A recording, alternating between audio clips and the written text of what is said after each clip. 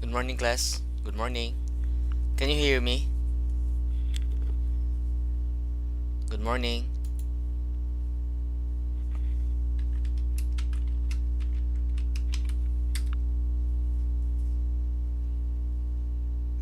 Yes, sir. Okay, thank you.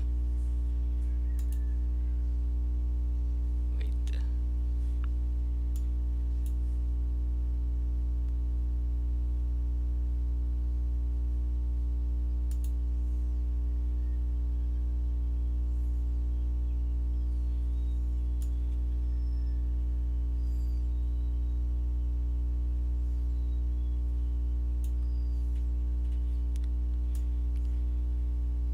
Is Roland Sabroso here?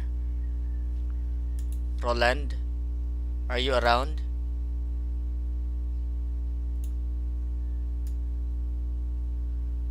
Okay, wala pa rin si Roland.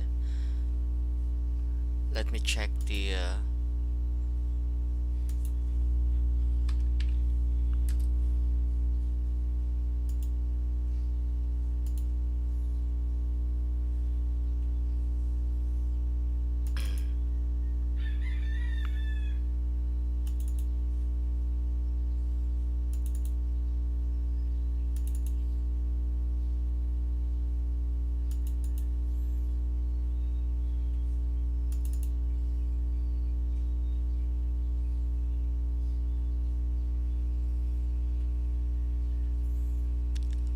Okay, class, please take note of the following. The first presenter will be from the group of Lisette, Shan, Paulo, Patrick, and Albert. Their paper is entitled The Association of Teenage Pregnancy and Lack of Sexuality Education. So I will post this one first. I was not able to post this in our announcement, so I will post this one in our chat box. This will be the flow of our, shall we say,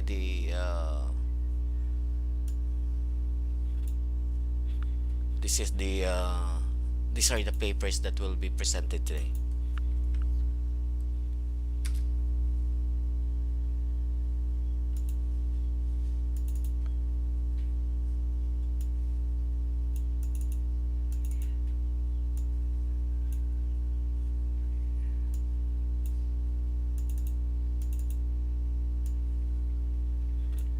Wait, nel lang.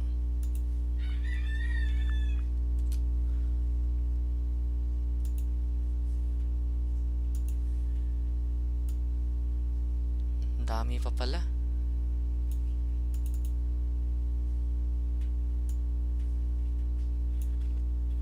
Okay, we'll try to have 5 today. We'll try to have 5.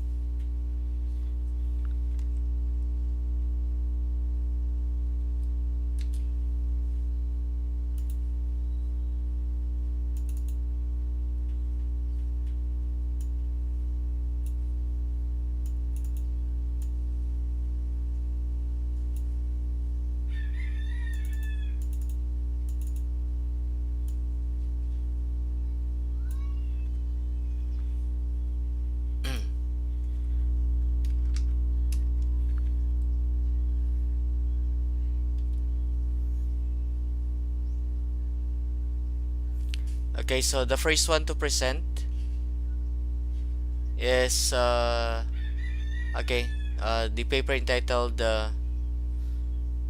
Association, the Association of Teenage Pregnancy and Lack of Education, of Sexuality Education. Then to be followed by term paper, The Seriousness of Poverty in the Philippines. Then third, the rising population of single parenthood and how it affects the psychological well-being of the child. Then to be followed by an analysis of sleep quality to pressure in high standard goal of students. Then let's try to have the fifth one, a study on the perception of Centro Escolar University Manila College students on the advantages and disadvantages of putting up CCTV cameras in the university premises as basis for flyers on CCTV cameras.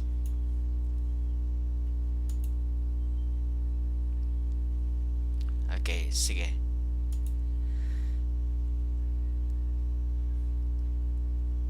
Can we have the representative of the first group for our prayer leader? Yes, sir. Wait, sandali. Dali lang ah.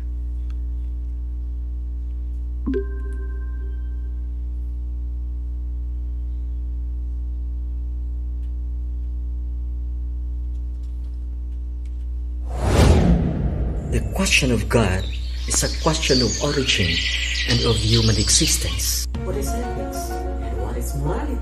What is the difference?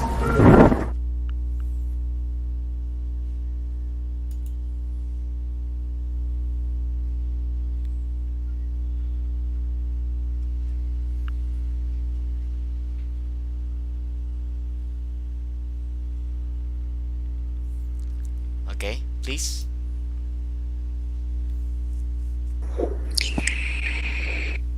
Let us pray in the name of the Father, and of the Son, and of the Holy Spirit. Lord, we thank and glorify you. Thank you for another day you've given us. Help us finish our day and guide us in our presentation today. Forgive us our sins. Um, all of this we ask in Jesus' name we pray. Amen. Amen. In the name of the Father, and of the Son, and of the Holy Spirit. Amen. Once again, good morning, class. Welcome to welcome to the second day of our mini conference, and our conference is now live on YouTube. You can also watch it in YouTube now as we continue with our mini conference. To save time and to have as many papers to be presented today, I will be asking just one question, the most important question for every paper. Okay, without further ado, let us start with the first paper entitled The Association of Teenage Pregnancy and Lack of Sexuality Education. Group of presenters, the virtual floor is yours.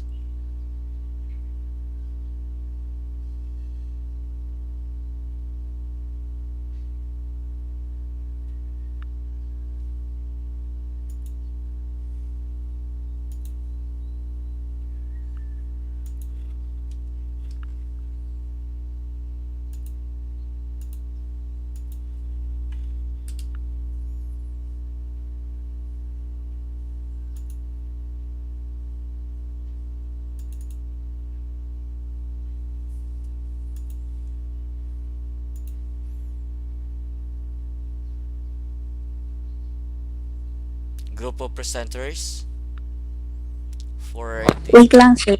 Okay, sige. Set up lang po.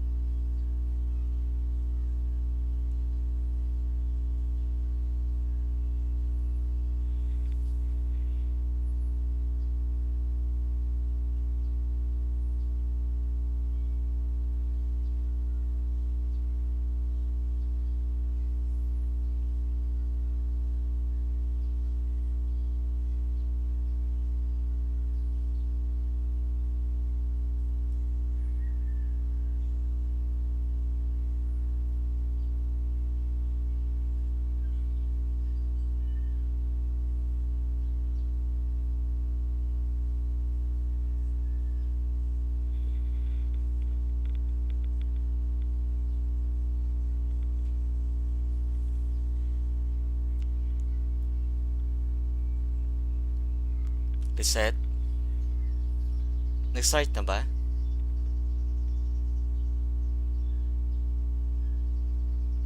Ito pa lang po, sir. Okay, sige. Okay, sige. Other groups, please prepare also your um, presentation so that you can start right away when your schedule is already mentioned. Okay, Lisette, go ahead.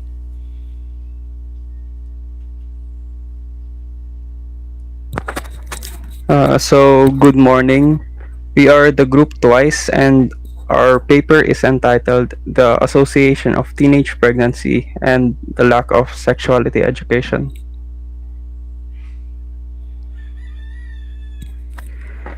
Teenage pregnancy in the Philippines has been a growing concern for the past years, and due to this, many awareness programs have been done in order to prevent the phenomena.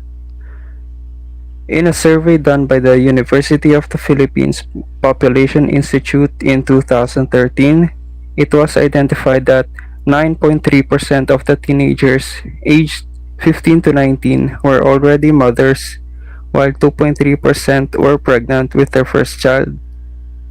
In a data provided by the 2013 National Demographic and Health Survey, stated that 1 out of 10 Filipino women aged 15 to 19 is already a mother or pregnant with their first child.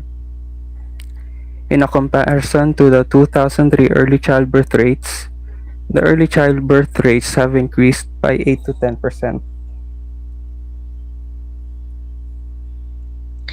Teenage pregnancy is defined by Carrie E. as a pregnancy that occurs in a woman 19 years of age and below. She can get pregnant if she had coitus with a man after having her menstruation. On the other hand, sex education is described as the teaching that involves intimate relationships, human sexual anatomy, sexual reproduction, sexually transmitted diseases, sexual intercourse, sexual orientation, gender identity, abstinence, abortion, and reproductive rights obligations.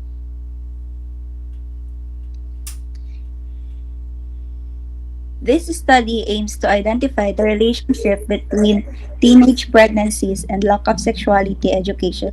Given the exponentially growing number of teenage pregnancy in the Philippines, how can having knowledge on sexual education help in controlling the said issue?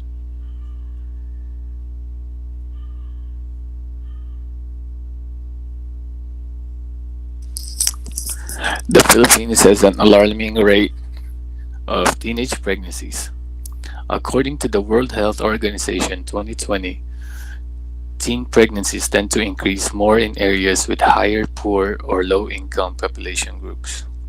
The Philippines has a long track record of being a low income country, only rising to lower middle income status in 2020.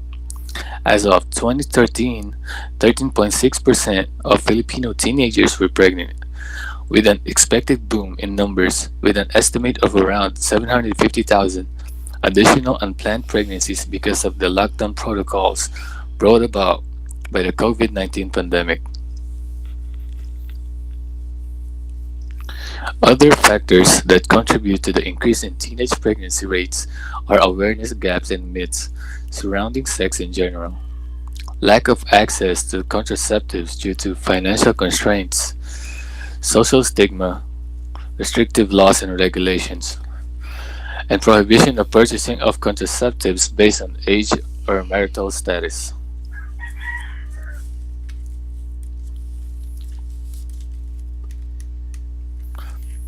The Philippines is a religious country with less sex educated youth, which results to more teenage pregnancies. In 2003, around 91% of the near 3 million people in Manila were Catholics, according to the annual statistical report to Rome. This extends to the entirety of the country, having 83% of the population of 86 million identifying themselves as Catholics in 2004. Having a deep-rooted history of Catholicism, schools in the Philippines are denied implementation of sex education by Filipino bishops as, in their words, sex education, encourages premarital sex instead of abstinence, and it instructs young people to use artificial contraception and condoms that are counter to the church teaching on human sexuality.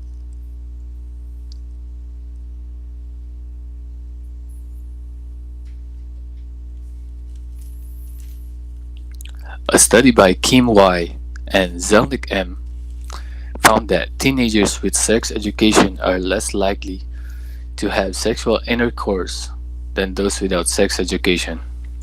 The same study shows that sexually active women with sex education are less likely to get pregnant than those sexually active women without sex education. However, there is no evidence that the implementation of sexual education programs increase the level of sexual activity in adolescents.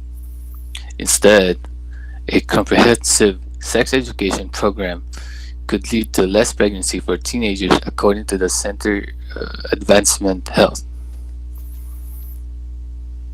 Advancement of Health.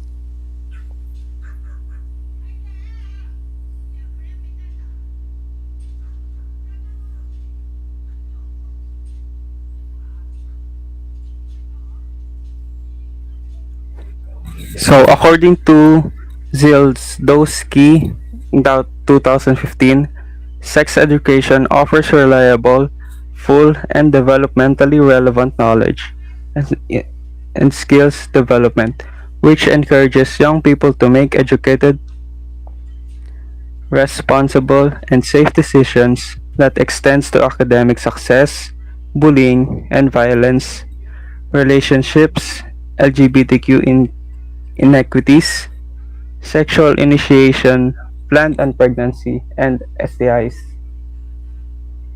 Teaching sex education results to improved awareness, normalization of sexual and reproductive problems, and self-efficacy among adolescents.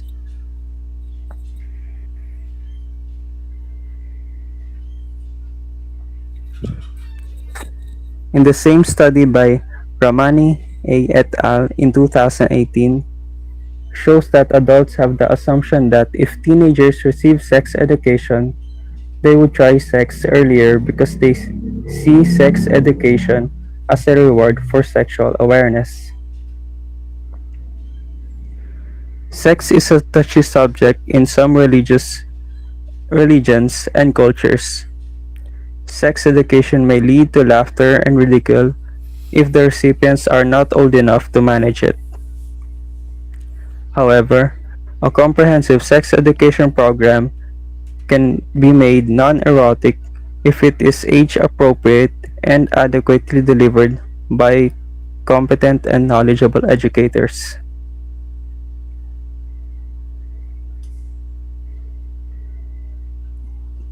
Sex Adolescence is when Adolescence is when sexual maturation occurs along with the rise in sexual desires and unexplained thoughts and feelings.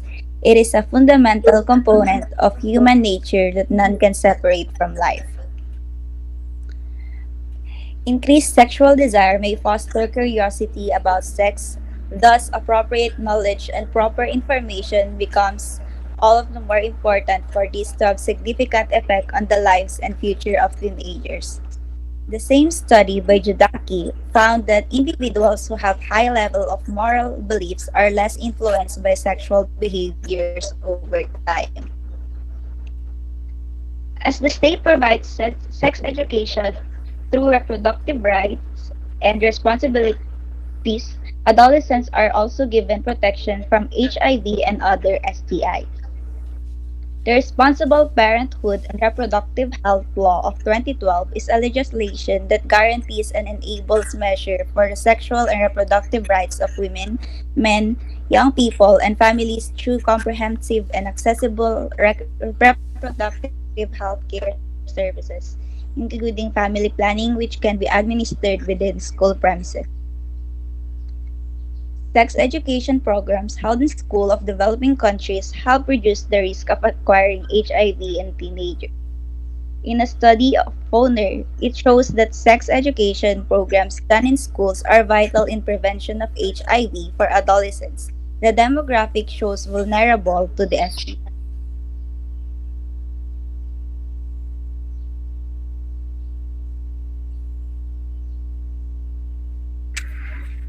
In conclusion, the Philippines will benefit greatly in terms of prevention of unwanted teenage pregnancies with an improved and well-cultivated sexual education programs for adolescents.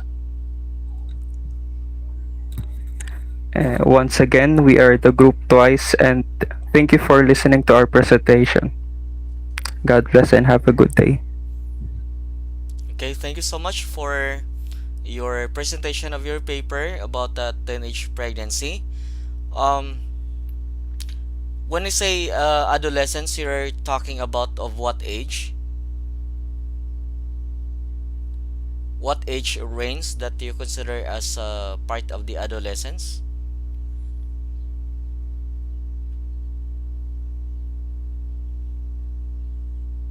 Anybody from the group?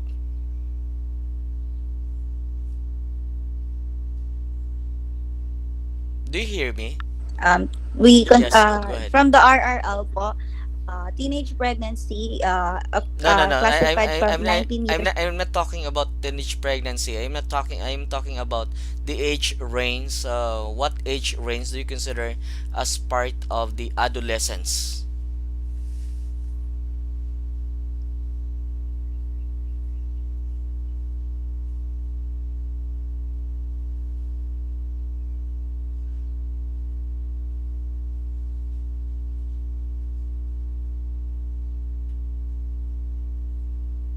Hello, sir. 10 to 19 years old. 10 to 19 years old. Okay, so these are the uh, ages wherein somebody is called a teenager.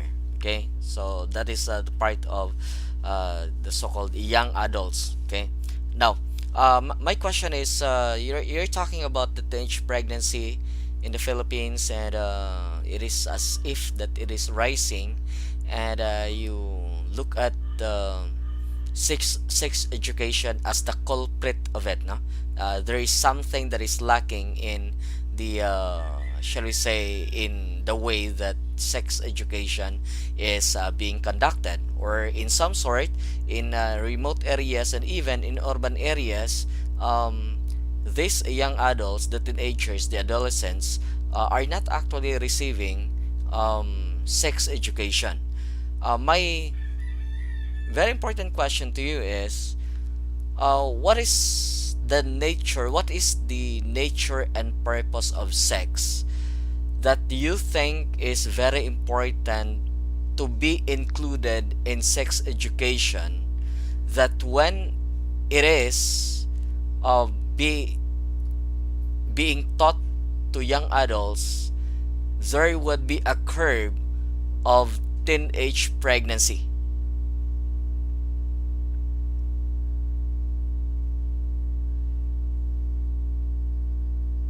And maybe no worry about STD, HIV. What is that nature of sex, or purpose of sex, nature and purpose rather, of sex, that must be included in the teaching of sex education, so that there would be a curve or a decline of teenage pregnancy, and there would be no fear for HIV or any sexually transmitted disease.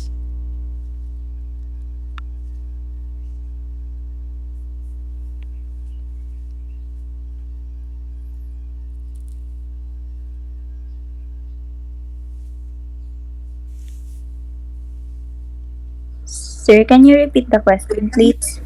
Okay, dandahanin ko ha. Okay, what is the nature and purpose of sex that must be included in the teaching of sex education, so that when this is received and known by the adolescents,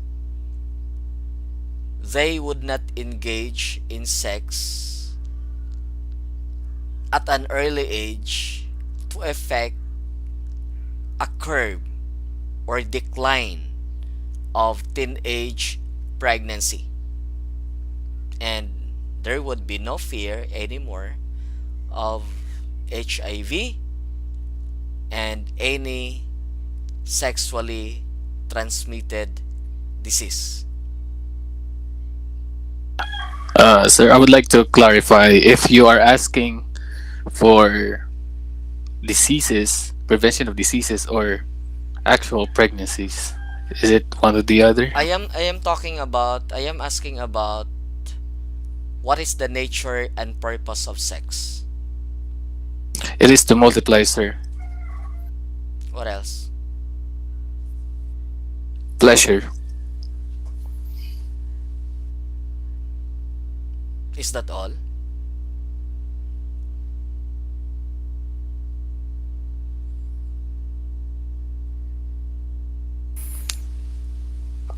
Show love. According to your study, what sex is all about?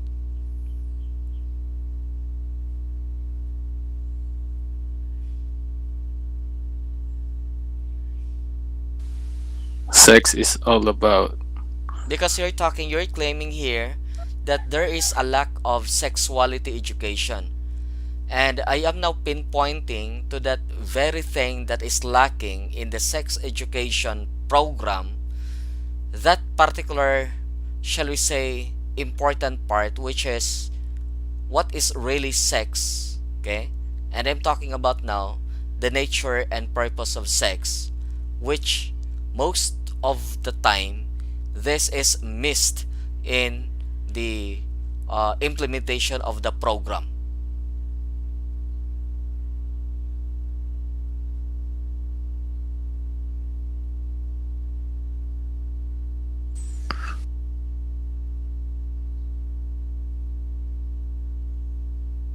Because even if you want to address this problem of teenage pregnancy and this lack of sexuality education, but you cannot offer what is really the nature and purpose of sex, then the whole thing uh, would be void. It would become null and void because you just pinpoint the problem, but you have not given the solution to it. The solution, sir.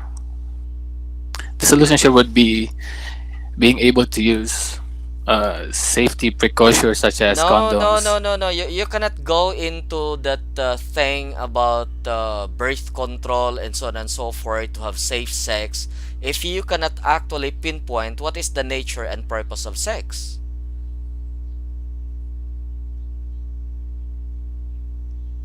Because only when teenagers know the very nature and purpose of sex, that they would have to engage it or not engage it, they would become responsible, and they would not anymore use any contraceptives, and there would be no fear for shall we say, sexually transmitted disease.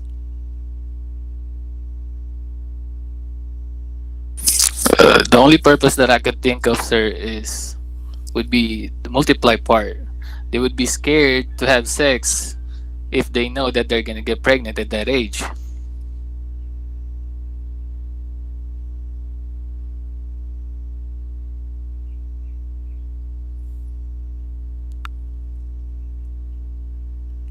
Is that the only thing that you have dug up in your study? We also dug up diseases such as STDs, different sexual transmitted disease. Okay, para hindi na humaba. The nature and purpose of sex is for procreation. And to understand procreation, is not just about to bear children. The understanding of procreation is this is a way of, shall we say, reproducing the human species, and the reproduction of the human species involves one, the caring, the protection, and the furthering of the offspring, the human species kind of offspring. So it is not just about multiplying the human species. There is a certain responsibility accorded to it, and that responsibility is in response to the very nature of the human person to become a social animal. In this case, sex must be seen as a response to a responsibility. And if this is a response to a responsibility, then it should be exercised with full responsibility. What becomes a misnomer or a misunderstanding about sex is that sex is a right of an individual, that he or she has to engage in it to get the pleasure and to avoid responsibility at all cost if he or she is not ready for the responsibility. The designer of sex, whoever it is, in the Christian tradition, they call this God, designed sex to be with the following: responsibility and its appetite. The sensation that you can get when engaging in sex is the bonus part of sex. It is like a cake. The bonus part is just the icing. The sensation, pag tumirik mata ninyo, it is just the bonus. The main cake there is actually the furthering of your responsibility. What happens in the world is that many are into or after only of the bonus and not the main part of sex.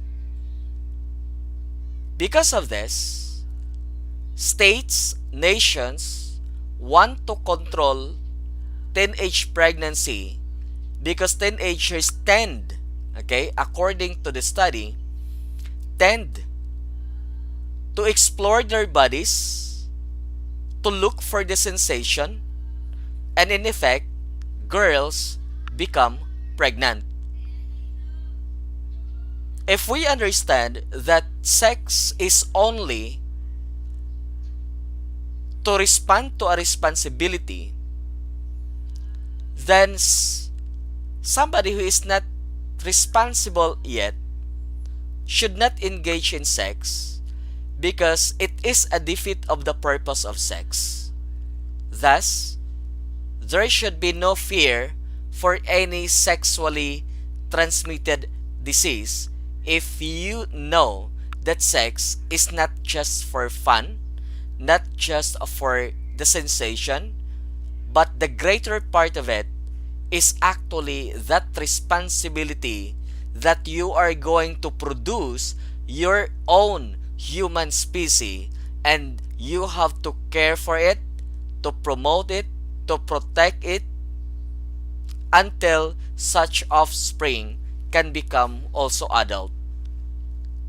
If there is no sensation in sex, I doubt if somebody would actually engage in sex because of the great responsibility that is accorded in sex itself. pagtanggalin mo yung sensation, pagtanggalin mo yung sarap sa sex, hindi ako maniniwala na meron pa na gustong i-engage ang sex. Okay? Ang problema is, nakafocus tayo sa bonus, nakafocus tayo sa sensation, nakafocus tayo sa sarap, hindi natin na-focus na ito pala ay isang fere-fere lang when we talk about the nature and purpose of sex. Hindi natin tiningnan na yung sex ang ay ginawa para doon sa responsibility na yan na nakaatang once it is engaged by certain couple. Okay? I cannot speak of, shall we say, religion in relation to sex because this is logic and critical thinking. I am talking about natural law. Okay? I am talking about natural law. And natural law talks about sex, okay, in a way that it is for a certain responsibility.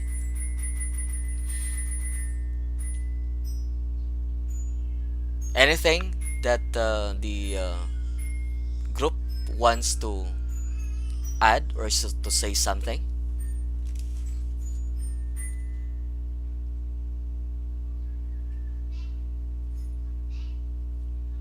No, sir.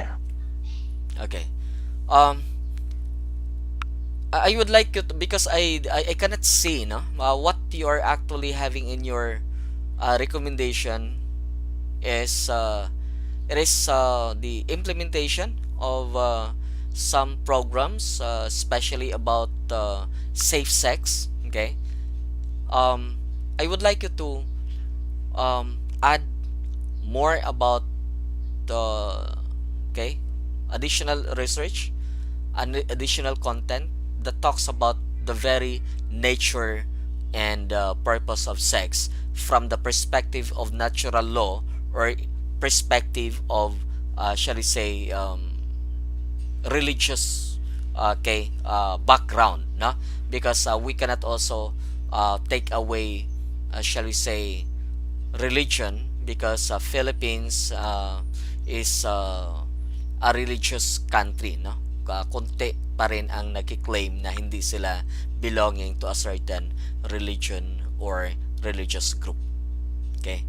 So to put some shall we say foundation, okay, to your paper because if you're talking about just the program, parang ano lang siya, parang it is just answering on the periphery. Okay, so go into the main thing, what is really that shall we say teaching that must be included in sex and sexuality education that must be taught to the teenagers. Okay, kasi even Congress and Senate nagkakandara pa sila to teach people, okay, the teenagers about birth control, but not actually sex and sexuality education.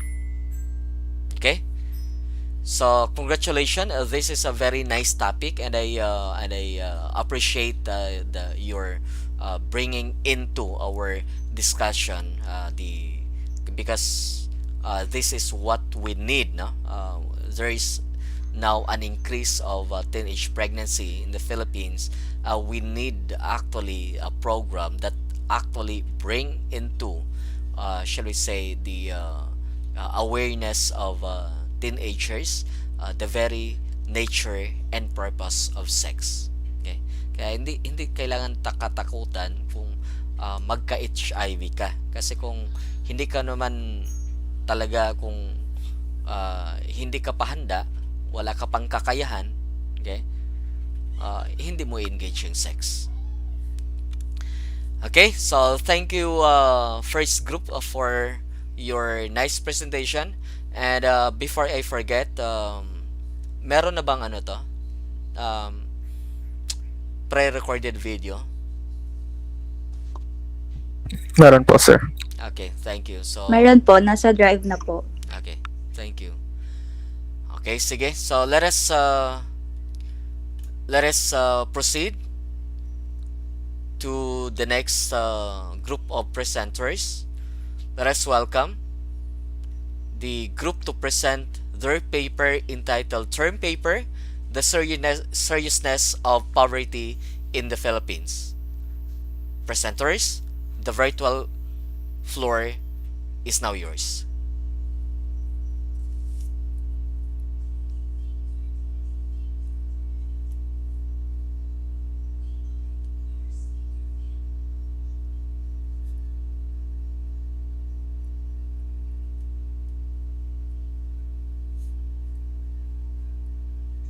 Sir? Yes. Ano yun? I see. Morning po, nagkaroon po kasi kami ng problem. Ah, Kung makikiusap po sana kami na kung pwede po sana kayo po yung mag-play sa sige, drive. sige, sige, sige. What is the title of your video? What is the file name?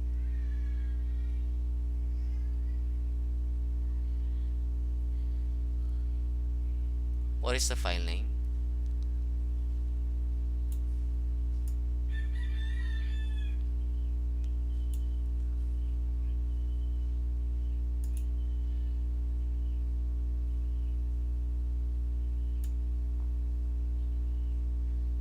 Okay, ito yung mga file name na nandito ngayon. Twice Video, Team Payaman, Sabroso Facebook Addiction, ND Girls, ND and Empty Group, Group Blended Group, Freddy's Angels. Ayan po, sir. Alin? Group, blended group. Okay, sige.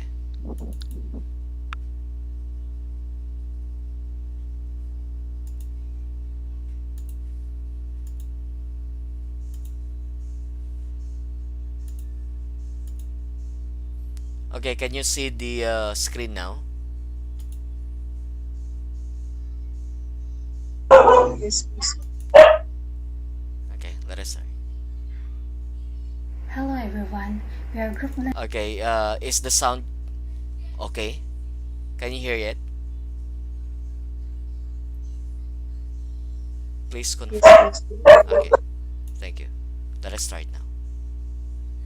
Hello everyone, we are Group Blended Group and we're going to represent to you our research paper entitled The Seriousness of Child Poverty in the Philippines. Poverty primarily affects children who are at the crucial stages of their physical, emotional, and social development. By data obtained from National Survey and Government Department Administrative Report, this term paper offers a detailed profile of children living in poverty. There are many explanations why the pain of many children continues. It has long been a problem, and it has escalated so far. Children living in poverty are caused by multidimensional factors. What are these potential factors causing them to live in poverty? Life is full of uncertainty and problems. Parents are always eager to provide a good life to their children. However, what would be the effects if their children are exposed on it? It was revealed that multidimensional factors are higher among children. Having that said, their later development, educational performances, well-being, physical and emotional health are at risk. In relation to that, identifying all the potential factors causing children to live in poverty must be addressed.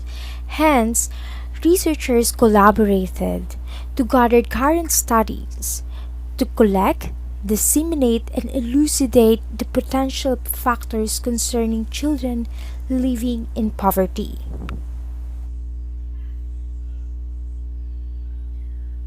For the research hypothesis, this study hypothesized that millions of children were living in poverty and causes of lower levels of child well-being.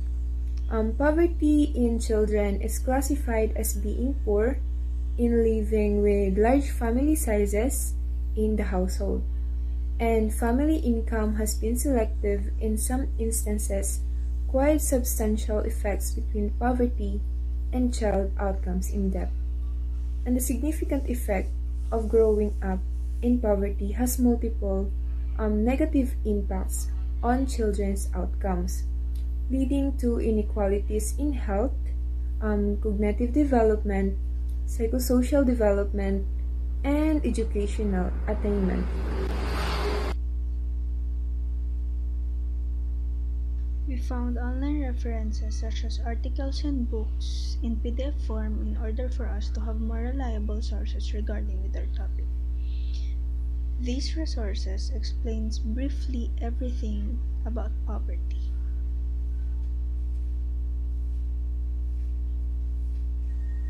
In conclusion, child poverty remains to be a huge and a serious problem here in the Philippines. It does not only affect the economy, but it also particularly affects the future and the precious lives of the children. Child poverty hinders intellectual growth and reduces a child's preparation for school. It can change the child's capability in school due to lack of a remote relationship with quality education. Poverty in the Philippines will not decrease because the country lacks economic growth and its vulnerability to natural calamities. Larger families also decrease household savings, which aggravates their situation.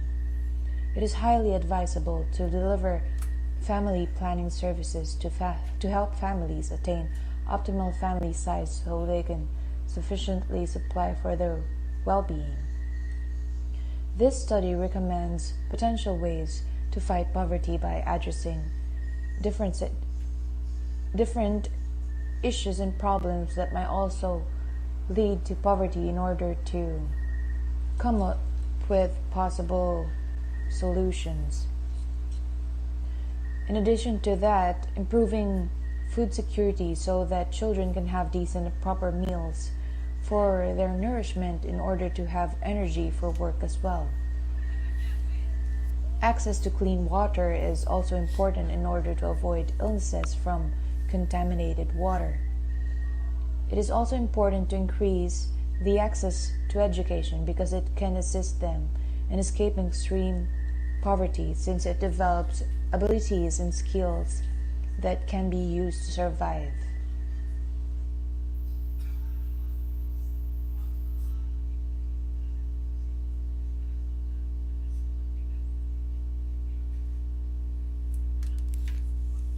Okay, thank you so much for Thank the presentation. Um, just want to clarify something. What is your hypothesis again? Before I go to my main question, what is your hypothesis?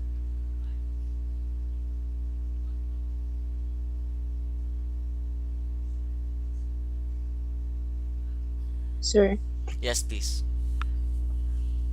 the study hypothesized that millions of children were living in poverty and causes of lower levels of child well-being.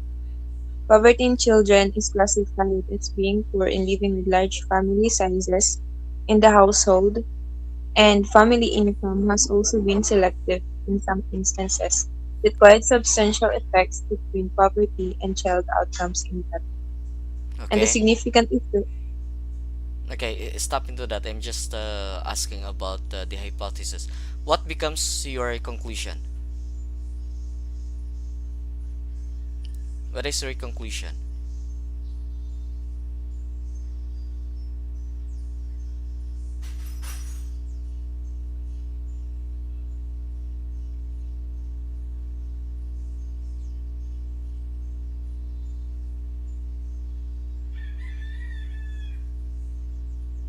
Sir, wait. Child poverty in the Philippines remains to be a huge and serious problem. The country is facing poverty that does not only particularly affect the economy, but also the precious lives of children and their future. Okay. Child poverty. Okay, Okay, sorry. stop into that. Okay, so it drives now. Okay, there is the connection of your hypothesis. Millions of children are in poverty, and you're talking about the Philippines. Okay, there is somewhat a connection here. But what I want to ask here is that because I do not I cannot see in your paper, and I cannot also shall we say um, get it from your presentation, because biglang bitin, no? uh, nobody is presenting the overview of contending views or RRL. Ang nilagay lang ninyo sa RRL in your presentation is yung RRL nyo just says that it all talks about poverty. Hindi naman pwedeng ganon. You have to highlight something that is significant about poverty. You cannot just say na the RRL talks all about poverty. Okay? Uh, Everest conference, pagtawanan kayo nun, ang dami nang humalakhak sa inyo, no? Hindi pwedeng gawin to, no? That is why there is a disconnect in your discussion of shall I say going to the conclusion, because in your video uh, the RRL is not discussed. Okay, that is why I want to ask this one, because you're talking about the seriousness of poverty. Okay, millions of children are in poverty, and you define what is poverty. But okay, and you talk also about the effect of poverty, like for example you say that uh, there is a difficulty to access education. That is an effect of poverty. But what do you think leads to poverty? What do you think is that cause, okay, of poverty that makes poverty in the Philippines a serious matter, so that you can justify also your title, the seriousness of poverty in the Philippines? So what is that cause of poverty?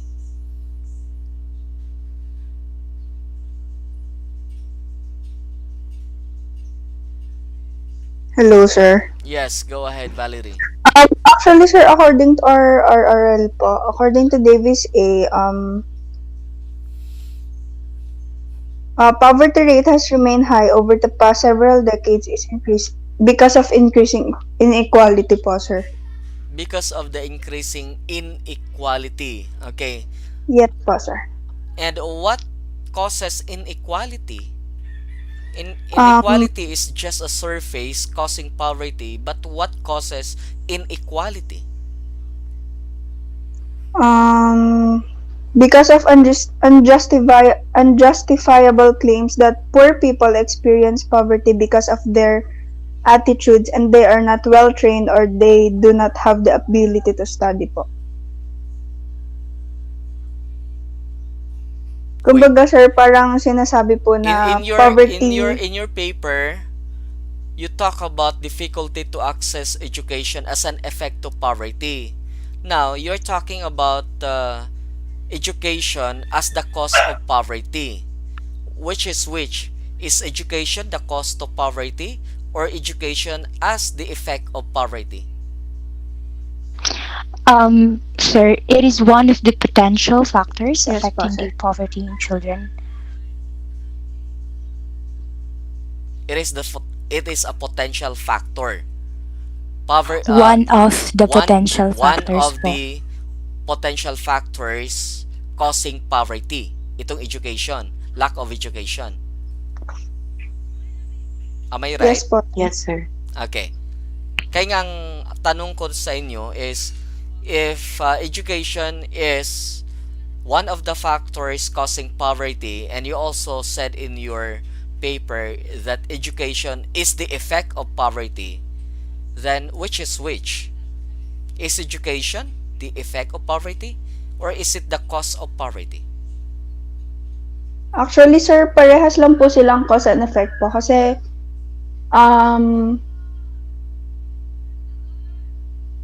if wala pong education, marami rin pong maghihirap na tao, then yun din po yung magiging effect ng poverty, which is hindi rin sila makakapag-aral kasi nga hindi nila afford na makapag-aral.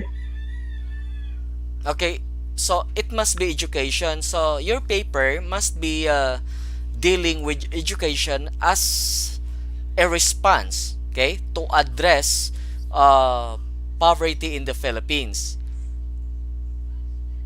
Pero meron ng program ang Pilipinas which is free education. Does this mean that this kind of program is not effective, so that you still have your paper entitled Seriousness of Poverty in the Philippines? These are just follow-up questions. You've answered already my main question, but nakita kasi natin meron ng free education sa Pilipinas and you still have your paper that poverty is so serious in the Philippines and that poverty is driven Um, by lack of education. Yes, Wilkie. to quote what we stated on our statement of the problem, parents are facing uncertainty and problems. Hence, pag po may mga ganong problema yung mga parents, it is also affecting their children's education, even though given na meron pong free education now with the government. However, meron pong mga factors and effects na pinanggagalingan kung bakit hindi lahat nagkakaroon pa rin ng access even though it is free. Like for example?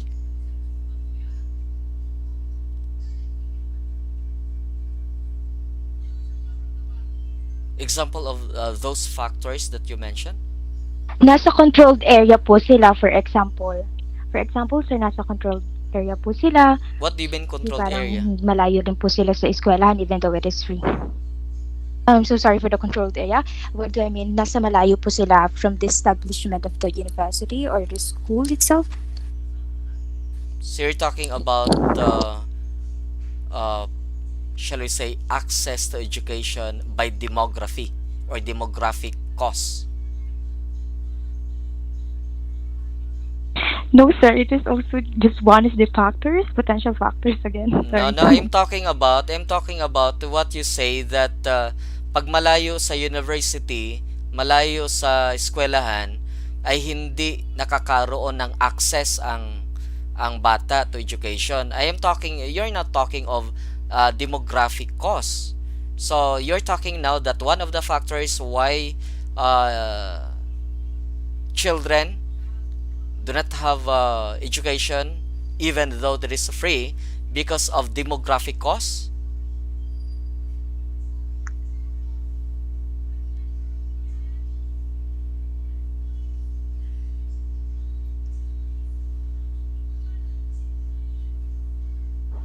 Kasi yung layo, halimbawa, yung eskwelahan ay nasa Manila, pero ang pinanggagalingan naman ay nandoon sa Hulo at kailangan pang pumunta sa Manila, demography yun. Ang pinag-usapan yun is demography.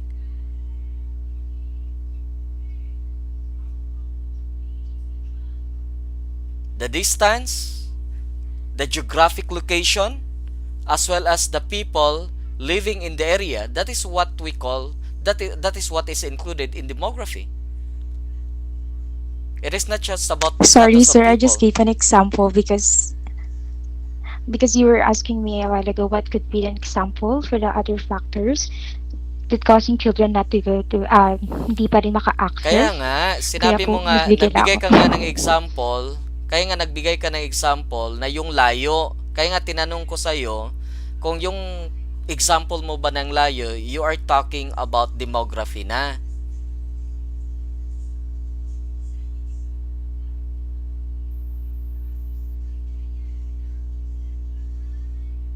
Kasi you have to, your paper must have to address this problem. Okay? It must offer a solution to this problem. You have seen the problem already, but if you say that a factor for children, even though there is free education, is because of the distance, okay? Because of the distance from their place going to the shall we say, going to the school, and also the condition of their financial status, okay?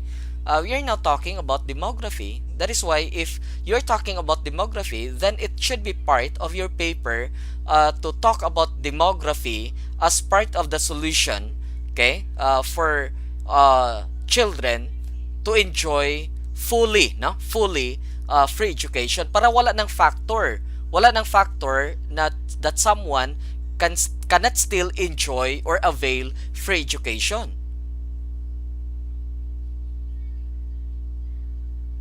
Kasi pag gumawa tayo ng paper, dapat titingnan natin lahat ng sides. Okay? Kailangan lahat ng part na yun ma-address yun. Lahat ng anggulo. And part of this, sinabi ninyo, kaya nga nabanggit nyo na kanina that, shall we say, that the cause of the seriousness of poverty in the Philippines is education. And you are correct. Okay? And you are correct. Education is the culprit why there is poverty in the Philippines. There is that lack of education actually. Okay? But recently, education in the Philippines is already free. Okay?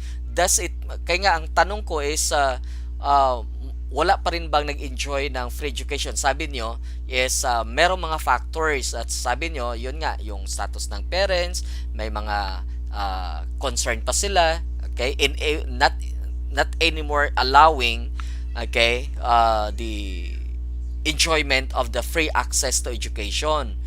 Kaya ang ano natin, dapat natin ma-solve yung mga factors na yon para ma-enjoy yung free education to the effect ma-curb natin yung poverty. Kaya kung ito ay tungkol sa demography, then we have to make amends how this cost about demography can be minimized para makapunta yung mga bata and enjoy free access to education. Do you get my point?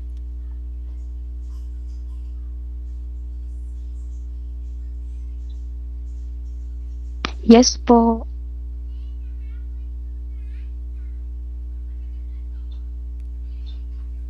Okay.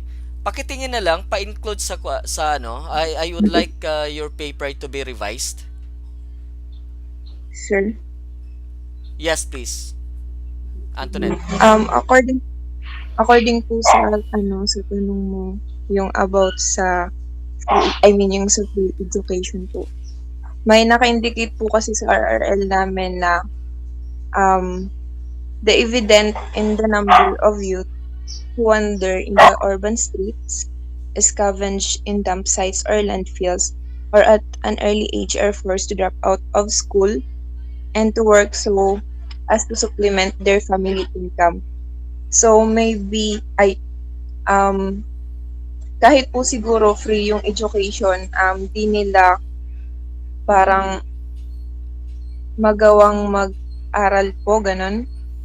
Kasi parang mas pipiliin nilang magtrabaho na lang. Kaya nga, tama yung sinabi ni Wilkie kanina na meron talagang factors na that hinders them to enjoy free education though it is free, no? At tama yung sinabi mo rin, no? Kaya nga magka-link yung sinabi yung dalawa. Kaya nga I'm talking about how are we going to address that? Because we cannot just say na kasi yung iba kasi gustong magtrabaho na lang para makatulong sa magulang, kaya hindi sila na nakapag-aral kahit man libre yung pag-aral. Kailangan natin gawa ng solusyon, okay? Paano ba natin may address yan? Kasi it causes now seriousness of poverty in the Philippines though there is free education. Paano ba natin i-address yan na poor ang family, pipiliin na lang ng bata na magtrabaho na lang at early age, wag na lang pumunta sa school kasi gusto niyang tumulong sa magulang. Paano ngayon natin i-address yan? Kaya ang tanong ko kanina is it about demography?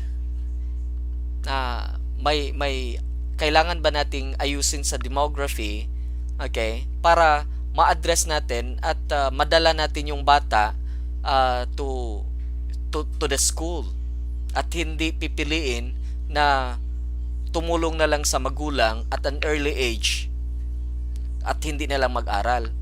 Yun ang point ko. Yes, Valerie.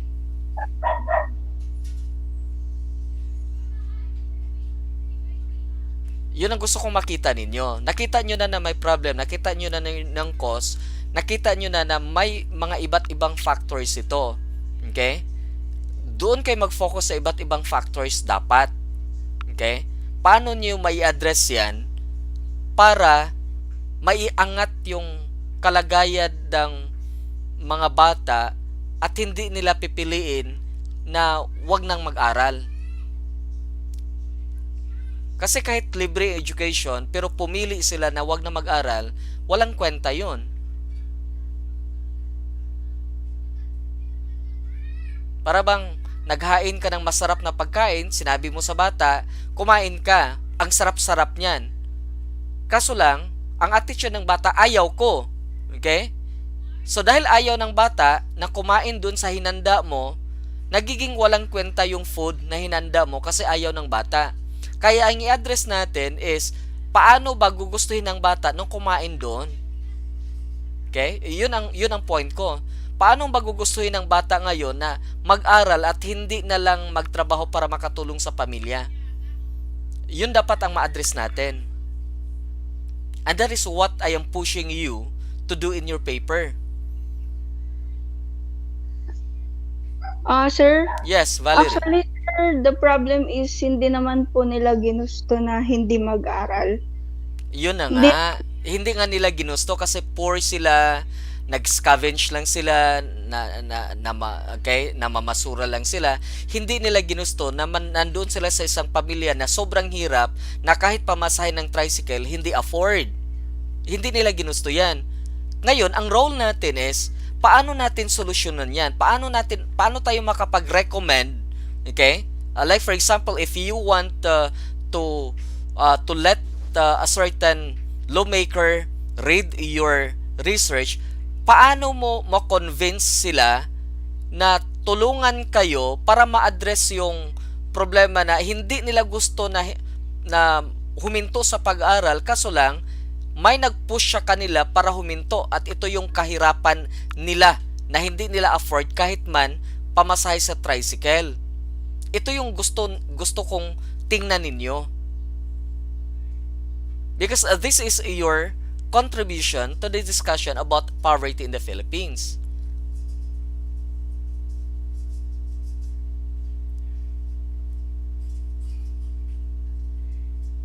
Naget nyo yung point?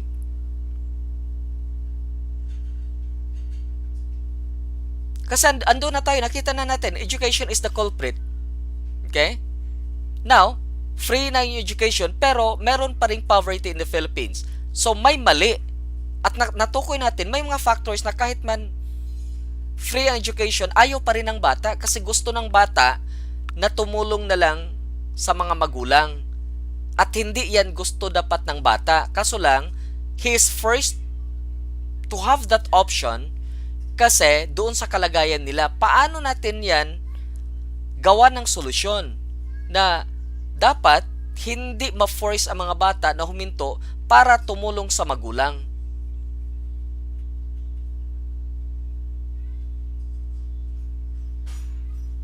And this is what I want you to have in your paper.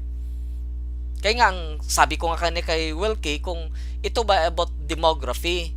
Kasi kung it is about demography, problema sa demography, then you're talking about one, about the distance, about the location. Second is about the status of people living in that area. Okay? So, demographic yan. So, ibig sabihin, kailangan ba natin mag-offer ng livelihood sa kanila? Yung ganun na tipo. At kung kailangan natin mag-offer ng livelihood sa kanila, kailangan ba ang mag-spearhead nito is government? Or baka pwede NGO na lang? Yung mga ganun na tipo. Yun ang gusto kong makita.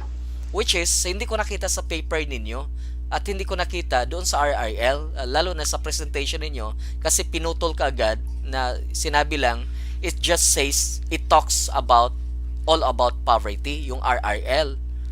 Kaya nga talagang na-disconnect yung lahat ng galing sa intro ninyo papunta sa conclusion kasi nagkaroon ng bara at hindi makita. Ngayon nakikita natin ano ang gagawin natin.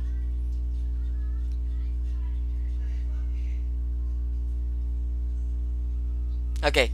Gusto kong tingnan nyo ano bang focus on the factors, okay? Focus on the factors that affect the behavior of children not to go to school even though there is already free education in the Philippines.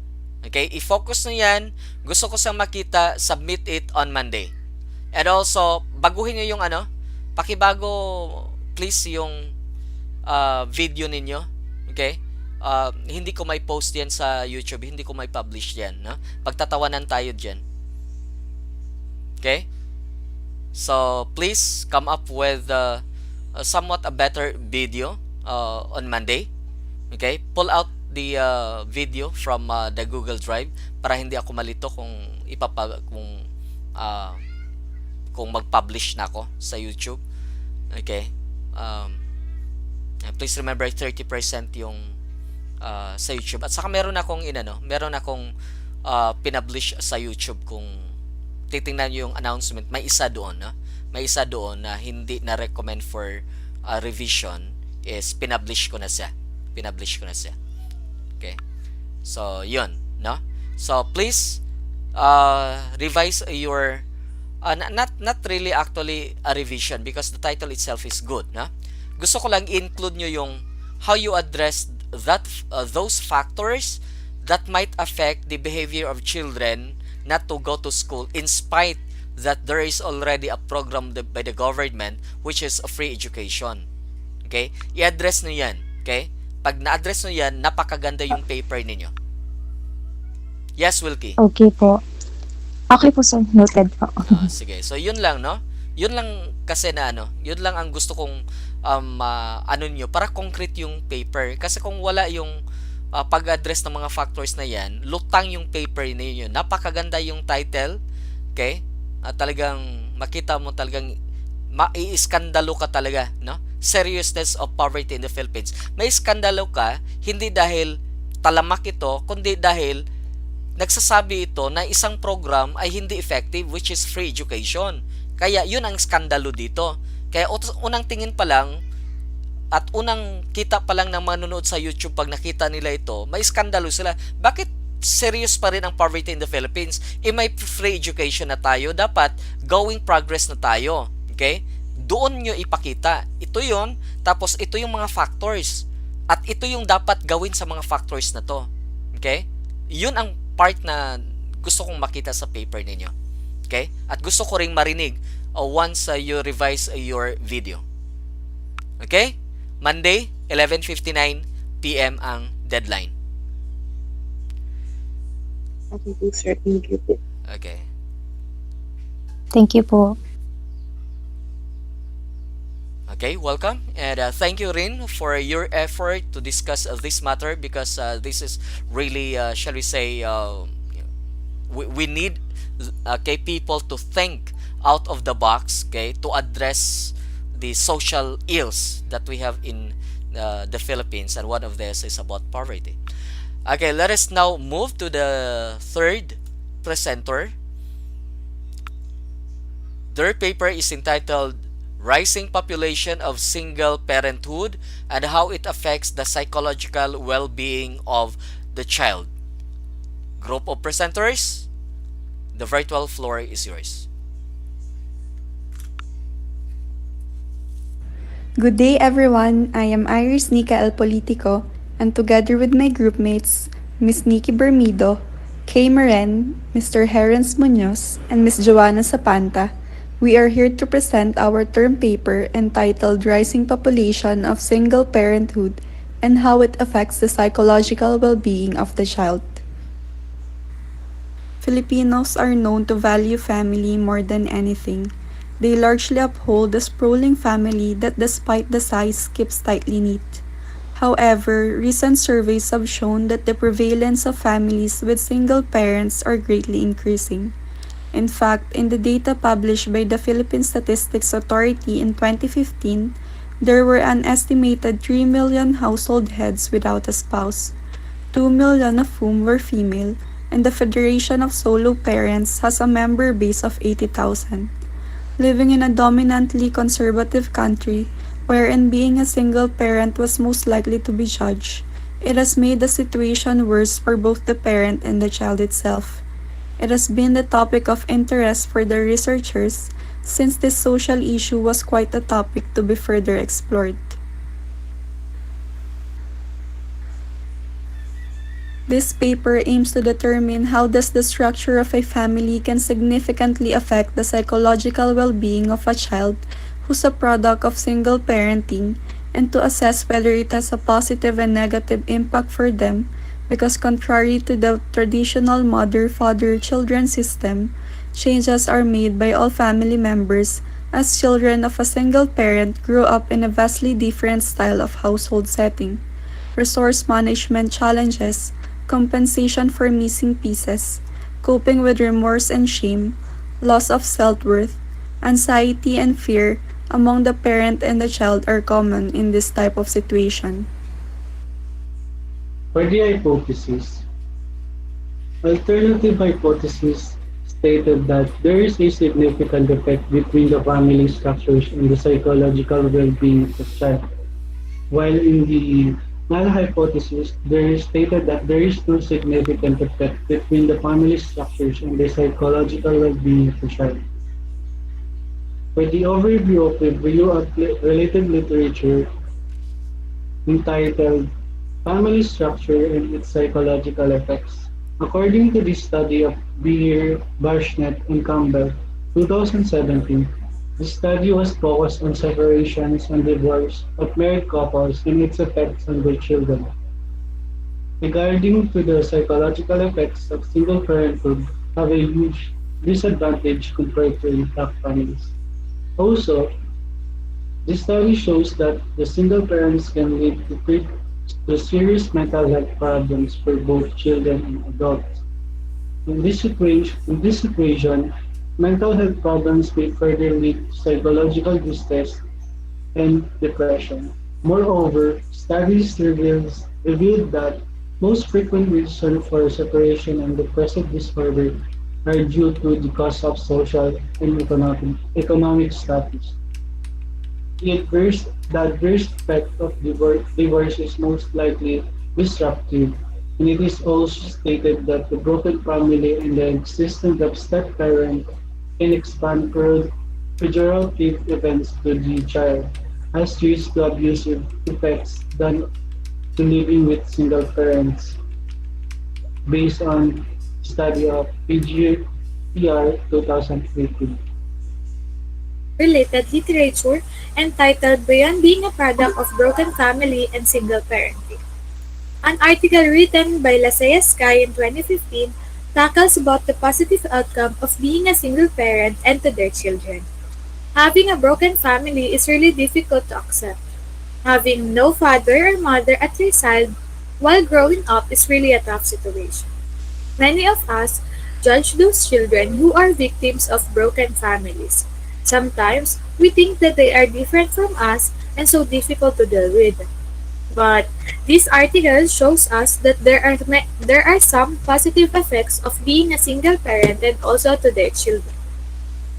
And it includes that they are emotionally stronger. They already suffered from a roller coaster of emotion, and in this case, it enhances their emotion to become strong. Children who suffer from a broken family are becoming independent and motivated. They compete with no one but themselves. They can even rise up with the absence of help from anyone because they already know how to succeed by themselves. And the most important thing is that they value even the simplest thing in life. They appreciate the simple over the grandest things. They know that material things will not make them happy, but their parents themselves will. A person who came from a broken family can identify people in need and they know how to make them feel better. This article proves us that it is not only the negative things that needs to be looked for, but more on the positive side of it. And lastly, being in a broken family is a blessing and not a curse. For the statement of the problem of this study, according to a recent World Health Organization survey, the Philippines has about 15 million single parents, 95% of whom are women, or more than 14 million.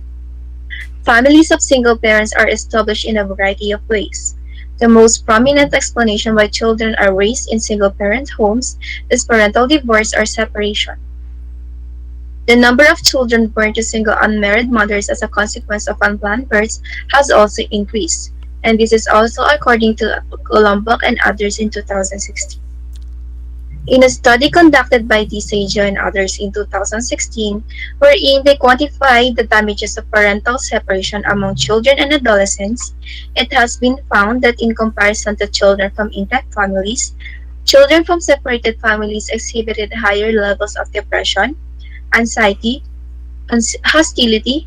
Example of these are aggression, anger, worry, irritability, rage, resentment, paranoid ideation, or example of these are suspicious, fear of losing autonomy, need of control, difficulties in expressing their hostility, and psychoticism in non-psychiatric populations such as feeling different to others, feeling mistreated, misunderstood, unwanted, finding it difficult to express their hostility, or in the extreme case, the belief that someone is trying to physically harm them.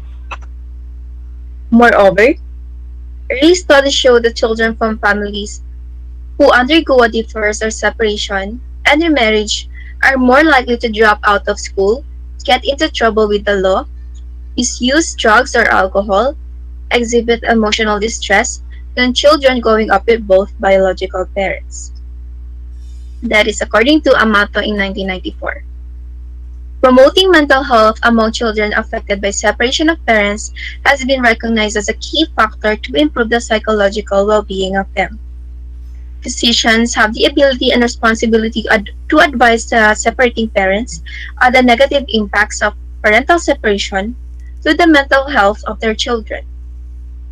They can also help by providing guidance and advice and advocating for children within programs that represent separate families.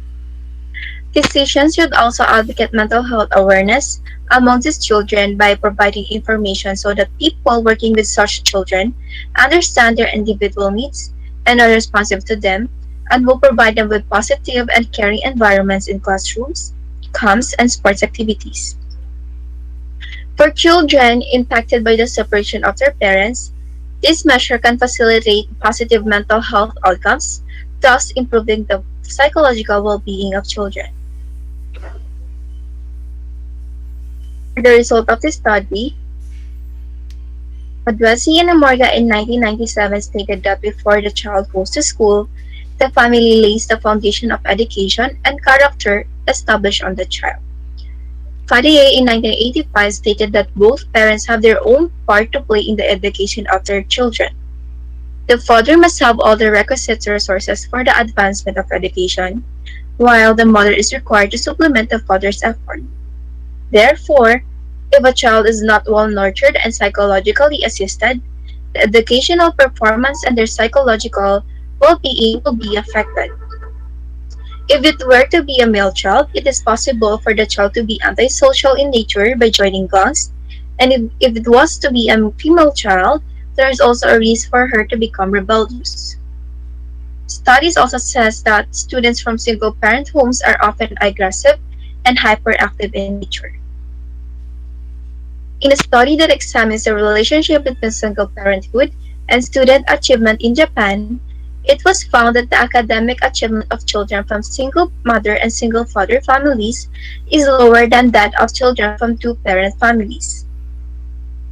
Compared to people who grew up with continuously married parents, Children who witness parental separation receive less education, earn less money, are more likely to have non-marital births, are at great risk of being depressed, and have poorer physical health. In addition to this, children who have experienced parental separation are reporting for more difficulties in their own relationships while growing up and are more likely to see marriages as end in disruption. And that is according to Amato in 2012.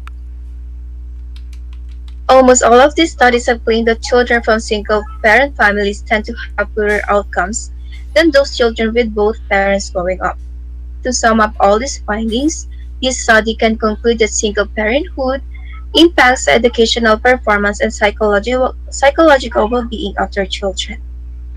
Discussion. There essentially are actually many single parents as of the kind in present time due to different factors in making broken families a fairly common situation around the world nowadays. The single parents population is increasing gradually and most of the single parents are female. However, most of the studies show that there is a negative effect of having a single parent in child. This essentially affects the psychological well-being of the child. Moreover, children may experience psychological distress and depression from having a single parent. It may increase mental health problems to those children who have single parents. Family structures were always found to be a factor that will affect the children's behavior and directly influence academic performance, including emotional distress, attention disorders, and social misbehavior. Those children from non-impact homes had higher rates of stress, anxiety, and low self-esteem. Nevertheless, the findings of the study have to be seen in light of some limitations. It may not have accurate results since there is a limited time allotted. Also, it uses secondary data due to the situation. All in all, it may have these limitations, but the secondary sources show the same results that it may affect psychological well-being of the children having a single parent. Thank you so much for a very nice presentation that you have done about the topic on single parenthood in the Philippines. Okay. Um, may I ask, hindi malinaw sa akin yung ano, yung conclusion. What is your conclusion?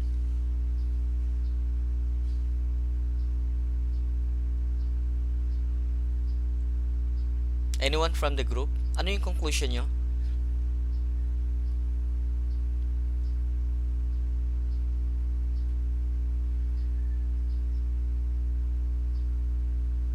Hello, good morning.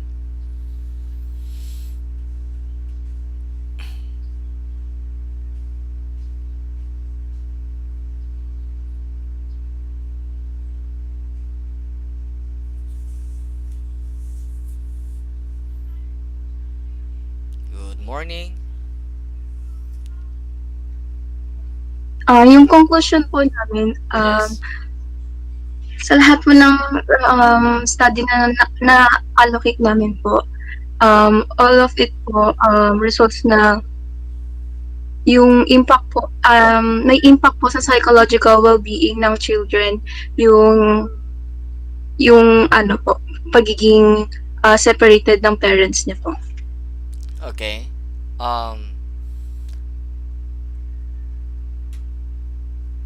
So anong hypothesis ang na-prove ng conclusion ninyo?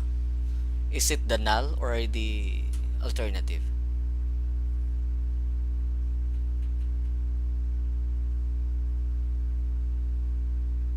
Alternative po, sir. Alternative, okay. Pag gumawa tayo ng conclusion, okay, napakaganda yung paper ninyo, no? Nakita ko yung argument, okay, how you present the general statement actually about whether or not there is a significance in the relation of the family structure and the well-being of the child. Okay, nakita ko 'yon, ha. Pero pagdating sa ano, sa um, dulo sa conclusion is dapat i-connect nyo, balikan nyo palagi yung hypothesis ninyo. Okay? Kung nagsasabi kayo na there is a significant impact, okay? Paano ba nyo pagkasabi yung hypothesis? Hindi impact eh. Significant effect ba? Significant effect ata? Okay. Kung merong ang sinasabi niyo is significant effect between the structure of the family and the well-being of the child. Pagdating dito sa conclusion, dapat balikan niyo 'yon. Kung ang term ginamit is effect, ibalik niyo na effect. Kung impact, ang ginamit nyo is mag-railroad kayo na makuha yung effect, no? Kasi pwede naman yung impact, okay, not more of an effect but just a certain, shall we say, feel of a certain perspective. Pero kung effect ang pinag-usapan about the family structure and also the well-being, ibalik nyo yung term pagdating sa conclusion. Okay? Yun lang naman. Okay? Yun lang. Napakaganda yung paper ninyo and I congratulate you for this kind of paper. Okay? And yung recommendation ninyo is also good. Okay? About how a family must be structured so that the child would not be affected, no? Would not be affected. So, no revision is, shall we say, recommended. Okay, I will accept your paper as it is. Okay, hindi na yung yung impact at saka effect, though kailangan yung i-twist, pero sige lang, okay na yan para wala na kayong trabaho. Okay na to. Maganda na yung paper. Okay, congratulations. Okay, thank you so much for this wonderful paper. Okay, I will move to publish your video in YouTube. Baka mamayang gabi pa, no? Abangan nyo na lang. Thank you Okay? po. Thank you so Thank much. you, sir. Thank you, sir. Okay. Next presenter. Tapos na ba? Sandali lang Wait. Rising. Okay. Dito na tayo. Okay. Next, the group to present is for their paper entitled An Analysis of Sleep Quality to Pressure in High Standard Goal of Students. Group of presenters, the virtual floor is yours.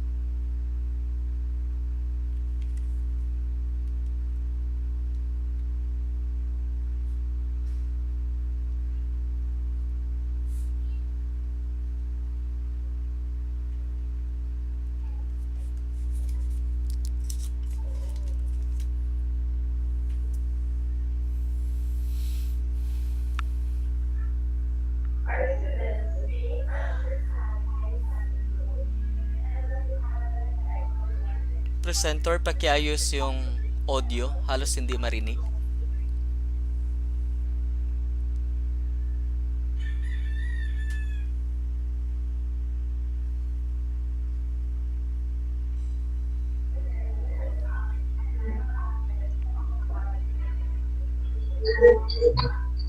Ganun pa rin siya.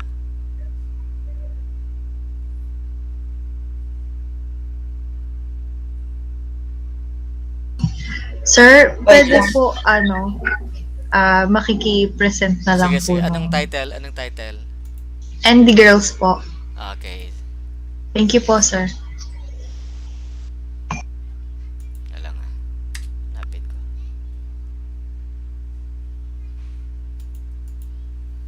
ND girls. Yes po, sir. Kasi Thank you dalawa po. to, merong ND and MT group. So, ND girls kayo. Opo.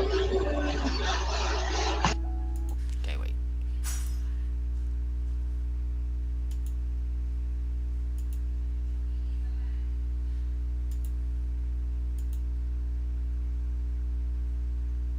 Okay, kita nyo yung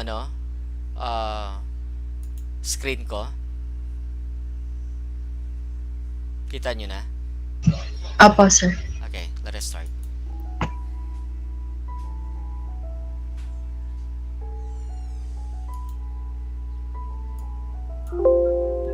Are students being pressured to have high standard goals? And does it have an effect on one's sleep quality? Sleep is essential for good health and well-being in physical and mental aspects of the body. Sleep is not just an essential guide to foster healthy development of individuals, but also a big help in enhancing and the improvement of one's cognitive abilities, creativity, decision making, and memory. Studies show that the consequences of sleep deprivation can be problematic, most especially to college students and According to Bong, parents' involvement plays a role in developing the child's goal planning due to them being providing investments in their child's education. According to Fernandez Alonso, better goals are achieved when children are able to grow in a more controlled environment compared to children in a more distant knit environment. In the generation today, standards are being set highly on students since technologies are continuously improving. Achieving one's goals are not made overnight. Pressure has been given to the students as they are considered as the future generation in this current era. According to Rayleigh, students enroll in more courses or courses with greater academic requirements prefer to remain later at night to work with academics, leading to late wake-up hours, skipping early mornings lectures, reduced awareness, and poorer grades. Student researchers have been found to have a negative effect on low sleep efficiency, including scheduled, intermittent, sleep short sleep time, daytime sleepiness, and sleep deprivation. Sleep restriction on many cognitive tasks will dramatically affect performance, and college students are more likely to be identified to have disruption. Likewise, low quality sleep will lead to inattentiveness, which contribute to poor student success. Efficient and feasible strategy to alleviate sleep and mental fog through sleep education programs, online programs, naps, and class time change were most importantly assessed. Sleep constraint on many cognitive activities has a drastic effect on success, and students are more likely to experience disturbances. Sleep loss has been noted as an expertise of the people who considers that their time constraints for work are met. Low quality sleep often leads to loss of focus that contribute to low success for students. According to a study conducted by Maheshwari and Shaukat, sleep is a major component to maintain an overall health of the individual, particularly for college students. It also makes students understand what they have learned and provides an effective tool for healing that is critical for academic achievement. This is according to Ocano. QUR'AN study has highlighted the impact of sleep problems on the health, emotional, academic, and prospective career progress of university students. And also, based on the gathered data, it proves that the hypothesis that sleep quality affects the goal achievements of students is true. for students to feel alert and show optimum performance, sufficient sleep is crucial. For students who have enough sleep, improved performance in memory and motor functions is demonstrated relative to sleep-deprived learners. An important relation may therefore be found between the alertness and academic achievement of students. Sleep also prevents memories from intrusions, stimulates the imagination, recognizes memory, increases efficiency, and preserves memory. Oakanote revealed that 5 days prior to a final test, longer sleep period and stable sleep duration increase student success in the week before final examination. Thus, higher academic performance was correlated with better sleep efficiency, longer sleep duration, and greater sleep consistency. An effective goal strategy to elevate sleep and mental fog through sleep education programs, online programs, naps, and class time change were most importantly assessed. Sleep constraint on many cognitive activities has a drastic effect on success, and students are more likely to experience disturbance. Sleep loss has been noted as an expertise of the people who consider that their time constraints for work are met. Low quality sleep often leads to loss of focus that contributes to low success for students. Various studies were performed in which the results concentrated on preserving and improving a healthy quality of sleep. Kaur and Singh cited in their research that daily sleep routine practices for good sleep are maintained: caffeine avoidance, stress control, regular physical activity, and free bedroom noise. A study conducted by Ong indicated that students who regularly face sleeping issues should receive clinical advice to improve their knowledge of their sleep quality, and that students need to understand the importance of sleep in enhancing academic performance. It was emphasized by Kaur and Singh's research that sleep health issues have affected college students' health, cognitive, intellectual, and potential career success. Therefore, students need to be informed about sleep hygiene practices through educational sessions and seminars conducted by experts. Those students who need guidance and assistance should be referred to experts in sleep clinics. To conclude our study, the factors that sleep quality can affect are the student's emotional state, overall health, academic perspective, and career progress. Pressure has been given to the students as they are considered as the future generation in this current era. Better goals are achieved when these factors are in good state for a student. Every high standard achievement affects the student, but sleep quality affects high standard achievement. Therefore, sleep quality affects high standard achievements.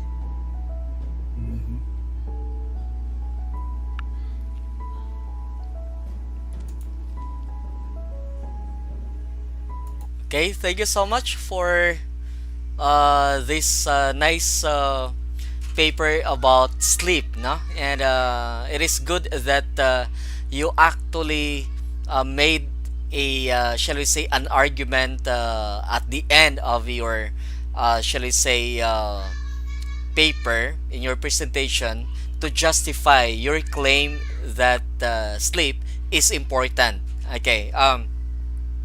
One thing, I have no question about your paper because one, the shall we say the title is formulated in a way that it actually presents the problem about sleep, and there should be a quality of sleep, and also the way that you mention about the your RRL and your argument, it is also clear.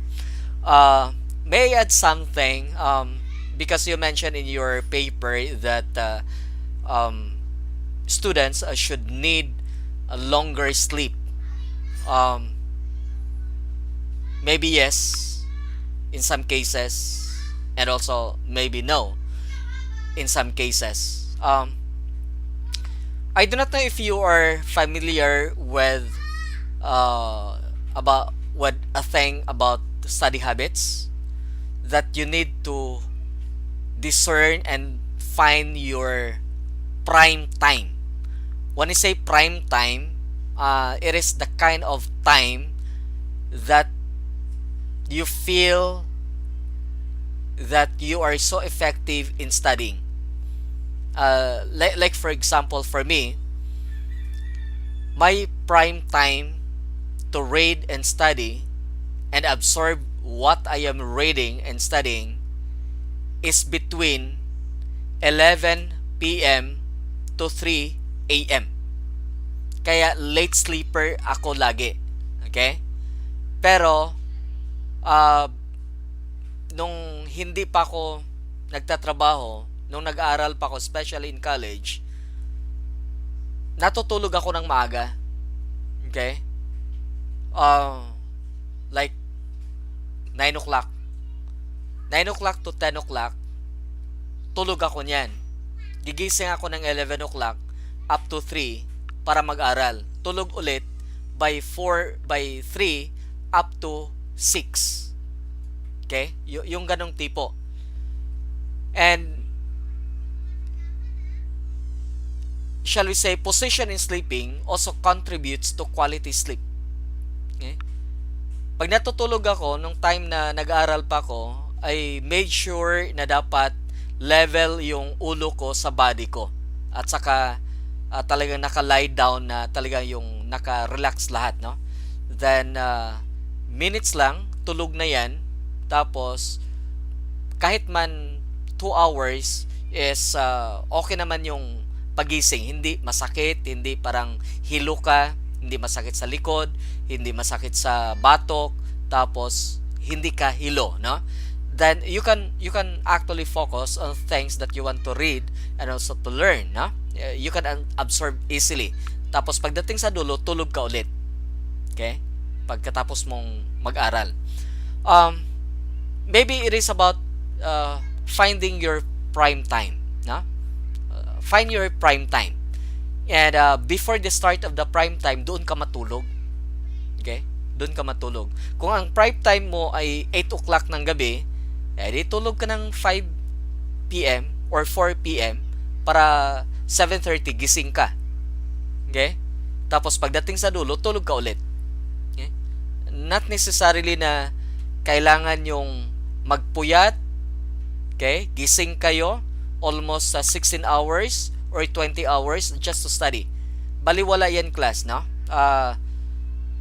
Certain study also have proven na yung ganong practice, napaka-konti lang yung ma-absorb mo. Kaya nga minsan, naiinis ka, bakit pabalik-balik ka na lang nagbabasa, hindi pa rin pumapasok sa ulo mo. Why? Kasi wala ka doon sa prime time mo. Okay? Pero subukan mo yung prime time, isang basa lang, ang dami mo nang na-remember. Ang dami mo nang pumapasok. Pangalawang basa mo, kampante ka na that you can pass the examination. Ganun lang siya, no? Palagi nyong hanapin yung prime time ninyo. Okay? Any comment? Wala akong maitanong na maganda yung pagkahabi niyo ng paper. Any question or clarification from the group? Or maybe something to add?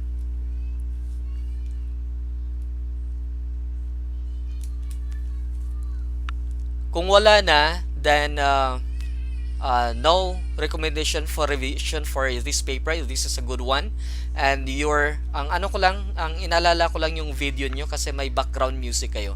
Can you make 2 videos? One with a background, one with no music, no background music, para pag na-copyright yung my music, may backup ka agad para hindi na ako manghihingi sa inyo. Para hindi na kayo mabala. Okay lang ba?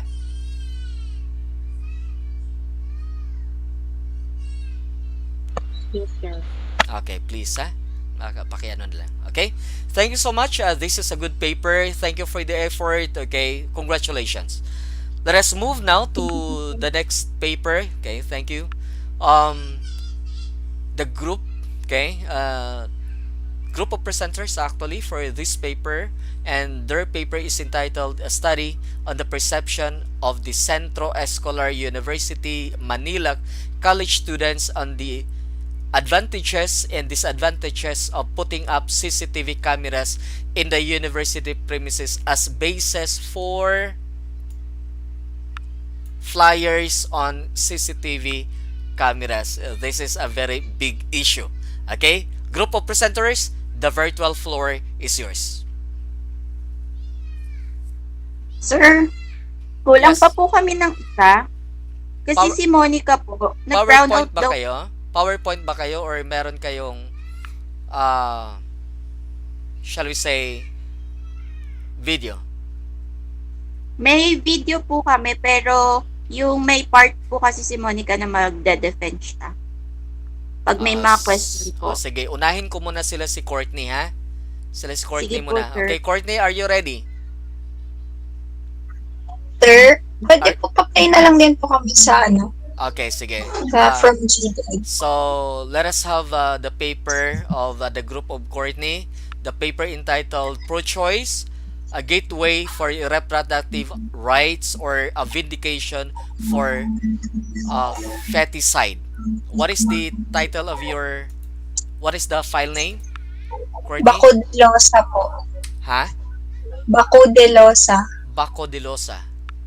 Wait. Baco de Losa. Okay, dito. Dali.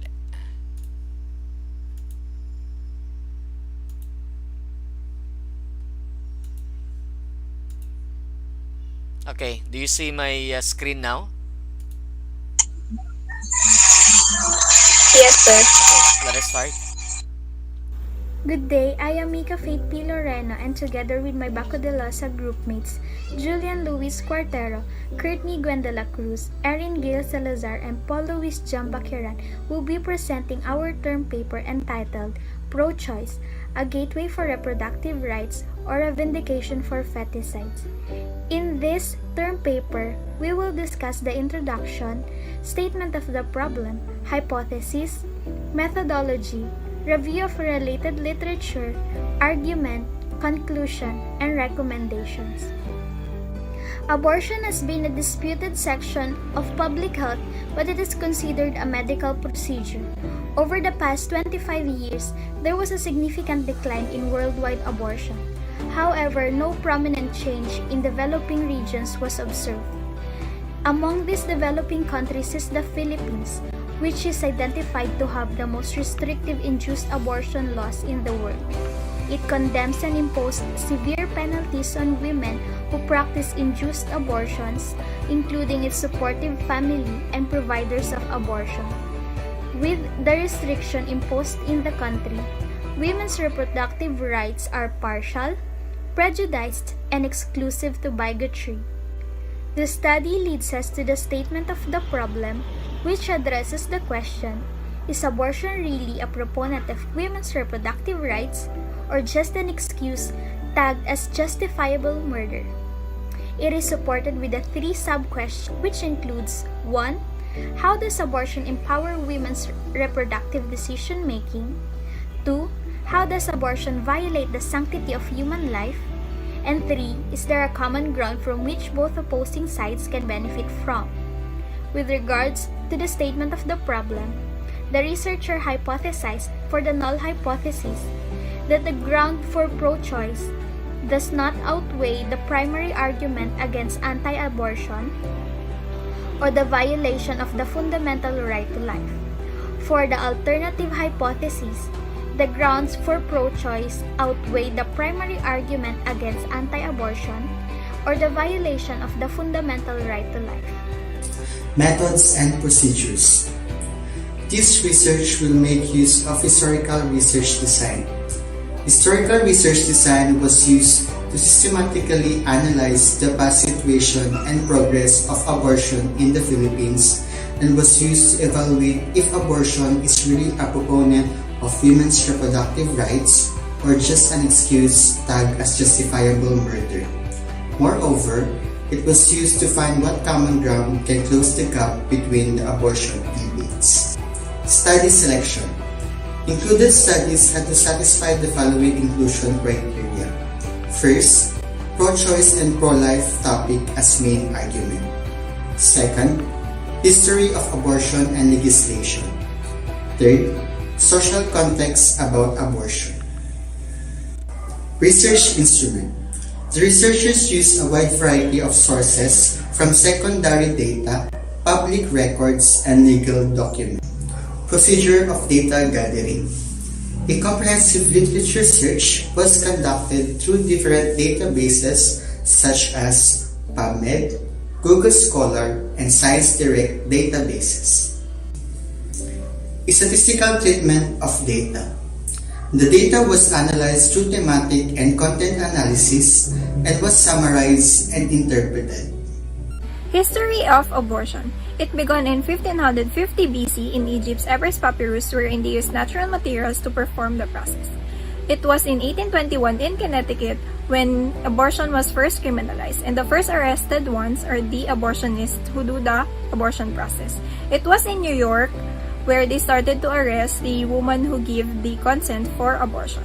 Dr. Hotarius Robinson Storer is a pro-life advocate who raised advocacy for states to ban abortion, and he was successful. On the other hand, Roe v. Wade is a pro-choice advocate, and pro-choice word was used in 1973. Abortion in the Philippines. Philippines is one of those countries who has a very restrictive law against abortion. Abortion was criminalized in 1887 under the Spanish Penal Code. Abortionists are imprisoned for 20 years and the women who gave the consent for abortion are imprisoned for 6 years. In 1930s, there has been an exception made wherein women who are at a life and death situation are allowed to take an abortion but still upon the approval of medical professionals. In 1998, post-abortion care was implemented, and in 2000s, it was followed by PMAC. Abortion and legislation. There are 5 categories under the world's abortion laws. The first category is the restrictive category wherein abortion under any circumstances is not allowed. 24 countries are under this category and Philippines is one of those. The second category allows abortion if the woman's life is at risk. The third category allows abortion if it is advised by health professionals. The fourth category allows abortion if the mother cannot provide for the child financially. And lastly, the fifth category allows abortion upon request, but there is a 12-week rule. Pregnancies beyond 12 weeks will not be allowed. 41% of the women who are in the reproductive ages lives in the country that restricts abortion, while the remaining percentage lives in the countries who allows abortion freely or under circumstances. Social context in abortion. Even though Philippines is under a restrictive law against abortion, still, World Health Organization states that 10,000 of women dies every year because of unsafe abortion. South Central Asia and Sub-Saharan Africa are 2 continents that are not yet changing their laws against abortion. Women who choose pro-choice thinks that restrictions just make their choices limited. Pro-choice is a proponent of women's reproductive health. States that has restrictive abortion laws are identified to be the states that ignores the true need and welfare of children. Pro-choice is a loosely structured political and social campaign. According to Roxburgh, pro-choice practices the rights of women and it reflects the equality in community. Pro-choice as a violation of human rights.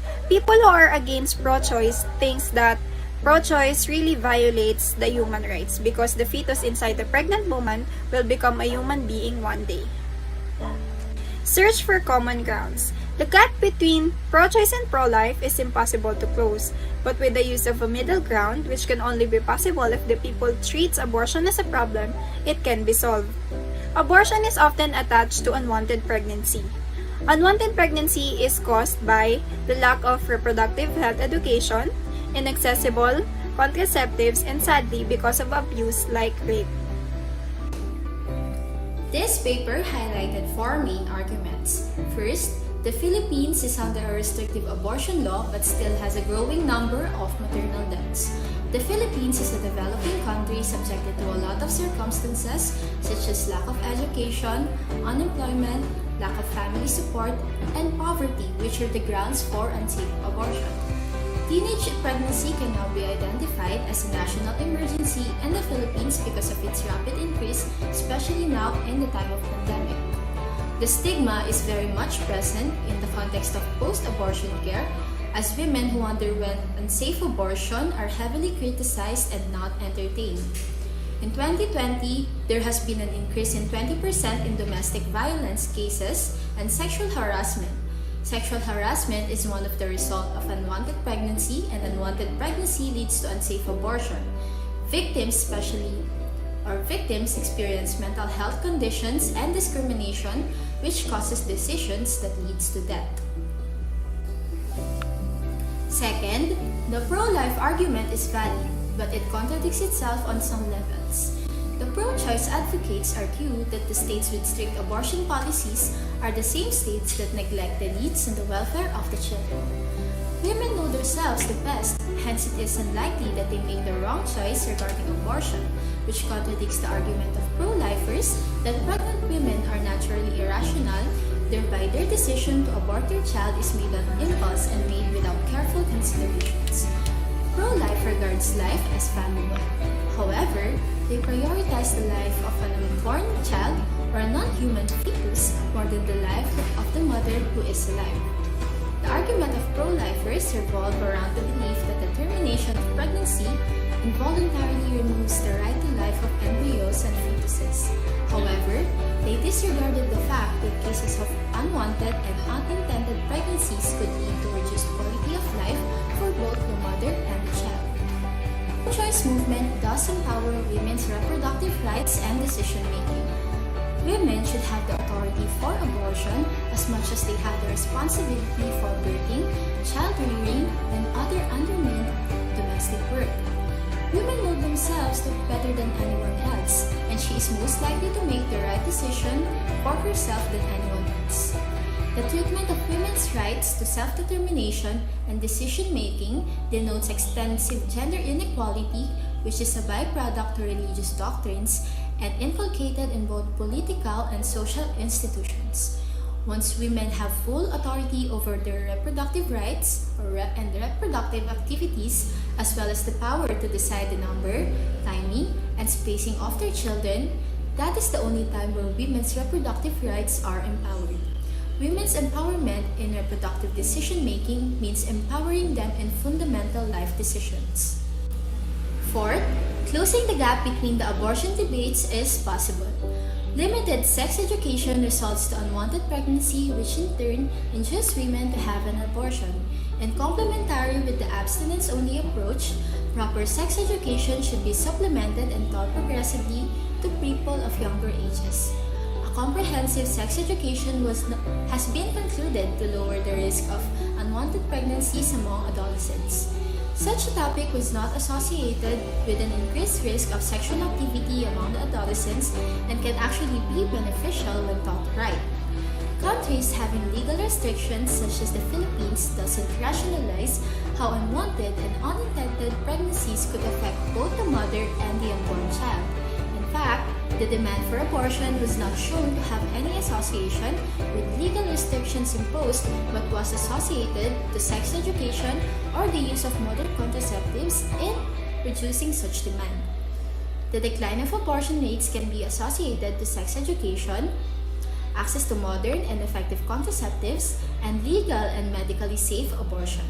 This triad will eventually give an immense contribution on deliberate and premeditated decisions, which in turn may affect the declining rates of abortion. Our group concluded that the Philippines is still a developing country, not just in terms of its economy, but also on the implementation of laws, because the existence of restrictive laws against abortion remains controversial as it violates women's reproductive rights as well as the morals not to kill. How will women maximize their liberty when their reproductive rights are inconclusive of justice?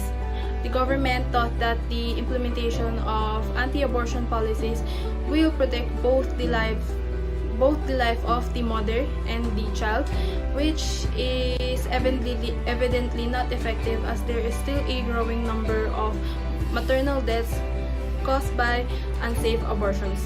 Throughout the paper, it has been established that abortion does end a human life and should only be done with grave consideration of what is at stake.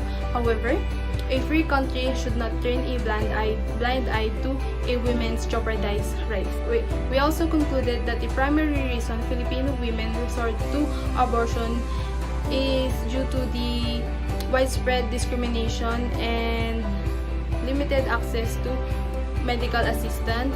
On the other hand, some women also resort to abortion for reasons that may not be acceptable for many, such as to limit their number of children and due to the nature of their job, which makes abortion sound like an excuse in the view of many because these people did not practice safe intercourse that led to unintended and unwanted pregnancies that ultimately caused their decision to terminate their unborn child. Furthermore, existing literature proposed that limited sex education results in unwanted pregnancy, which in turn induces women to have an abortion. For our recommendation, we recommend that to fill the gaps existing in the abortion issue, the Philippine government must focus on establishing comprehensive reproductive health education programs to help reduce abortion rates. Furthermore, since both sides are still in need of further discussion, they should consider the proposed middle ground, otherwise this matter will continue to give rise to alarming public health problems and debilitating moral issues. And that is all for our presentations. Thank you, and we hope you learned and had a good time. Goodbye!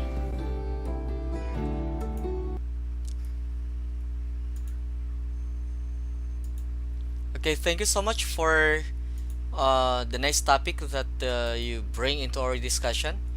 Something about, okay, it Such is as about abortion. limit Sandali, their sandali lang number ha. of May hinanap ako na part. Okay, ito.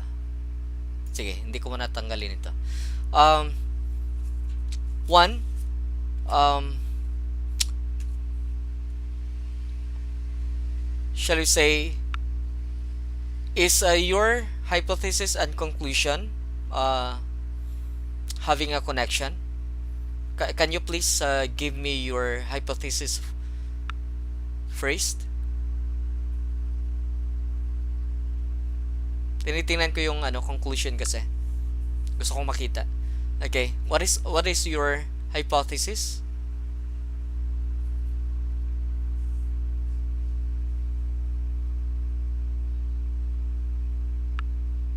Presenters?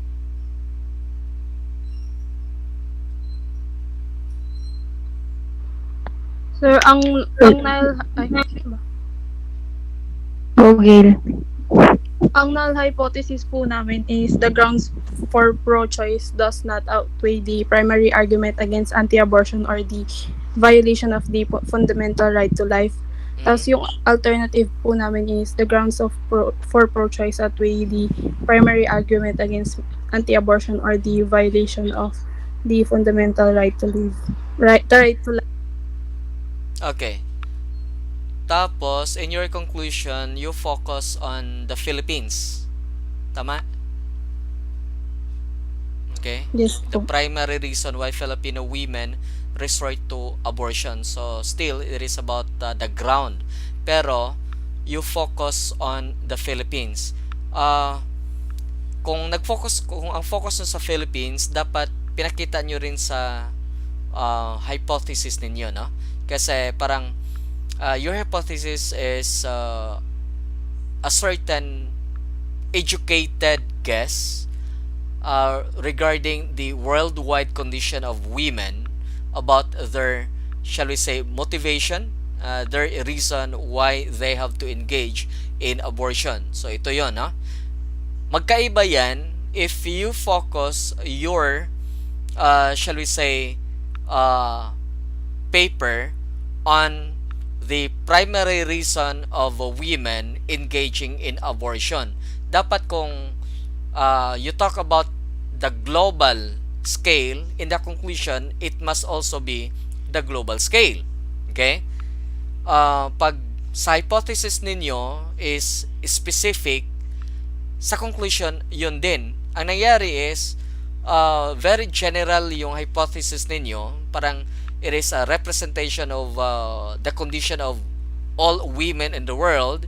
And your conclusion is specific, that you're talking only about the Filipino women.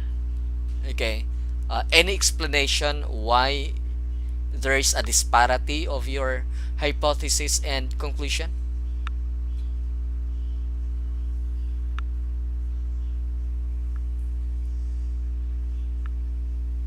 Sir, Yes, please. can you repeat the question po, sir? Okay. My question is, why is there a disparity in your uh, between your hypothesis and conclusion? It The disparity is of content, no? The content in your hypothesis is, you're talking about women in general. The content of your conclusion is, you talk the specific race of women, which is a Filipino women. Why such a disparity? Regarding po dyan, sir, na-specify din po kasi sa method, sir, na we focus, sir, in the Philippines. And in the conclusion, sir, Philippines din po. So, we failed to include the word Philippines in the hypothesis, sir. That's why it's very vague po sa pagkakaintindi po, sir. Okay, yun nga, no? So, Yes, sir. though it is minimal, but you have to pay attention to it. Especially, I think you are also doing your thesis in other subjects, no? So you focus on, when you formulate your hypothesis, see to it that your conclusion must also answer what you have in your hypothesis, because in our case, this is logic and critical thinking. You cannot have that, shall we say, answer in the conclusion, which is something that is particular, okay, when it is universal in the premise, no? So if it is universal in the premise, it must also be universal in the conclusion. If it is particular in the premise, it should also be particular in the conclusion. Okay, what saves you is that the shall we say, the great mistake of starting with particular and ending up with shall we say, a universal thing, hindi nangyayari dito sa case ninyo. Pero gusto ko pa rin, you have to strictly observe the shall we say, the kind of reasoning that we have in our study, no? So yun lang. In terms of the many reasons that you have included in your paper about why women should have to undergo and not to undergo abortion, I am satisfied, no? Both from the social and civic perspective, and also from religious perspective. Nakuha nyo yung lahat ng angulo. Okay? Hindi bias ang paper na to. Recommendation lang po sa video, no? Not so much about the paper, because this is a good paper. Yung video ninyo, napakalakas yung background music. Pwede bang gumawa kayo ng dalawang video? Pang unang video is hinaan nyo yung background music, kasi nag-overpower niya sa voice ng presenter. Hindi ko na maintindihan yung sinasabi. Okay? Kung walang text na kasama, talagang ang hirap intindihin, no? So, hinaan nyo yung music kung talagang gusto nyo ng music. Pangalawa is tanggalan nyo ng background music, kasi baka mamaya mag-copyright yung my music. At least may backup na kayo agad. Hindi ko na hahanapin sa inyo. Okay? Anything that you want to add? Okay, this is a good paper. Okay, congratulations for bringing into the discussion about reproductive rights of women, no? And this is helpful in the debate actually of the law in the Philippines, the RH law, the reproductive health law that we have, but still there are oppositions to it. Okay, this is a good paper to shall we say augment the kind of shall we say uh, claim that we have in our RH law. Okay, again, congratulations. Let us now Thank you, move. sir. Okay, welcome. Let us now move to the next presenter. Okay, let us go back to the paper entitled "A Study on the Perspective of the Centro Escolar University Manila College Students on the Advantages and Disadvantages of Putting Up CCTV Cameras in the University Premises as Basis for Flyers on CCTV Cameras." Group of reporters, group of presenters, the virtual floor is yours.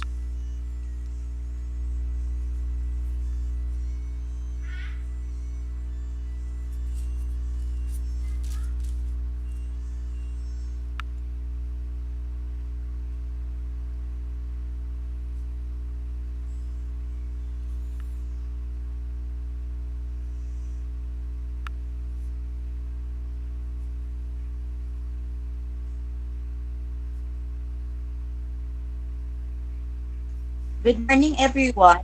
We are the last group titled A Study on the Perception of the Central Escolar University Manila College Student on the Advantages and Disadvantages of Putting Up CCTV Cameras in the University Premises as Basis for Flyers on CCTV Cameras.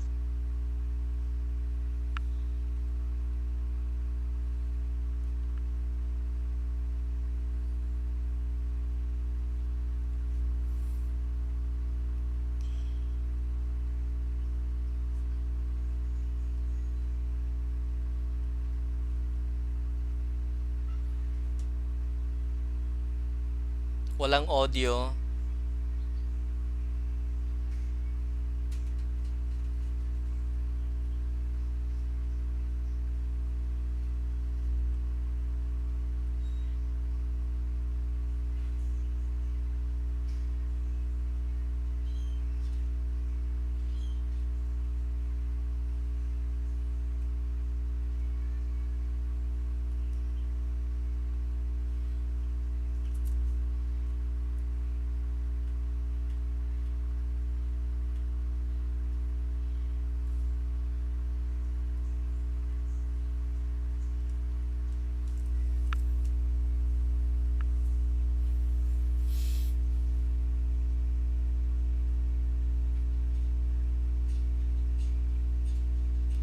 Do you have your video in my G drive? Yes, sir. Pa-present na lang po. Ayaw po Okay. gumana ng audio eh. Sige, sige. Anong title? Anong file name pala? File name.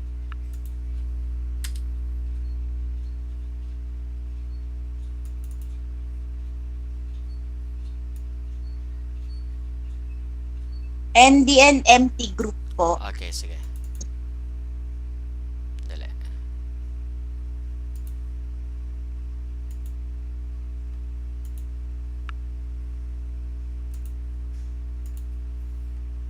Okay, do you see my screen? Nakita nyo? Apo. Okay, let us start.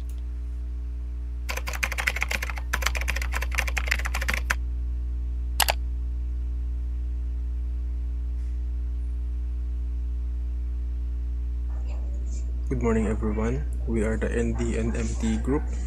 We are here today to present the advantages and disadvantages of putting up CCTV cameras in the university premises as basis for flyers and CCTV cameras. Introduction. A school is a place of work as well as study, and school management has a duty to ensure the safety and security of all staff. CCTV surveillance can play its part in meeting that requirement. Equally, regard must be paid to the rights of the individual for reasonable privacy and the avoidance of unacceptable, intrusive monitoring for whatever reason.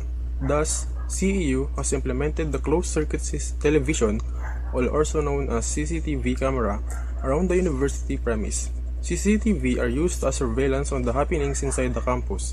These cameras can help in a variety of ways, such as catching the breaking the university rules or solve cases such as missing items or theft. Furthermore, the images and other personal information captured by CCTV must be adequately controlled. These cameras, however, are restricted to areas where the privacy of a student is to be violated. There are equal and opposing views regarding the use of CCTV in school, but the most often cited concern is the intrusion or the privacy of an individual. There are clearly benefits to be had from the use of cameras, but is it justified? Statement of the problem. This study aims to find out the perceptions of CEU Manila College students on the advantages and disadvantages of putting up CCTV camera in the university premises as a basis for flyers on CCTV cameras. It will answer the following questions like what are their perceptions on the advantages and disadvantages of CCTV cameras in the university? What areas in the university should the CCTV cameras be placed? And will flyers be effective in boosting advertisement of putting up CCTV cameras? Significance of the study. This study will provide the university management a clear idea about the advantages and disadvantages of putting up CCTV camera on the university. This information will give the university staff a better knowledge to ensure that all areas of the school's ground will be monitored. According to most of the school's education provision, the parents consider the safety of their children when choosing a school. Knowing the benefits of having CCTV around their children, the parents will be relieved and ensured that their children are in good hands. This can be one of the solutions to protect the students, detect theft, criminal damage, and general violation in the university. Furthermore, this study will give the parents knowledge on the benefits they can get and the idea against it used for the security and privacy of their son or daughter. Analysis of the data. The respondents of this study will be the college student of Centro Escolar University Manila.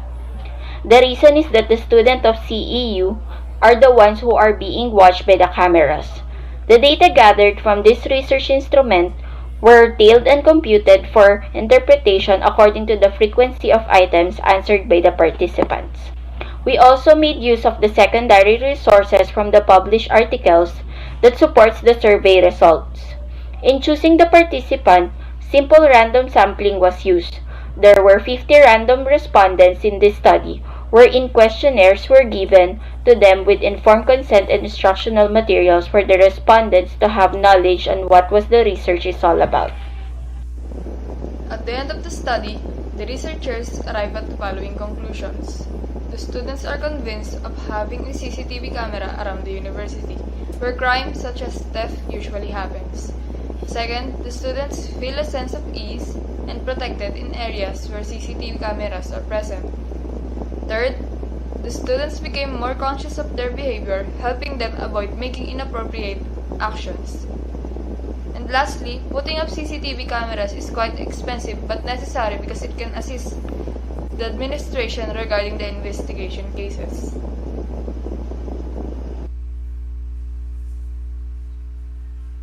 Okay, thank you for the presentation of your paper about CCTV cameras to be put up by CEU in CEU school premises. Gusto ko lang makita yung yung connection. What is your statement of the problem?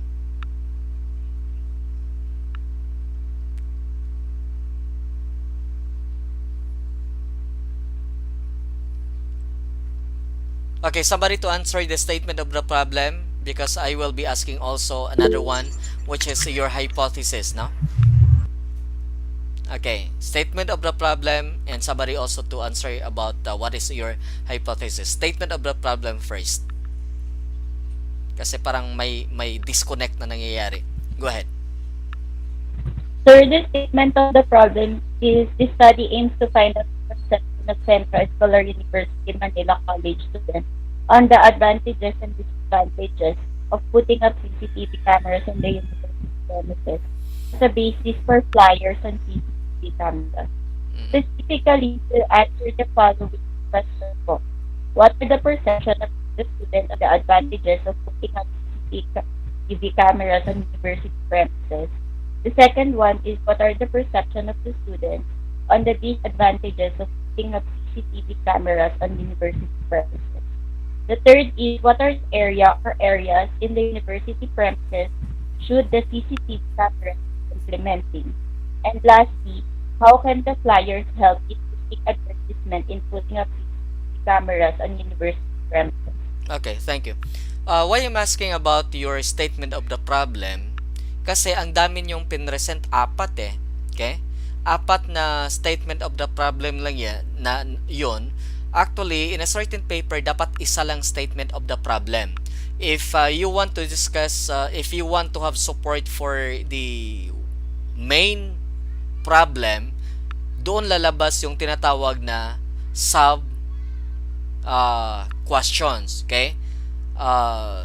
Statement of the problem must actually ask the main question to be supported by the sub questions. Ang nangyari sa inyo is apat yung main questions nyo. Okay? Kaya tingnan natin yung hypothesis. Go ahead. What is your hypothesis?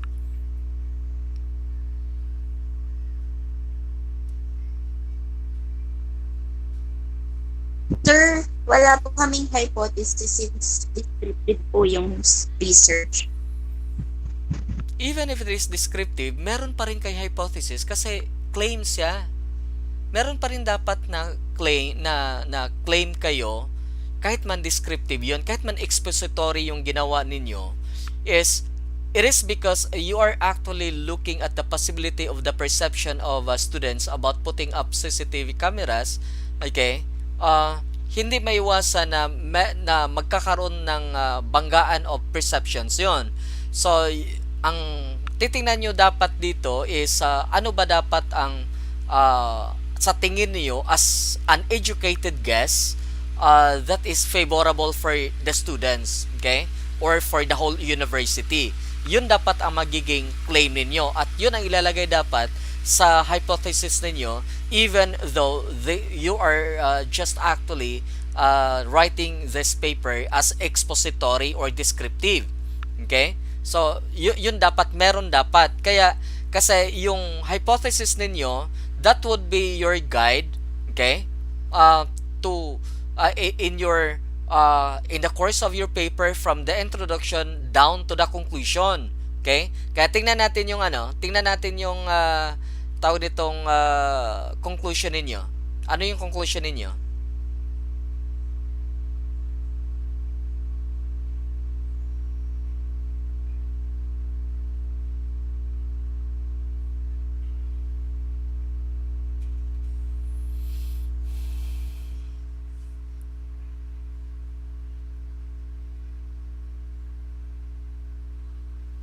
Anybody, ano yung conclusion ninyo?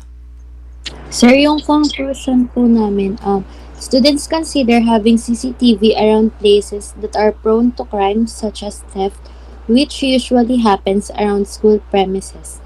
Second po, students feel at ease and protected in the areas with CCTV cameras and at the same time uneasy. Third po, there is a change of attitude and behavior among the students in the area with CCTV cameras. Okay, thank you. Okay, ito yun, no? Paano kayo nakapag-come up ng conclusion na yan? Actually, ang dami yung conclusion sinasabi doon. Okay? Paano nyo na-arrive yan kung wala kayong hypothesis? Okay? Kasi yung hypothesis ninyo, dapat yun ang educated answer, initial answer ninyo, okay? Doon sa questions na ginawa nyo sa statement of the problem. Okay? Kaya hindi pwedeng walang hypothesis. Okay? Kasi paano nyo initially sasagutin yung answer na ni-raise ninyo sa statement of the problem? Do you get my point? Even if this is just expository, even if it is just an essay type of, shall we say, research paper or term paper, still you need the hypothesis to formally give an educated guess to the questions that you raise in your statement of the problem.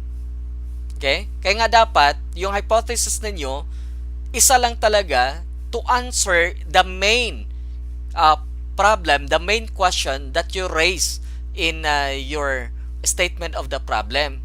Okay? Kung apat man yan, dapat ginawa nyong tatlo na sub questions to the main question yung yung meron kayo, no? Gawin yung sub question ito.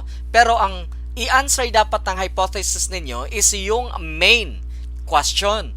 Ang problema is hindi nyo nabigyan ng educated guess muna itong main question ninyo, kaya nagkaka-disconnect yung paghabi ninyo ng mga ideas ninyo, kaya pagdating sa conclusion, sumabog ito. Okay? Nagkasabog-sabog, hindi maintindihan alin doon sa mga pinagsasabi ninyo talaga ang shall we say pinaka claim, kasi yung conclusion ninyo yun na yung claim ninyo dahil ito ay result na ng inyong investigation. Kaya tingnan mo yung conclusion ninyo, napakadami ninyong sinasabi doon na magkakaiba-iba. Okay? Though may relation yung sinasabi doon, pero magkaiba in content, in essence. Okay? Bakit nagkaganon? Kasi hindi nyo nabigyan muna ng hindi nyo na layout yung patutunguhan ninyo kasi wala kayong hypothesis.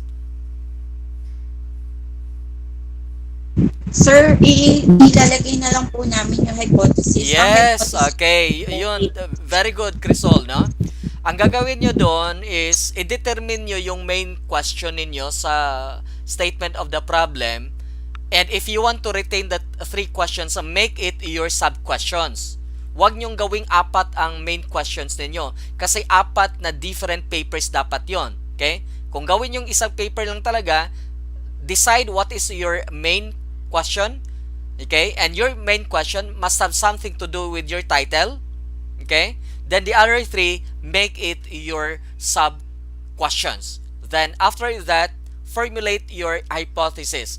Even if this is expository, pwedeng meron pa ring null, meron pa ring alternative, okay? Para pagdating sa dulo, sa conclusion, is talagang konkreto siya, hindi sa sasabog. Okay?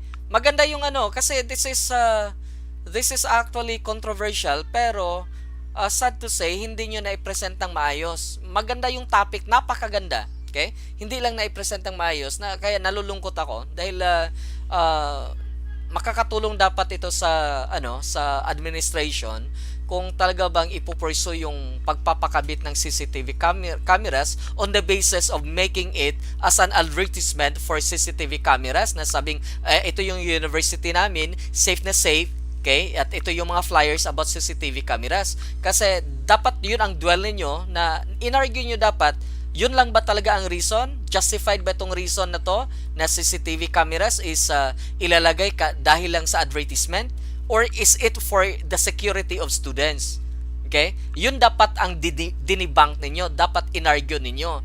Okay? Kaso lang, hindi nagkaroon ng argument na matino sa content ninyo kasi unang-una, defective yung pag-layout ninyo ng statement of the problem, tapos hindi ito nasagot ng initial doon sa hypothesis, kaya sumabog ito. Pagdating sa dulo, wala talaga ako maintindihan. Hindi ko alam kung anong pinagsasabi nyo doon. Yes, Sabal. Sir? Ang gawin na lang po namin main statement of the problem po, yung advantages and disadvantages. Yung perception po ng students sa advantages and disadvantages. Tapos, gawin na lang po namin sub-questions. Hindi.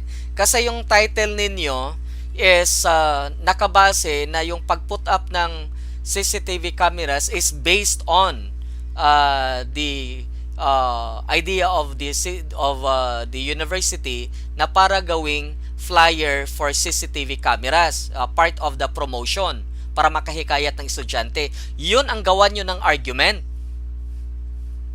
Kuha nyo? Kasi kung hindi yun ang gawan nyo ng argument, tanggalin nyo yung part na on the basis of, on the basis for. Tanggalin nyo yun. Kung perception man lang ang pinag-usapan natin dito. Kaso lang nilagay nyo yan at yun ang kulay ng topic ninyo. Yun ang kulay. Kasi para bang tama ba to na may CCTV camera para lang sa flyer? Doon kayo mag-argue. Okay? Ipakita nyo na nakuha nyo yung point? Opo, sir. Okay, yon. Doon kayo humanap ng question for the statement of the problem nga kanina nga may nabasa ko, is it justified, nakalagay doon. Akala ko yun na yung main problem ninyo. Nagulat ako, bakit sumabog ito? Yun pala, hindi naman pala yun, no?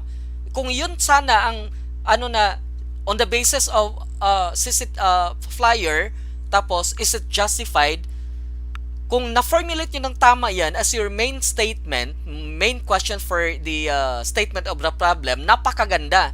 Kaso lang, umiwas pa kayo doon. Okay? Iniwasan nyo pa yon. Pumunta kayo sa mga perception. Hindi na yun perception, argument na kaagad. Kasi ando na yung kahit anong perception gawin nyo mga estudyante, kung yun ang reason binigay ng university, wala kayong magagawa doon. Ang gagawin nyo, go straight to the claim of CEO na tama yung paglagay nila na mag-put up sila ng CCTV cameras on the basis of flyer. Yun ang i-argue ninyo. Hindi yung mag-perception ka na walang effect yan. Okay? Tatawanan lang kayo noon. Okay? Napakaganda yung title ninyo. Akala ko dire-diretso yun. Kaya ang problema, sumabog. Okay? So I recommend revise your paper if you are concerned about the thing about flyer as the basis for putting up CCTV cameras. Work on it. Formulate your main question according to that notion, then your hypothesis, then itahi nyo papuntang conclusion. Yun ang gusto kong makita. Okay? So, you have up to 11:59 p.m. of Monday, okay, to submit your revision and also your, shall we say, video, no? Paki-pull out na lang yung paper ninyo sa Google Drive ko at saka yung video para palitan nyo by Monday. Okay? Okay, thank you so much for this wonderful second day of the conference. Wala nating magagawa by Monday kundi tapusin lahat, no? So, tingnan natin kung ilan na yun. Parang 4 na lang yata. Kaya na yun tapusin by Monday para naman makahinga tayo ng konti kahit half day kasi kinabukasan start na naman ng Block 2. Okay? Congratulations. Okay, I know there's a constraint of time while doing this writing your paper, and doing some digging up of resources. Okay, I appreciate that. Okay, bakit ko pina-revise yan? Kasi kung i-insist ko according to how I assess your paper and your presentation, babagsak kayo, no? Ayaw ko naman nun. Gusto ko mataas yung grade niyo. Kaya please do the last hurrah for your final exam. Revise your paper up to 11:59 p.m. on Monday. Okay? Good luck and thank you so much. Okay, so class, I now dismiss you because I have also another conference at 10 a.m. Okay, with Kwentong Biblia with Father Joji. Okay, thank you so much. Okay, so see you on Monday.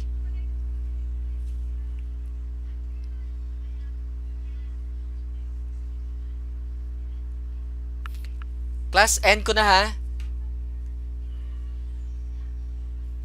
Wala nang ngayon, wala nang link for recitation. Okay? Tatapusin na lang natin yung paper. Tapos na tayo ng recitation ng first day. Yun na lang kukunin ko.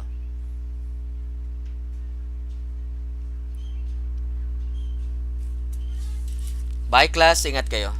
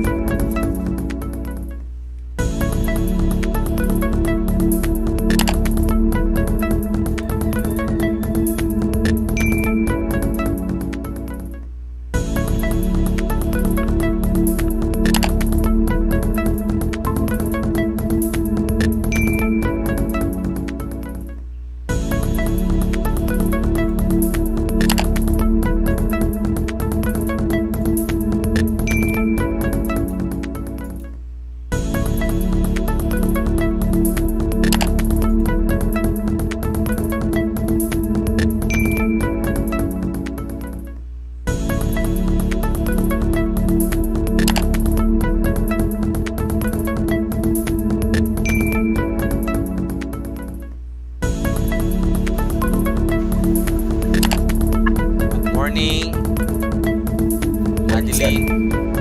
Good morning. Sorry, ngayon lang naibaba yung link. Pasensya na. Hindi ko napansin na ano pala. Hindi ko naibaba kagabi.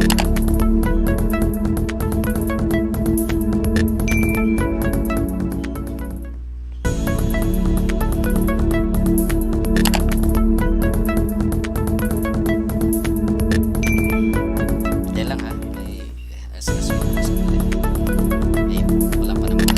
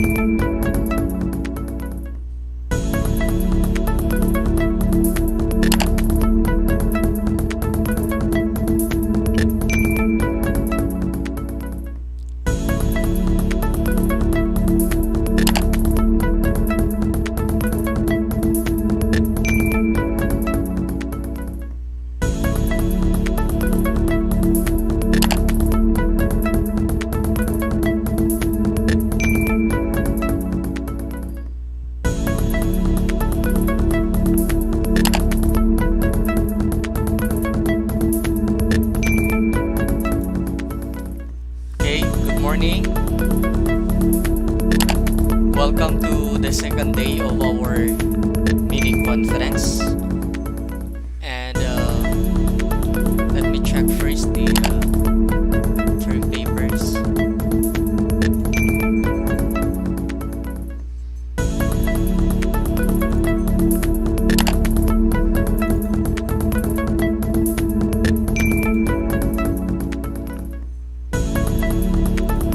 Okay, so I will put in the chat box the 5 papers for today's meeting. That is the first one.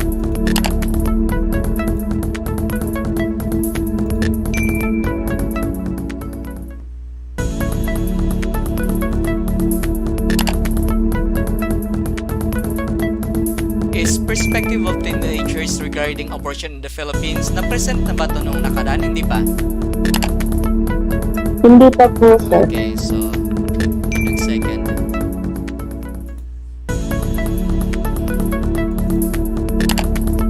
Breaking social stigma, the effects of stereotype, double standards, slut shaming, and victim blaming to women in the Philippines. You will be the third presenter.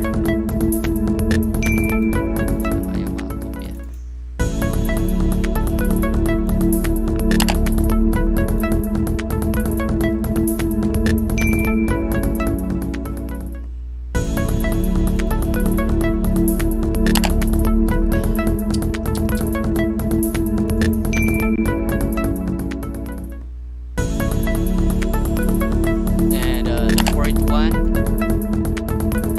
is about victim blaming. And lastly, I hope we can still have one.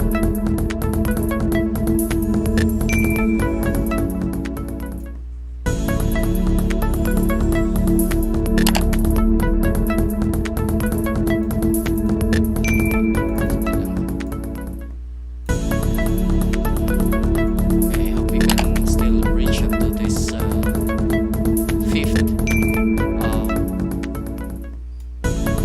paper. Okay. Can I ask a favor for the shall we say group to present the paper Information Age, a comparative study between Generation Z and Baby Boomers social media activity among households in Pasig City. May I ask any representative from this group to lead our opening prayer.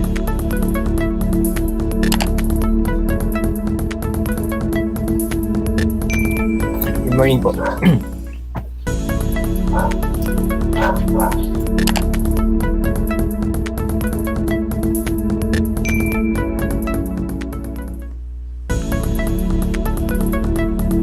Hello po, good morning.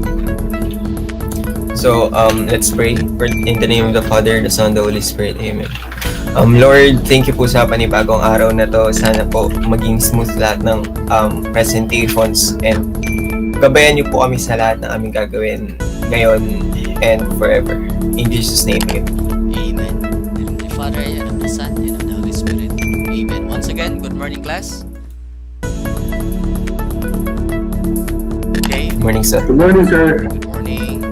Okay, without further ado, and still waiting for our panelists. Actually, there are 3 panelists that will watch your presentation and will ask questions later on. Okay, we're still waiting for them to come in. Okay, we'll start right away with the paper entitled Information Age, a comparative study between Generation Z and Baby Boomers social media activity among households in Pasig City. Group of presenters, the virtual floor is yours. Sir, okay lang po ba pa-present ng video presentation namin? Anong title? D-Club presentation po. D-Club. Wait.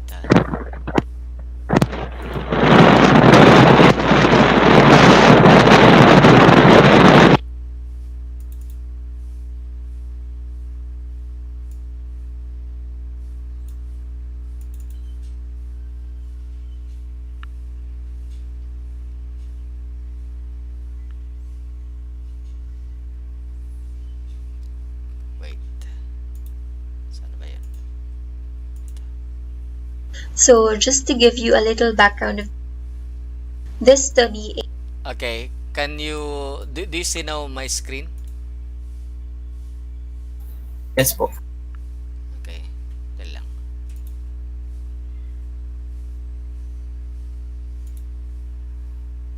Okay.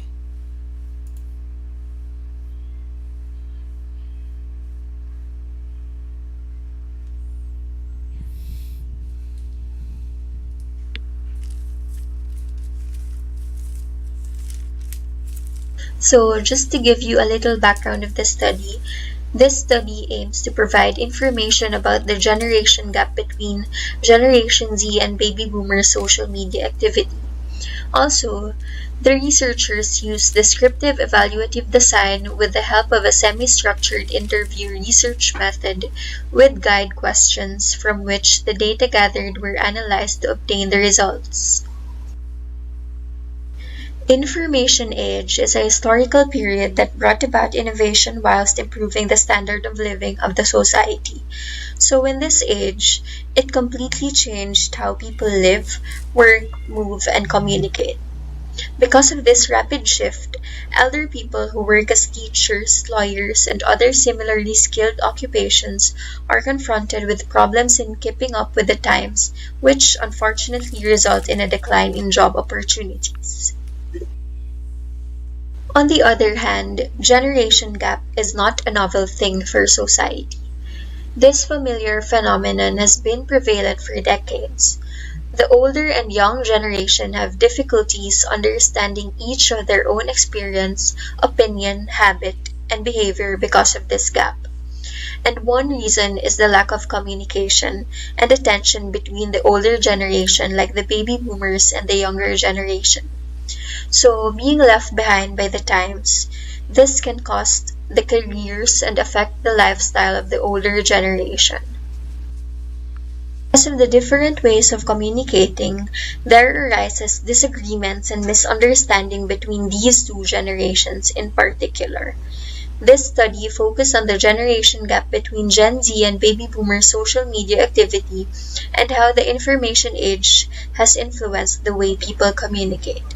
Lastly, the researchers aim to detect any kind of difficulties in using the modern technology experienced by both generations by comparing their experiences. Descriptive evaluative research design was used in the study with the help of the semi-structured interview. Research methods from which the data gathered were analyzed to obtain the result. We use descriptive evaluative design since our study only uses an open-ended type of questions, wherein it involves the collection and evaluation. And lastly, the goal of our study is to describe some phenomenon. Evaluative basically tells about something that can be measured and compared, while in descriptive, it is a tool in which we, the researchers, will ask the respondent different types of questions. This is related to our study since the researchers are evaluating the generation gap between baby boomers and Generation Z's social media activity. And for the research instrument, the researchers have grouped the participants depending on their generation. The two groups will receive different sets of questions and will be thematically analyzed by the group before having them compared and contrasted towards each other. Semi-structured interview is a type of interview in which we does not strictly follow a formalized list of questions. Instead, as I mentioned earlier in the study design, we use an open-ended type of questions with the interviewee rather than a straightforward question and answer format. The researchers use the semi-structured interview as a research method in gathering data from the interviewees. In sampling method, we the researcher have used convenient sampling, and it is due to the fact that we only have access to limited respondents and there are restrictions that we must follow in this time of pandemic. That we have chosen to interview people who are close to our homes and places or respondents that we have an easy way to communicate with. And in our last part of methodology is method analysis. The data that we have gathered were transcribed, summarized, and analyzed with the help of thematic analysis, which means we first identify the patterns and common areas for the two groups' answer. After that, we compare and contrast the patterns and common areas of the answer of the two generations. Only then, we state the findings and observation in the result and discussion part of the paper. And that's it for the part of methodology. We, the researchers, finally come up with the results, and all the response we gathered from baby boomers and Gen Z, we summarize it using thematic analysis. For instance, we gave 3 questions for each generation. So for the question number 1 for baby boomers, if they have difficulties on using social media, we found out that for some there are difficulties on using social media, but even though they are left behind in terms of using it, there are still some who are able to cope up with these trends. Number 2, how did they adjust to the way of communication now? The common thing we notice on their response is they read materials that would help in their difficulties, and by asking the younger generation. Question number 3, how do they ask for help? We found out most of them they ask for help for their children. And of course, same thing to what they did if we are in their situation. So now let's proceed to Generation Z. Question number 1, if they still experience difficulties on using social media. And yes, the researchers found out that for some, they are still experiencing it but not in terms of using it, but rather on getting the correct information, or let's say, how do they apply it in real life. Question number 2, the younger generation, which is the Gen Z, noticed the changes in communication for baby boomers. They still believe that the baby boomers are very capable on a way of communication today. And lastly, question number 3, suggestion of younger generation to baby boomers' dilemma on using social media. Based on their response, the current generation should help the baby boomers cope and know the benefits and use of the technology. And be open-minded because the way of thinking before is in contrast in the way of thinking today. So after the results has been discussed, let's go with the findings and the strengths and weaknesses of the research study. So for the findings, after the thematic analysis that has made in the results, the researchers have compared and contrast the answers from both generations. So the researchers found out that though they are from 2 different generations, both have shown difficulties in using the social media applications for their careers and everyday life. Baby boomers have difficulties in using the applications, while Generation Z have difficulties in getting the correct information from it. So, though they have the difficulties, both of them have difficulties, but it is in different area. So, for the baby boomers, they struggled in more of the technical and how to use the gadgets and the social media's interface, while the Generation Z have struggled on how to propagate and post the correct information that is coming from the social media accounts. So the personal point of view from the baby boomers have pointed out that some of them are very literate, actually very literate in using the social media applications for their career and everyday life. So this breaks the stigma that the baby boomers are not that active in our social media world. So for the strengths and weaknesses of our research study, for the strengths first, let me discuss. The researchers have gathered more personal perspectives from a small number of participants, making the researchers more focused and concentrated about the experience of the interviewees. Next one is, since it is more of a personal perspective, this type of data might be missed by large-scale research papers that have a broader focus. Next, and the last one is, the paper talks about the unseen and unheard concerns and experiences from ordinary people around the researchers. So since it is from a household, the data we have gathered is just from around us. For the weaknesses, though the study has shown a small window of reality, which is only around the researchers, this study does not speak towards the whole population.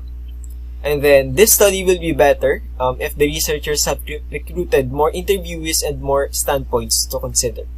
So that's the weaknesses. Um we interviewed a small number of people. That is why this is not that reliable to speak for the whole population.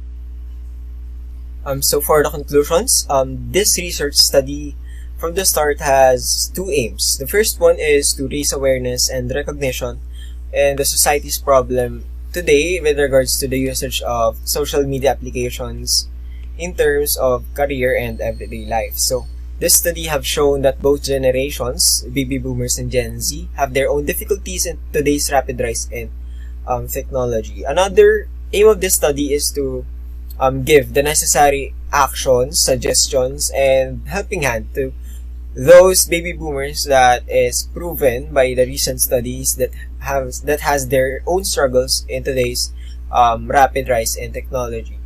So the Generation Z, the Generation Z have suggested that open-mindedness is one of the keys in coping with this kind of change. Another is that awareness of the benefits and helping hand from younger generations, from Gen X, millennials, and the Gen Z will help baby boomers become comfortable in using today's social media applications. So that's all for the conclusions. So for the recommendations, the researchers prepared two. So the first is that one challenge the researchers have faced is that the number of respondents is small because of the researchers cannot go outside for the interview since the pandemic is still ongoing.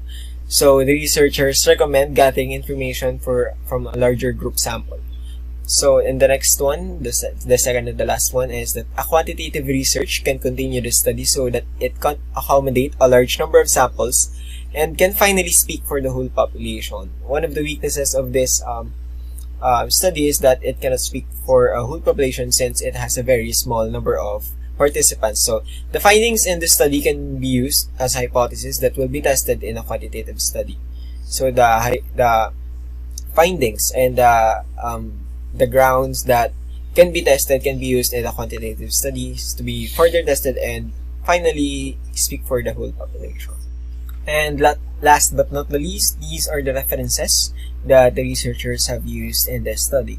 So I'd like to give thanks to these people and these research institutes because without their studies, the ideas that we used in the study will not be possible, and this paper will not be possible without these people or research institutes. So that's all for our presentation of our term paper for the first block.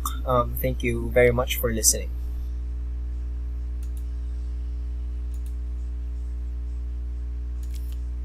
Okay, thank you so much for the nice presentation about the concern about baby boomers and Generation Z. Let us welcome with us now is Professor Dominic de Guzman, okay, Professor of Theology belonging to the Social Science and Humanities Department of our own university. Good morning, sir.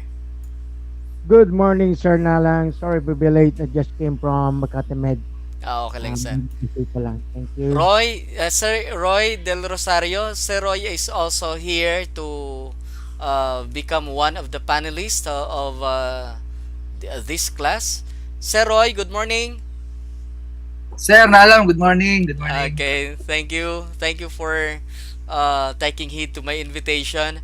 Okay, let us okay, so each of the panelists is given 2 minutes, 2 minutes lang, 2 minutes to give his idea and question to the paper just presented. Let us start with Sir Dom. Hello, good morning. So, anong generation kayo nagre-report ngayon? Anong generation kayo? Gen Z po. Ha? Generation Z po. Ano nun? Gen Z po. Millennials? Generation Z. Z sila. Z. Z kayo. So, what is your advantage now as Generation Z?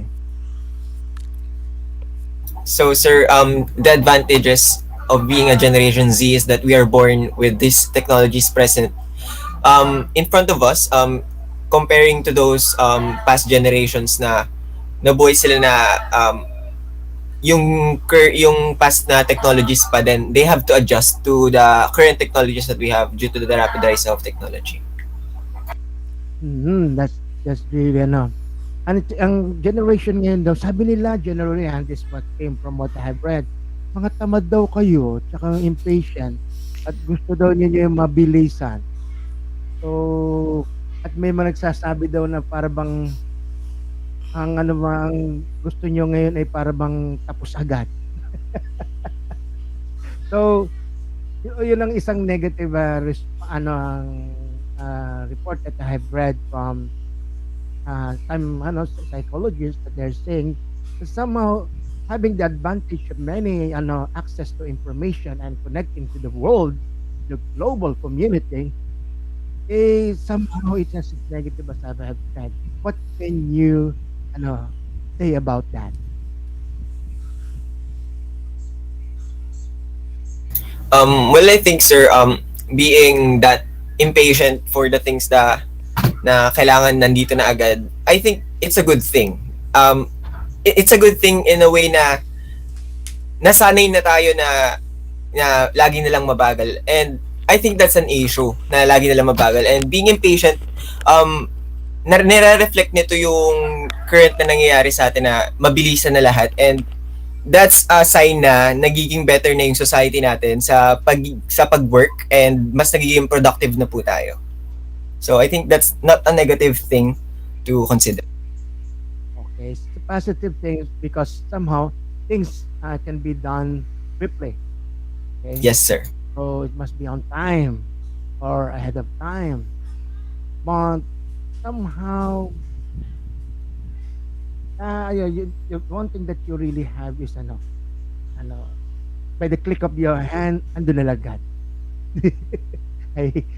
One of my what they call this, pamangking ko, my niece, is a grade 4 student, and they're having online examination, and he has a computer that is high end, costing about 150,000, and he was able to have immediately, not knowing by the professor online, that these students, my niece, already just sweep, copy paste, they were able to see the answers from different tabs.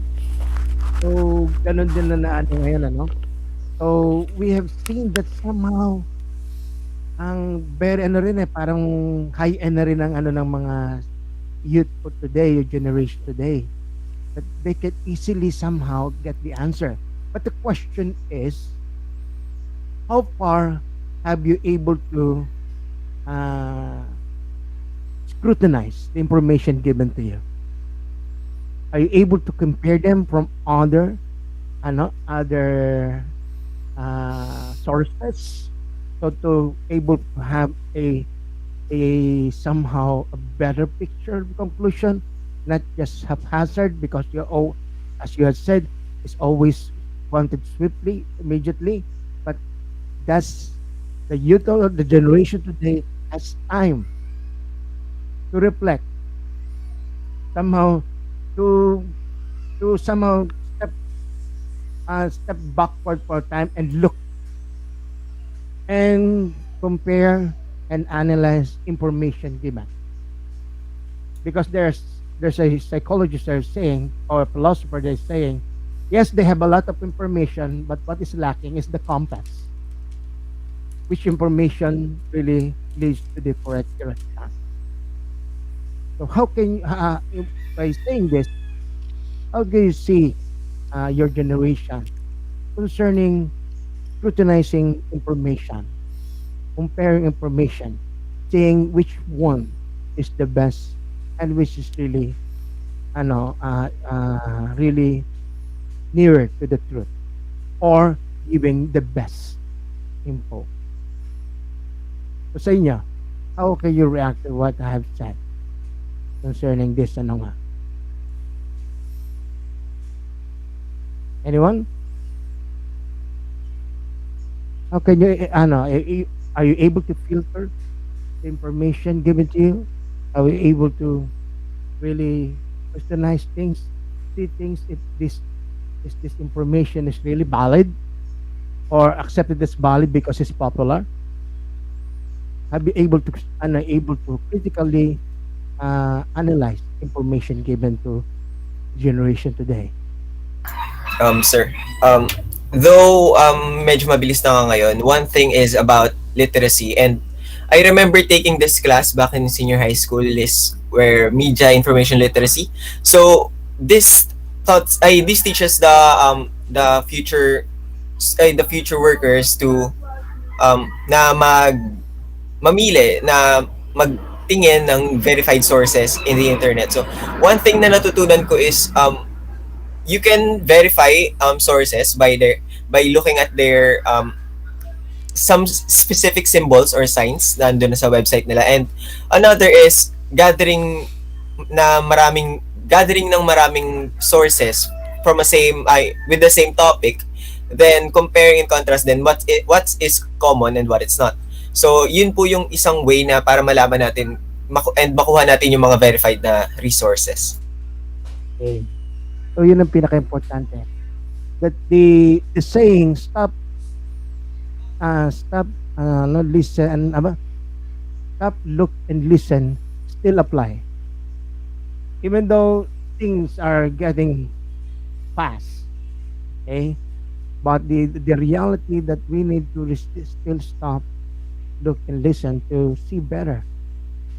If this information given to us, do we really need it, or just an access, or does it really help, or is somehow is only yung parang excess baggage na you can do without it, but somehow it seems that everything needed to be parang you have to be in line with it, or you are in the you're able to makasabayan ka, parang ganon. Just this generation, I can see immediately when they woke up in the morning, they will be reaching for their cell phone or tablet, or opening the computer, or opening the laptop. So but still, as I've seen, it's still essential able to stop for a while and really try to listen so you can see better. That's why it's already very, very important in philosophy, and even in psychology. We need time to see better, as you can, like seeing the world better or your life better. Mabilis nga. Are you able to reach your goal, or you're somehow just brought you're just being taken but parang you're just flowing along the current, not knowing what really want, parang ito ang gusto nila, but in the end parang hindi pala ito. There's something more that you want in life. Naalala ko tuloy yung story, the book. Have you read that, Alan? Yung the story yung dalawang caterpillar, si Yellow at si Stripe. The future Familiar of lang pero hindi ko na masyadong nasundan. Okay. Yun yung the future or the hope of the flowers, parang ganon. So sometimes we strive for something that we wanted to go to the flow, but in the end he discovered it was nothing. So he was able to miss the most essential thing in life. So from time to time we need to slow down and see if this really what I want, or this just what everybody wants, but just somehow we felt that we should also want it also. But deep inside, this is something more. So you have a lot of access to information, but you must have the time to filter them, to see what is really beneficial and important and vital for your life. So you can somehow have time and able to brush out the things not needed and not essential.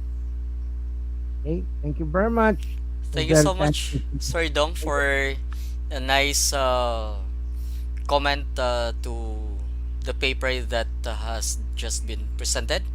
Okay, Sir Roy. Okay, so Sir Roy is also a professor for philosophy and theology in our university. Sir Roy, please welcome.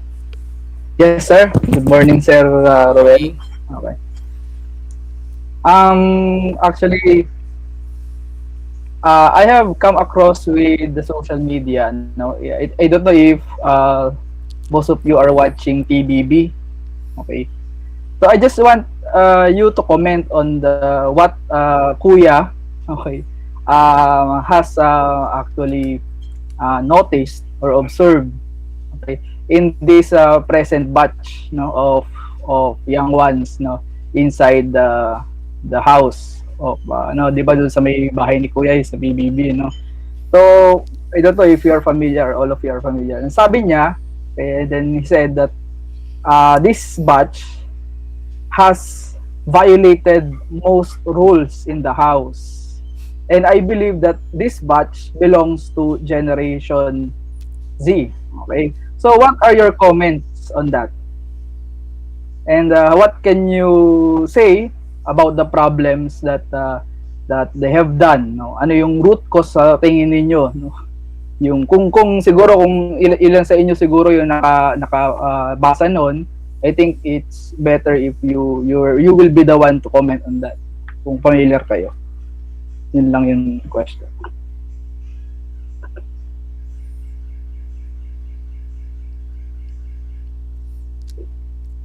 Anyone from the group?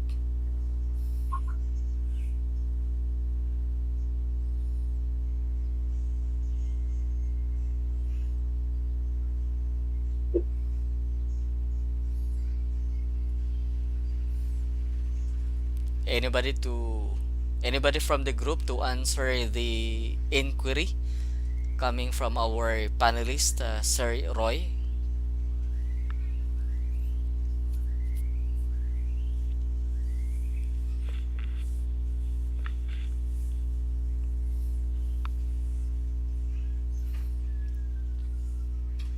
Sir. Good morning po. About your question na about sa PBB na sinasabi ni Kuya na mas maraming na-violate yung mga Generation Z na rules sa bahay ni Kuya. I think it's more of a personal standpoint rather than a general one. So, it doesn't mean na yung nasa loob ng bahay ni Kuya represents all of the Generation Z. Though, this may be valid for other people and for some, but I don't personally I don't think that it speaks for the whole lot of Generation Z because Generation Z has a lot to offer to our society. So that's my answer. Thank you. Okay, good, no? Good answer with that, no? That I think it follows one of the rules of in logic, no? If you have taken it, no? That the truth of some need not be the truth of all. Okay, that's a good comment on that. And just a follow-up question, ano? What do you think would be, no, this group of young ones, no, that belong to Generation Z? What do you think would be the root cause why they disobeyed the rules? No, just for your based on your opinion, no, what do you think would be the root cause of this disobedience, no, to the rules set by Kuya in the house?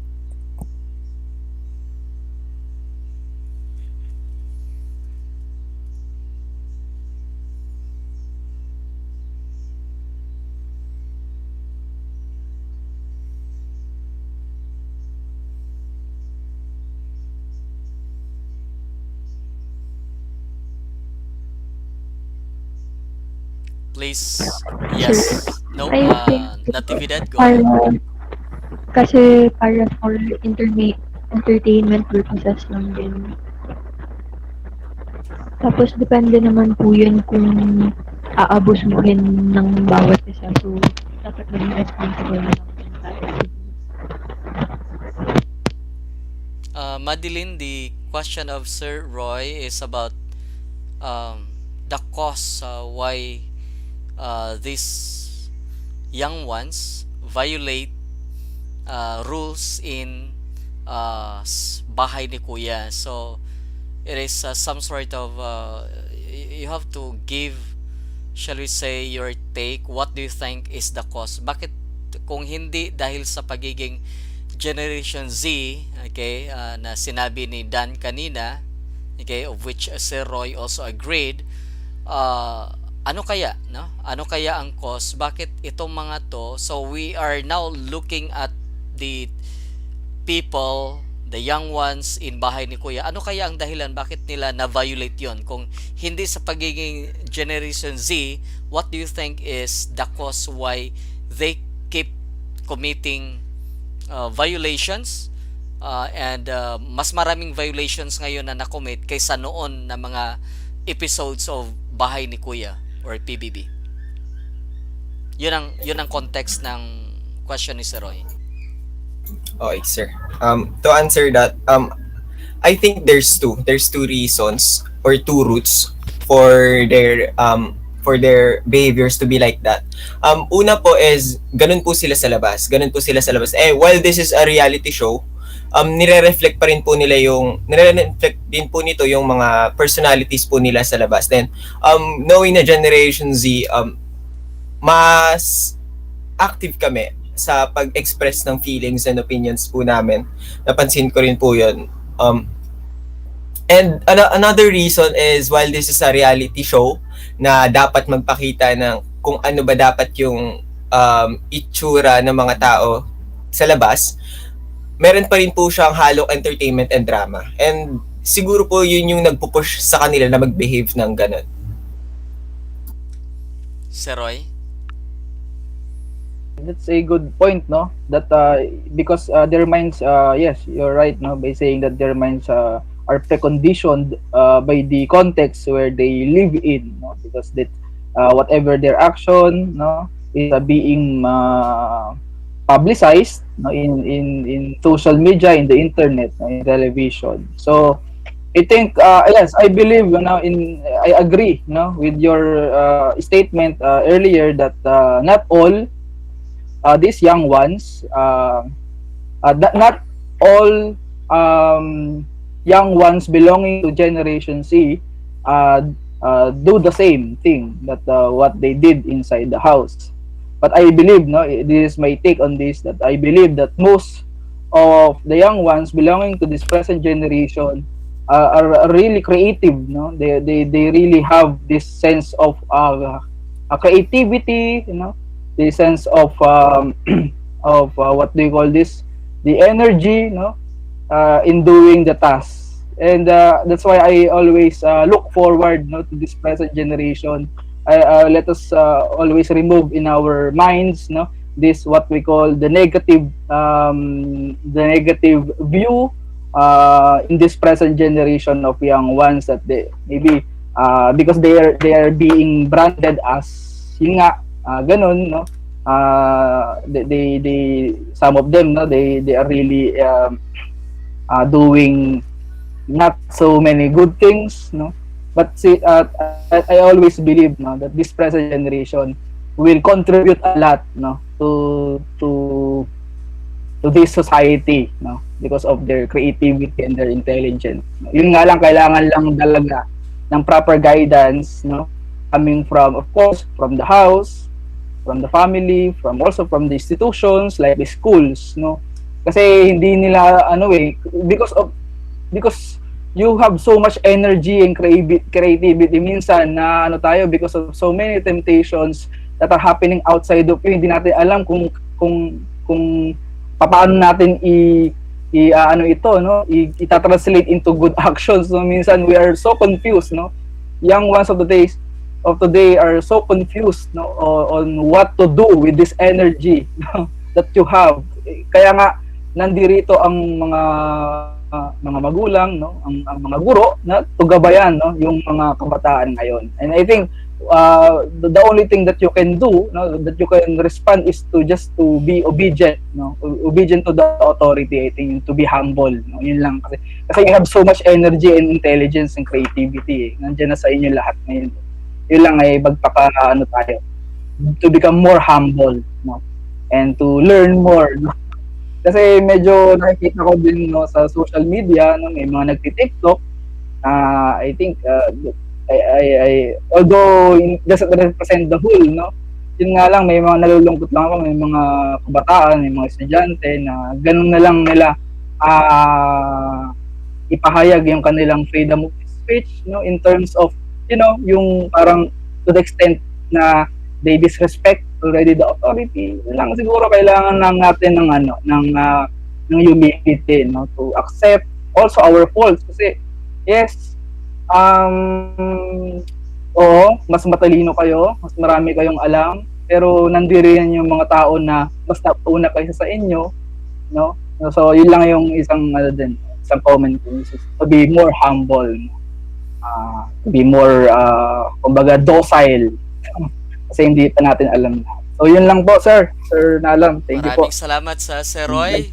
Okay, at maraming salamat Sir Dom for very nice inputs also that you have given to the class, especially for this topic about the difference in terms of or the difference between the shall we say Generation Z and the baby boomers. May gusto lang akong iparating, though I know that the kind of research that you have done and the design of this is descriptive kind of research. So philosophically, this is expository kind of research. Pero we cannot also discount, even if this is descriptive, that you have to take also into account what you want to address in your paper. It is given already. It is not a new topic. It is not a new discussion about generation gap. Okay, and this is not just because you talk about baby boomers and Generation Z that this is somewhat special from any other topics about generation gap. So I am just wondering, what issue do you wish to address in your paper? Because it is not just enough that you say that you establish the reality, you establish the truth that there is a difference between Generation Z and baby boomers, because it is given already. They are already different. But what issue do you wish actually to address in your paper, knowing that there is really generation gap?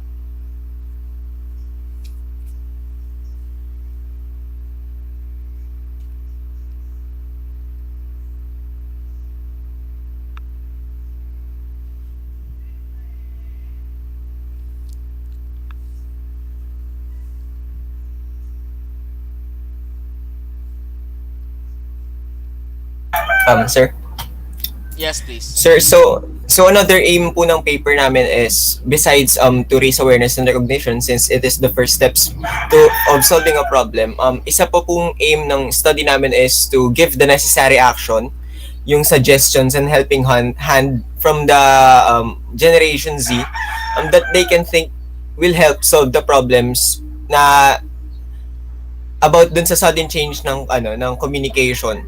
So this speaks for all the generation that has difficulties. So yan po yung isa pa pong aim ng aming study. Is this aim resolved in your investigation? Sa conclusions po, nag-collect po kasi kami ng data from Generation Z, then for comparison, then while we are Then habang nandun na po kami, we ask for their suggestions, their ideas to speak out for it para sa ibang Generation Z na hindi po alam yung gagawin in case na dumating sa kanila yung point na may kailangan silang tulungan or something. Yun po, para sa kanila po yun. So your paper is for the general, shall we say, information of all Generation Z and baby boomers. Tama ba?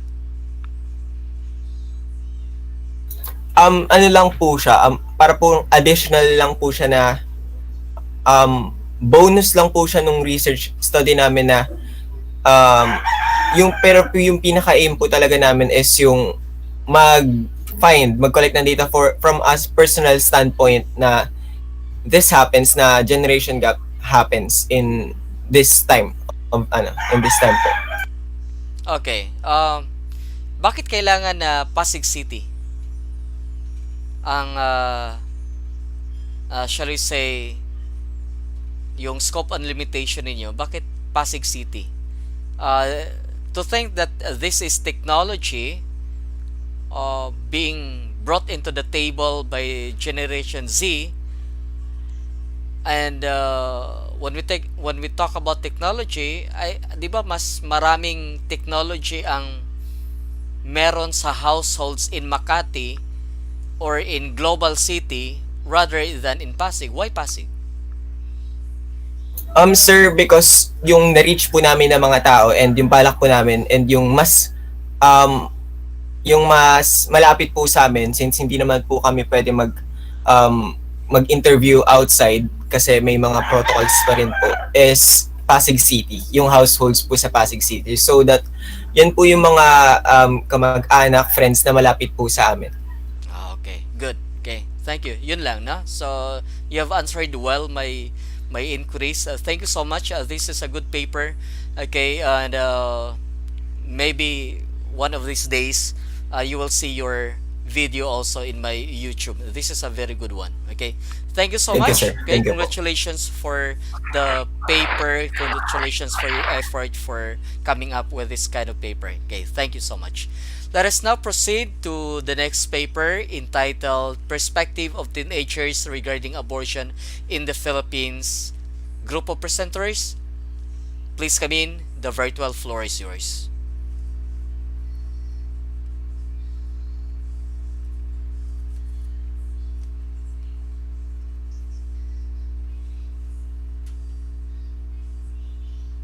Good morning po. Nakikita po ba yung presentation? Yes, kitang-kita. Okay, so good morning. I am Cyrus and I'm going to present the perspective of teenagers regarding abortion in the Philippines. So the aim of this study is to help women who are planning or considering to undergo abortion to give knowledge and assistance that they need. These also help reduce the stigma of abortion in the Philippines. So, introduction. Carrying a child is the most fruitful thing that you can do in this world. But for some, bearing a child is a burden and a problem in their life. Abortion is a word used for terminating an unwanted pregnancy, and this is one of the topics where religion, law, and the public are seen having different opinions. Abortion can bring psychological and physical problems for women, which can lead to change of ethical values and social structure of families. The issue of abortion in our generation and society today are largely tackling about where feminists considering as abortion extends the liberation of a woman. Countries in UK except Northern Ireland, women can freely abort up to 24 weeks into their pregnancy, while countries like Philippines, abortion is illegal and also considered as a crime. According to reproductive rights, abortion rights are human rights. The right to safe and legal abortion is a fundamental human right protected under numerous international and regional human rights treaties and national level constitutions around the world. These instruments ground safe abortion in a constellation of rights, including rights to life, liberty, privacy, equality, and non-discrimination and freedom from cruel, inhuman, and degrading treatment. According to the Philippine Statistics Authority, 1 in 3 births, 36% in the Philippines, is either unwanted or missing. The survey data reveals that more than half, 53% of births to women aged 40 to 44 in the 5 years preceding the survey were unplanned. The majority, 84% of such births were unwanted. Teenage pregnancy is also rising and often leads to illegal abortion, wherein the process of abortion was not done in the hospital but rather done to unsafe places. According to the World Health Organizations, 23,000 women die to unsafe abortion each year, and tens of thousands more experience significant health complications. So abortion is a frequent consequence of unintended pregnancy and developing in the developing world. It can result to serious, long-term negative health effects including infertility and maternal death. So this study was conducted via online questionnaire among selected women who got pregnant and selected random people through Facebook friends. Qualitative method was used to justify their answers. So as you can see from the table, um, there were 5 males and 8 females. Females can only experience abortion, but males can also have a stand in abortion that makes it significant as well. The table also indicates that the respondent under the age bracket of 18 to 20 years old has the most respondents, while the bracket age less than 16 to 18 has 2 respondents, and the age bracket of 20 to 24 has 4 respondents. This implies that the most of the respondents were between the ages of 18 to 20 years old. It also implies that the adolescents under this age bracket responded more to the questionnaire. And as you can see on the table, most respondents were Catholic. The table also specified that the respondents were single. Moreover, this owes to the fact that the single girls are more prone to abortion than the married ones. So I conducted questions about regarding to beliefs and attitude towards abortion. So the questions were asked are: Is abortion considered a problem facing adolescent girls today? So 13 answered yes, while the how common is the problem of abortion among adolescent girls today? They said it's common. While I asked also if have you ever had an abortion, they said no. And lastly, I also asked, is abortion considered to be dangerous? So 9 said yes, and 4 said no.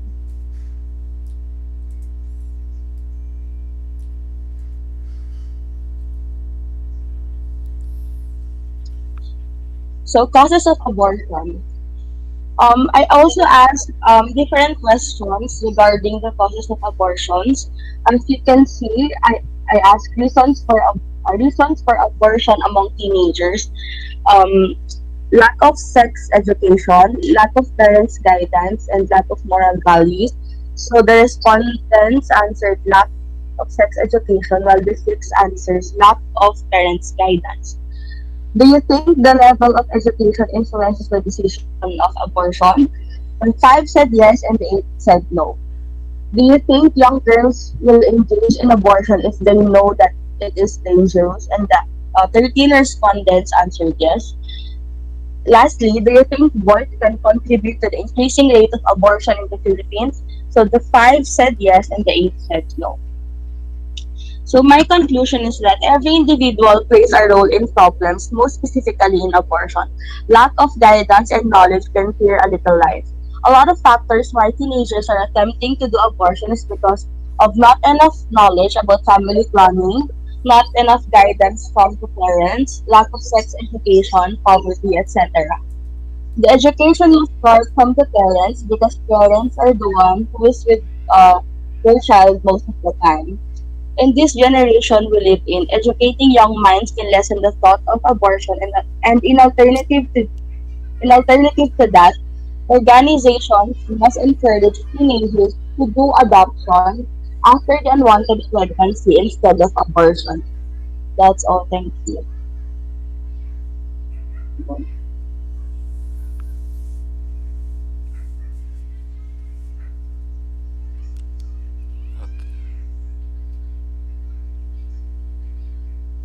Okay, thank you so much your for the presentation of your paper on abortion. Let us start with Sir Roy.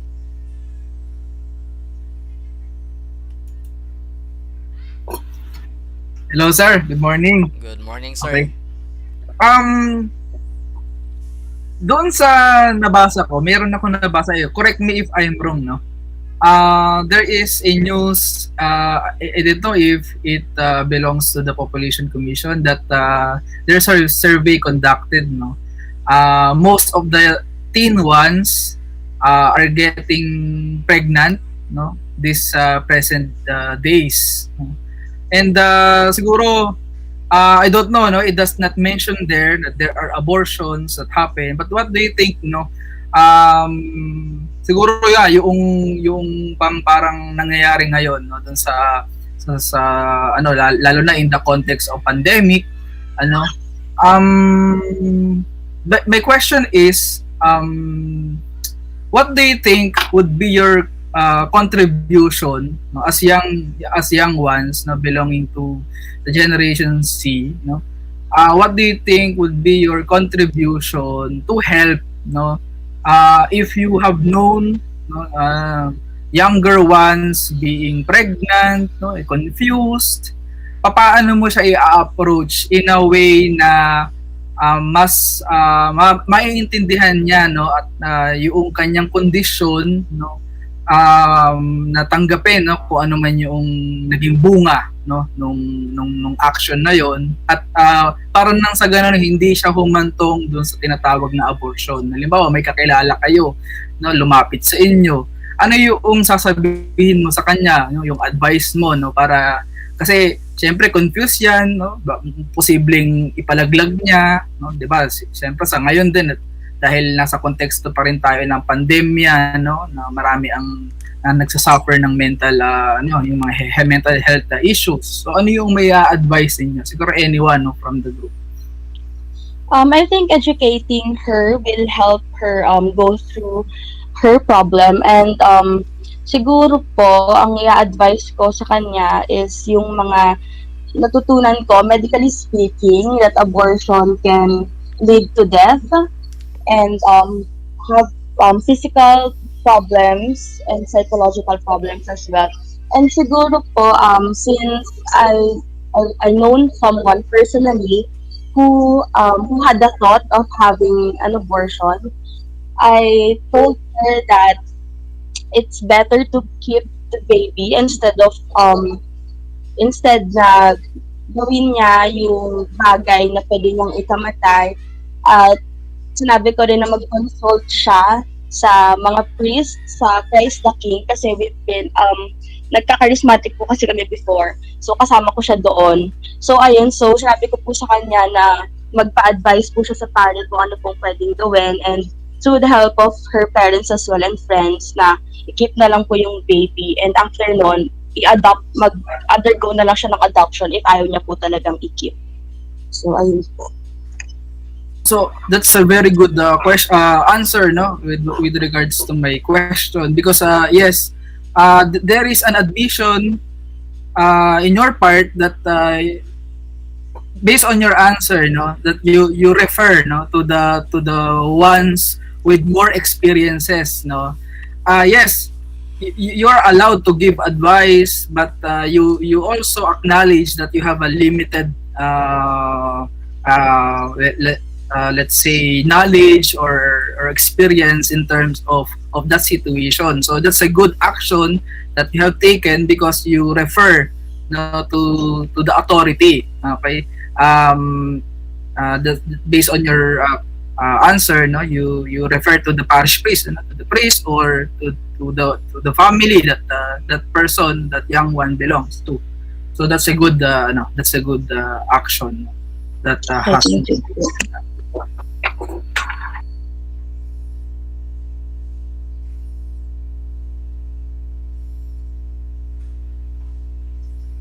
So yun lang po, Sir Nalam. Okay, thank you so much, Sir Roy, for nice comment. Okay, and also question to the presentation of the the paper, perspective of teenagers regarding abortion in the Philippines. Okay, konti lang sa akin, napaka-konti lang ito.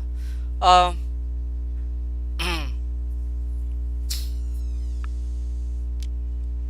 is there study concerning about teenagers perspective regarding abortion, or is it about uh, teenage pregnancy Yung that leads to abortion?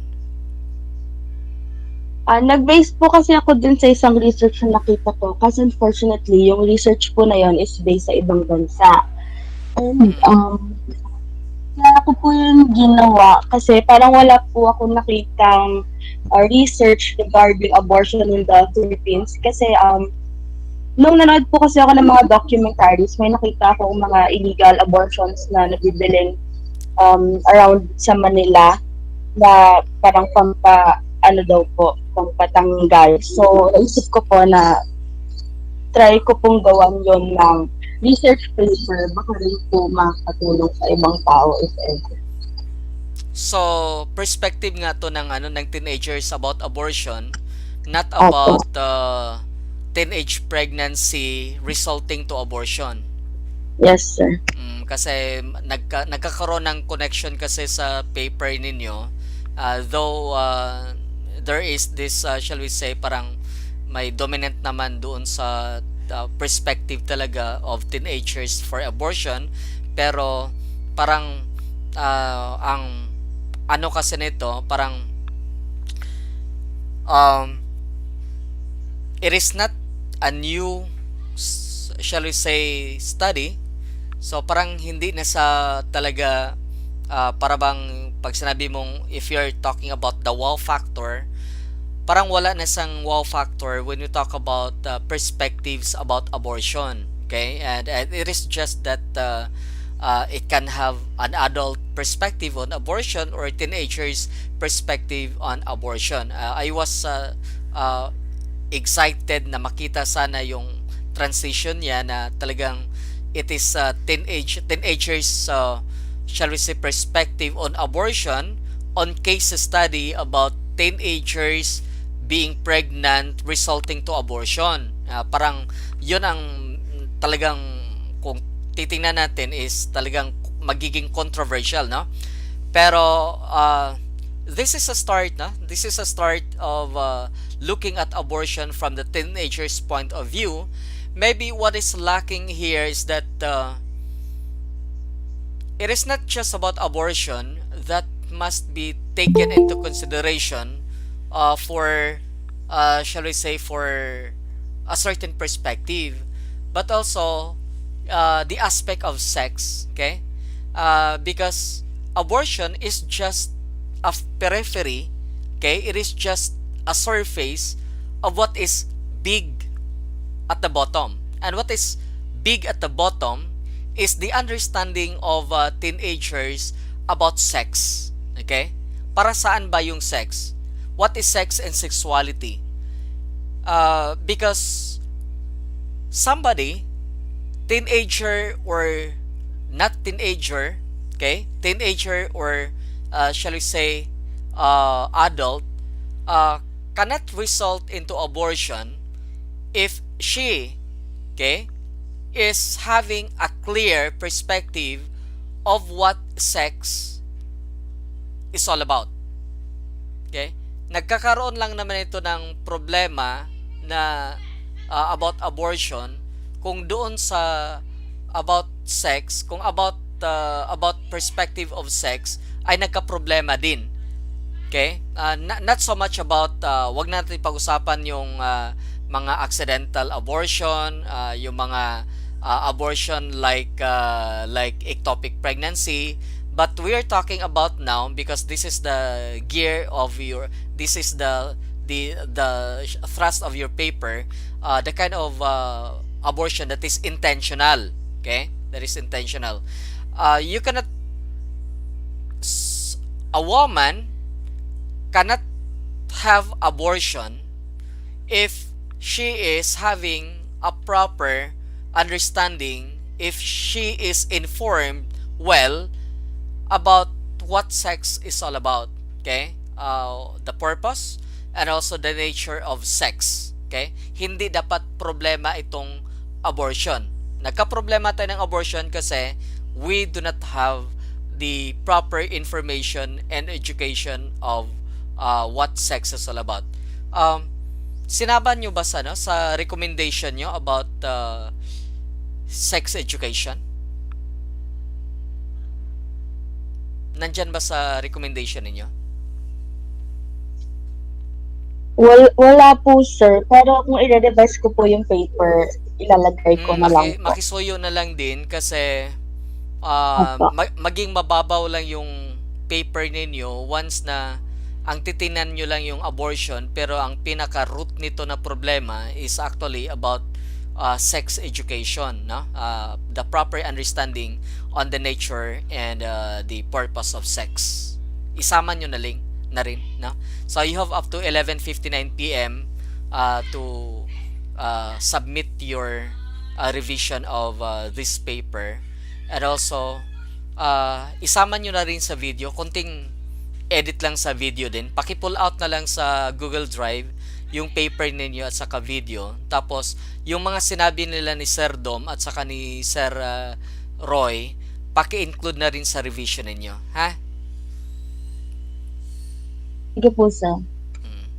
Thank you po. Okay, so kahit man for revision, this is a very good paper. Okay, that is why I want you to be concrete in your shall we say discussion. Okay, because this paper is very good, and congratulations. Congratulations. Okay, Sir nga lang. Yes, sir. Huwag ka mag-expect ng ano ha, may comment ako sa kanila, hindi ako nagbigay ha. Baka tugbok lang. O nasan yung kay Sir Dom na ano, wala. Hindi ako nagbigay ha. Okay lang yun. Okay na yung kay Sir Roy na sinabi. Guys. Pero okay naman yung ano, okay naman yung inanong for ano, sige. Okay. Hindi, maganda naman yung binigay ni Sir Roy. Sige. Ay, yung binigay mong ano, ang ano, it's really concerning about education information. Okay, sir. Sige, thank you. Okay, let us proceed now to the next paper. The next paper is entitled Breaking Social Stigma, the Effects of Stereotype, Double Standards, Slut-Shaming, and Victim Blaming to Women in the Philippines. Presenters, the virtual floor is yours now. Sir, pwede Yes, please. po ba pa-play na lang ng video? Sige, anong Nasa ko po. Bakalya po. Bakalya? Wait. Mabagal po kasi internet namin dito. Bakalya. Okay, hindi to. Dali.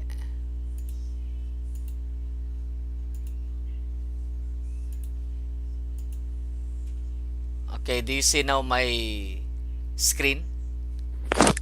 Opo. Okay. Let's start. Good morning. I am Nikki Abigail Bacalia. My term paper is entitled Breaking Social Stigma, the Effects of Stereotype, Double Standards, Slut Shaming, and Victim Blaming to Women in the Philippines.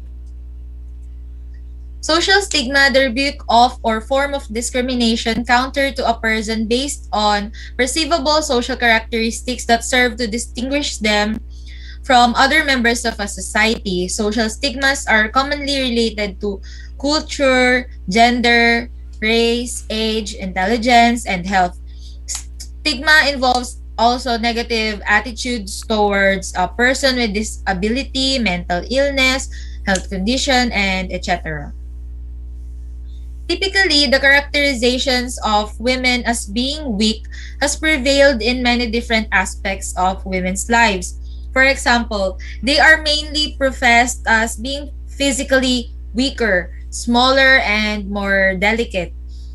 Culturally, they are portrayed as being submissive and domesticated, all set towards submission and weakness. Numerous advocacies nowadays have been raised to awareness to stop this social stigma by publishing articles, blogs, threads, threads, books, and etc. For the background of the study, slut shaming and victim blaming are also one of the most toxic culture that the world have in the society. Both are practice of disparaging women for acting in a manner that disrupts norms regarding sexually appropriate behavior. These disparagements, which are often double standard, range from criticizing women for wearing revealing outfits, sexy clothing, or multiple sexual partners to blaming sexual assault and rape survivors for their attacks. With regards to double standard, it is a rule or a principle applied to different people or groups. The most prominent case of double standard examples to this day come from gender equality. What's usually okay for men is not acceptable when done by women.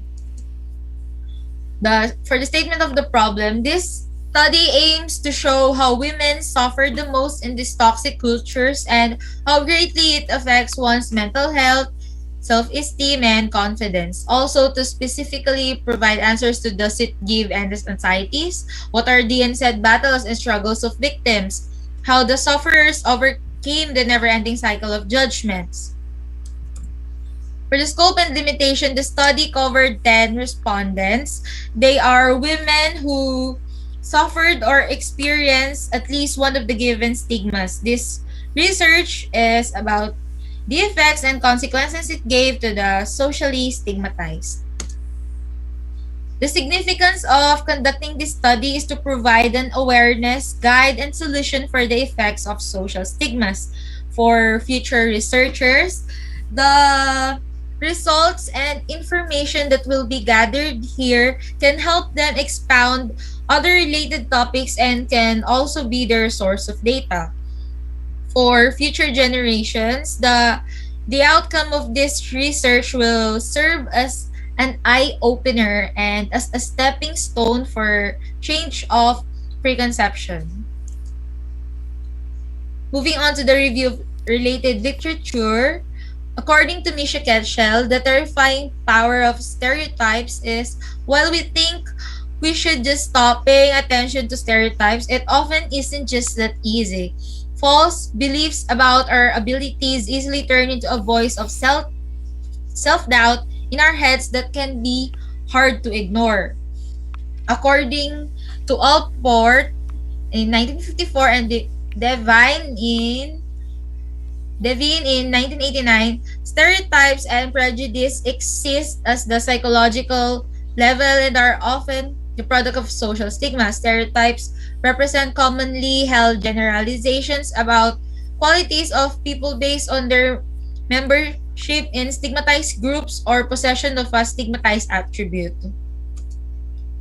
Slut shaming is also prominent in discussions of school dress codes that target girls. Writing for Hello Giggles in 2016, feminist blogger Rachel Sanoff observed teenage girls are frequently subjected to slut-shaming dress codes, sexualizing them without their consent, and prioritizing the apparently uncontrollable hormones of teenage boys over a girl's ability to comfortably receive an education.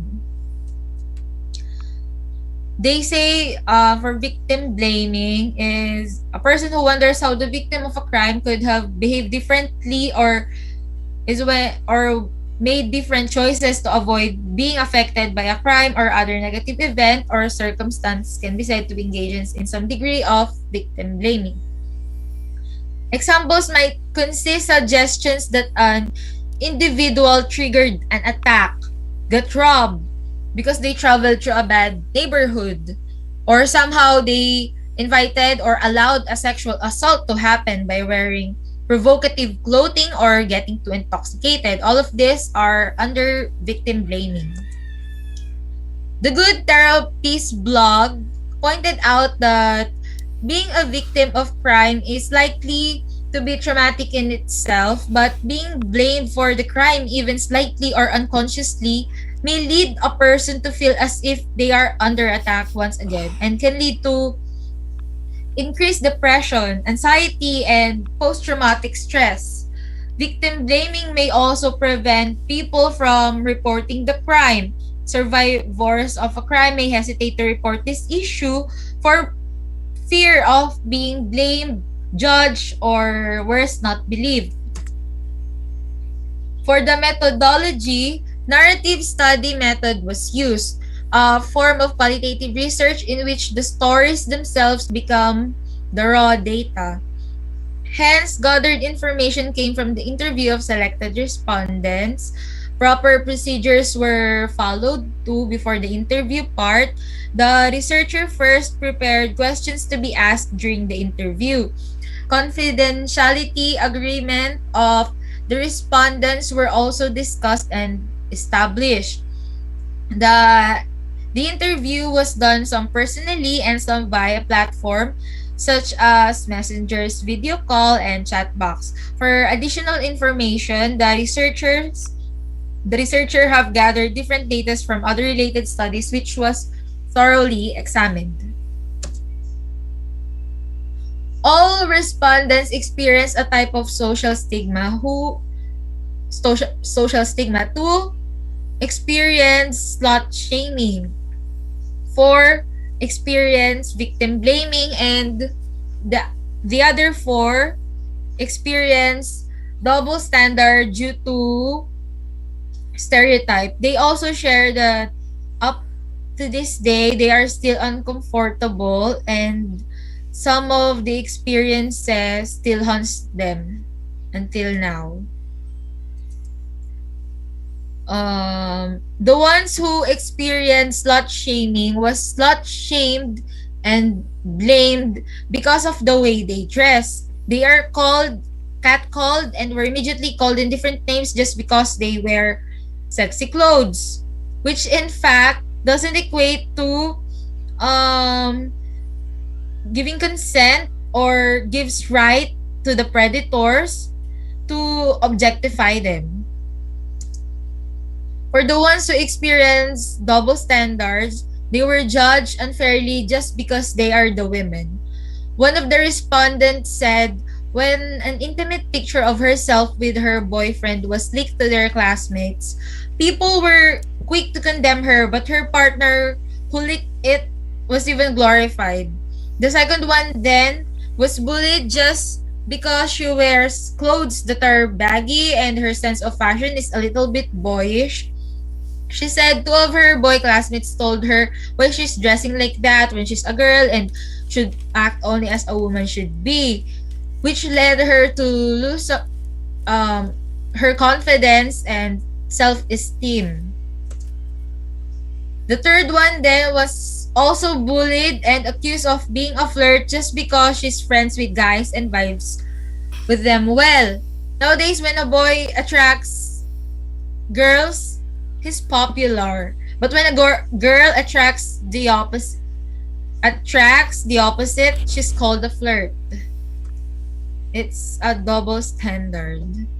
The last one then was crucified with lots of gossips and judgment by her neighbors just because she got pregnant early. The boyfriend in their eyes were not at fault, and it's just the women's liability when actually they are both at fault. Nowadays, when a guy engages to premarital sex, they are ignored or these matters are just considered as normal thing to happen. But when it comes to women, they always carry all the burdens and responsibility and mistakes, which is unfair when both are at fault. When asked if they reported what they have experienced to the authority or at least to their parents, the 6 who experienced slut shaming and victim blaming said yes, but they were all immediately blamed and shamed for it. leading for them to have anxieties with this matter and cause their struggles whenever they unconsciously remembers what they have experienced. The other four then said they don't plan to tell it to their parents or even in the authorities because of the anxiety it gives them, that what if these people who are supposed to help them will only judge and blame them for what happened, just like the what the people around them did.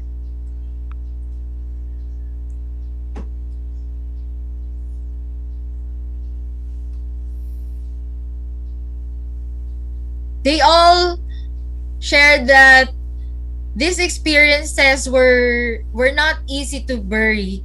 They had endless overthinking nights, silent cries, for the pain it all cost them. They struggled to endure the damage that had happened to their reputation and dignities.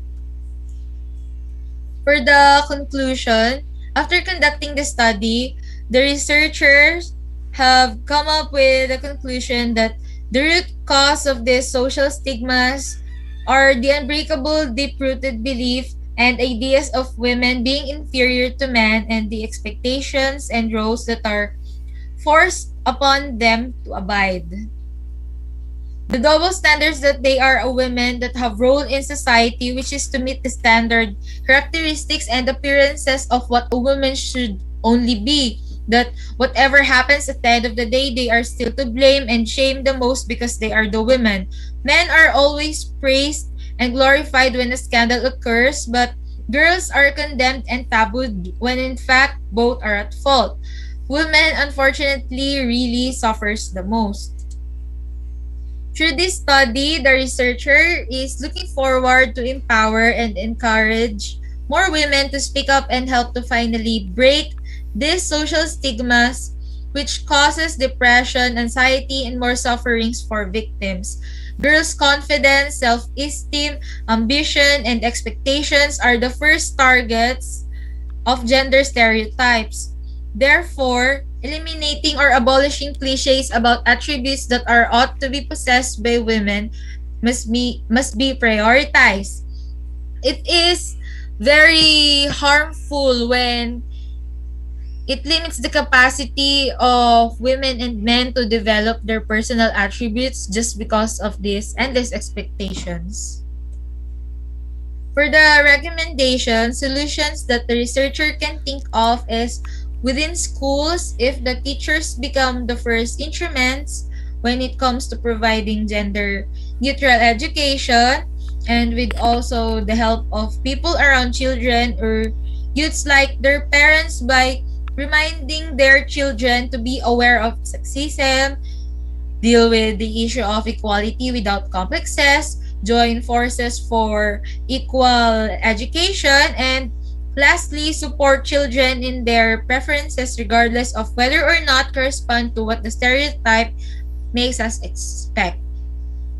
Lastly, I also asked the respondents on what they think should happen for this stigma to stop and for them to finally be free of these past experiences. They all said just stop on being afraid. They also said that learning to finally stand up for oneself, no matter what people might paint them in their minds, is one of the main or stepping stone and keys for this movement. Lastly is for this judgmental people to be cautious on what they say or what they for they never know one's battles and one's silent cries and sufferings. That's all. Thank you. Thank you so much for the nice paper presentation. Uh, you're alone in this paper? Opo, sir. Okay, good. So, Nikki, this is a very good paper. Let us hear what the panelists would say about your paper. Let us hear from Sridom. Hello, Nikki. Nikki, question. Hello po. Are men and women the same? Hindi po. So they have different rights and they have different capacities and they have different limitation. Do you know that women Yes po. matured first than men? Yes po. Because when you have your menstruation, it means you're not anymore a girl. You're a lady. And when you give birth, it means that you have a responsibility. So women are far more advanced than men. Men can be a child all their lives. That's why they are been too much adventurous. Matanda na. Isip bata pa. Gusto pang magkaroon ng batang partner. Kagaya isa na balita na huli. 56 na ang gusto niyang partner ay 13 years old na babae. Okay? So to tell you frankly, the issue I'm trying to say to this, there are deep gender difference. It's impossible to be equal with one another. We cannot, as men, be like women who are more responsible kasi nga una-una they are more matured, hindi kagaya namin eh, iba pa rin kami. So maano rin dyan, we cannot be like men, we cannot be like women, but we can complement one another of what we are, for where we stand. Do you believe that really there are things that the women cannot do that men only can do? Nikki? We believe. Okay. And there are things that women can do that men cannot do. Do you believe that? Apo. So that's why we cannot insist in equal in all things. Do you agree with that or not? Can we be equal in all things? Apo, in some ways. As men and women, can men and women can be equal in all things, in capacities, in limitation, and potentialities? O pwede ba maging equal palagi? Hindi po, depende po. Hindi, di ba? So, as expectation, as we have been saying, there's really a yung double standard because we cannot give you such standard that being a woman should be like men and men should be like women. Generally speaking, in psychology, you are more sensitive. There are men are not being sensitive, but really, generally, it's the women because you're the one closest to the yung at that innate that capacity to be sensitive, especially when you become a mother.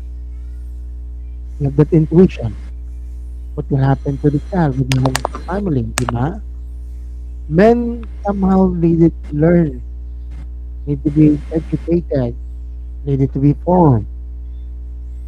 Kaya nga kami, wala ka nang babalitaan ng babae, pinagmamalaki, siya ay nabuntis. Ang lalaki, nagmamalaki yan because we are adventurous, is a kind of trophy, is a kind of adventure, is a kind of game. That's why, ganun ang namin. So we have our standard and you have your standard as women. Diba? That's why they are double standard, that you understand the standard of being a man and standard of being a woman. But you cannot compete with one another, be equal in standard. Okay? Yun ang nakikita ko doon kasi para sa akin naman kasi as women, especially in sexual intercourse, you yourself should know better. Bakit? You will be in the losing end. Pag hindi kayo nakaano ng sa sexual yung protection, you get pregnant. Okay? And as society said, it will be very, very, and especially in a very conservative, they will be harsh on women being pregnant, especially in the young age, especially hindi kinasal. Sa mga lalaki, wala yon. Sikat pa sila kasi sila hindi baog at naka-buntis pa. So, you need to accept that your gender and your being women, that you need to be more careful. That's why you women, you adult first, you have maturity than us. So you yourself must be must be more careful of yourself. Yun. Hindi pa bakit mga lalaki na to? So, ganito rin kami mga babae, no, you have to protect something that you have that men don't have. Something that irreversible. Ang lalaki hindi kami nabubuntis kaya we can do it to anyone. Kayong babae, nabubuntis kayo.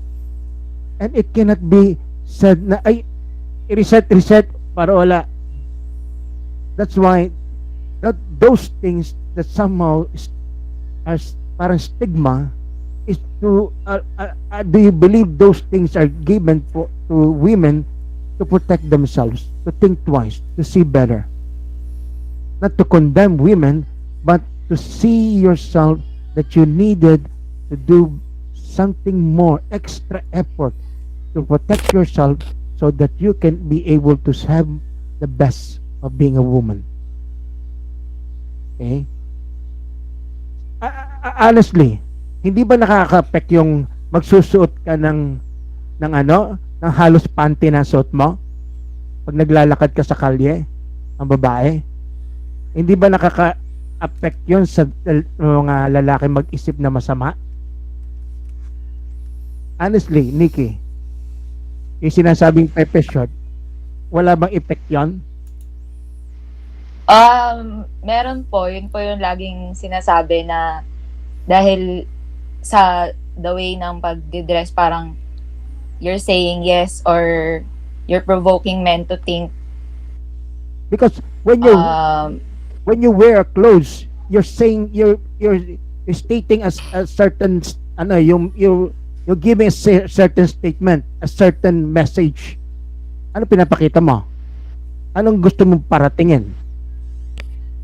Hindi po. I mean, hindi naman po kasi lahat ng for example po, yung iba na nagsusuot ng bikinis. Yung iba, hindi naman porket nagsuot sila ng ganun. Ibig sabihin na invitation yun for men to objectify them. No. Kasi po, what is your message? What is your message in wearing them? Sa palagay nyo, ano message? Bakit ka nagsusuot doon? What message do you want to show to the public? Hindi po ba pwede mag-dress for herself or for... Pwede, but I'm asking... Hindi naman po lahat ng pagdadamit po, halimbawa po ng girl is for men. Pag nagsuot ka nun, what is the message you're trying to convey? Kailangan po ba lagi may message na pinaparating kapag nagsusuot po ng ganun? Yes. But the way you dress is also the definition of what you want others to see you. Kasi sabi niya din naman po, iba-iba naman po tayo ng Kaya nga. Dun sa double standards. Kasi halimbawa pag nabubuntis yung babae, yun nga po, diba, may kailangan din namin as a women na mas mag-ingat sa actions namin kasi nga kami yung nagmamature lagi. Pero kasi po, may mga instances na naiintindihan naman po namin yun, pero may mga instances lang din na palagi po dinudut sa amin na mga babae na kami lagi lang mag-iingat, pero yung mga lalaki bihira po yung may nakikita ka or mababasa, maririnig na sinasabihan sila na maging responsible din sa mga ginagawa nila. Kasi po kapag lagi pong ganun yung nangyayari, pwedeng yung mga informed na babae or na educate, makakaiwas sila sa ganun. Pero by that, parang nai-enable pa rin yung mga ibang lalaki na gawin pa rin yun sa ibang babae na less informed naman. Yun lang po yung ano ko dito sa study and stand ko po. Okay lang. I'm just trying to set a certain issue that somehow this is the reality that men and women are really different, and such standard cannot be, the men's standard cannot be imposed on the women, and the women's standard cannot be imposed to the men. So ganun doon. So that's why we need really to see ourselves better and how really able to complementally live together so that we can able to know one another and able to respect one another. Okay? Yun ang inaano ko doon. So that there will always be standards being a man and being a woman. We cannot say that we can live like men, and as men we can also live as women. So there always a a differences that we needed to be accepted. So yun ang inaano ko lang. Kasi there will always be, because somehow it's always in the getting to know who we are as men and women, and how we bring ourselves, and how we show ourselves. That's important for each one of us. Even though we are already having very liberal, but we have to accept the fact that we are different from men, and men are different from women. And that's the reality that we have to accept, respect, and able to get to know better our differences, and to live, to appreciate our differences, so we can somehow live more, in the best way that we can harmoniously interact with one another, not condemning one another or belittling the one another, because women has a lot of power. Creation story nga eh. Si Eva nga nakipagdebate pa sa ahas eh, bago niya kinagat. Si Adan eh, inabot lang. Oh, gusto mo? Kagat agad kagat agad yung si Adan. Wala lang tanong-tanong. Ibig sabihin that the women has its own this power also over the men. Okay? It's not meaning that the women are weaker than the men. No, it's not about who's the strongest, but appreciating our potentials and our power and our differences, and each one. It's complementary. Yun ang pinaka nun. And yung mga stereotyping does not happen only to the women, but also to the men. Ganun din niya. So, okay, maganda yung topic mo. We have to realize really the reality that we needed to get to know the potential of each person as a woman and as a man. So, very good the work, Nikki. God bless you more. Thank you so much, Thank you Sir po. Dom, for the... Okay, sorry. Thank you so Naka-mute ka, much. sir, na lang. Thank you so much, Sir Dom, for your comment and some inquiries to the paper of Nikki. Let us hear Sir Roy.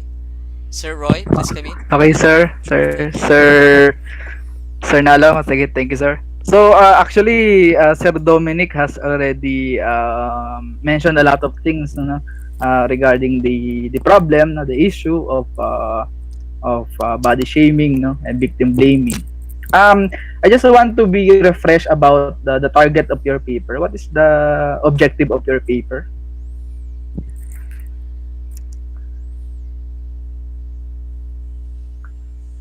Hello, Nikki. Nikki? Hello po. May I know again the objective of your paper?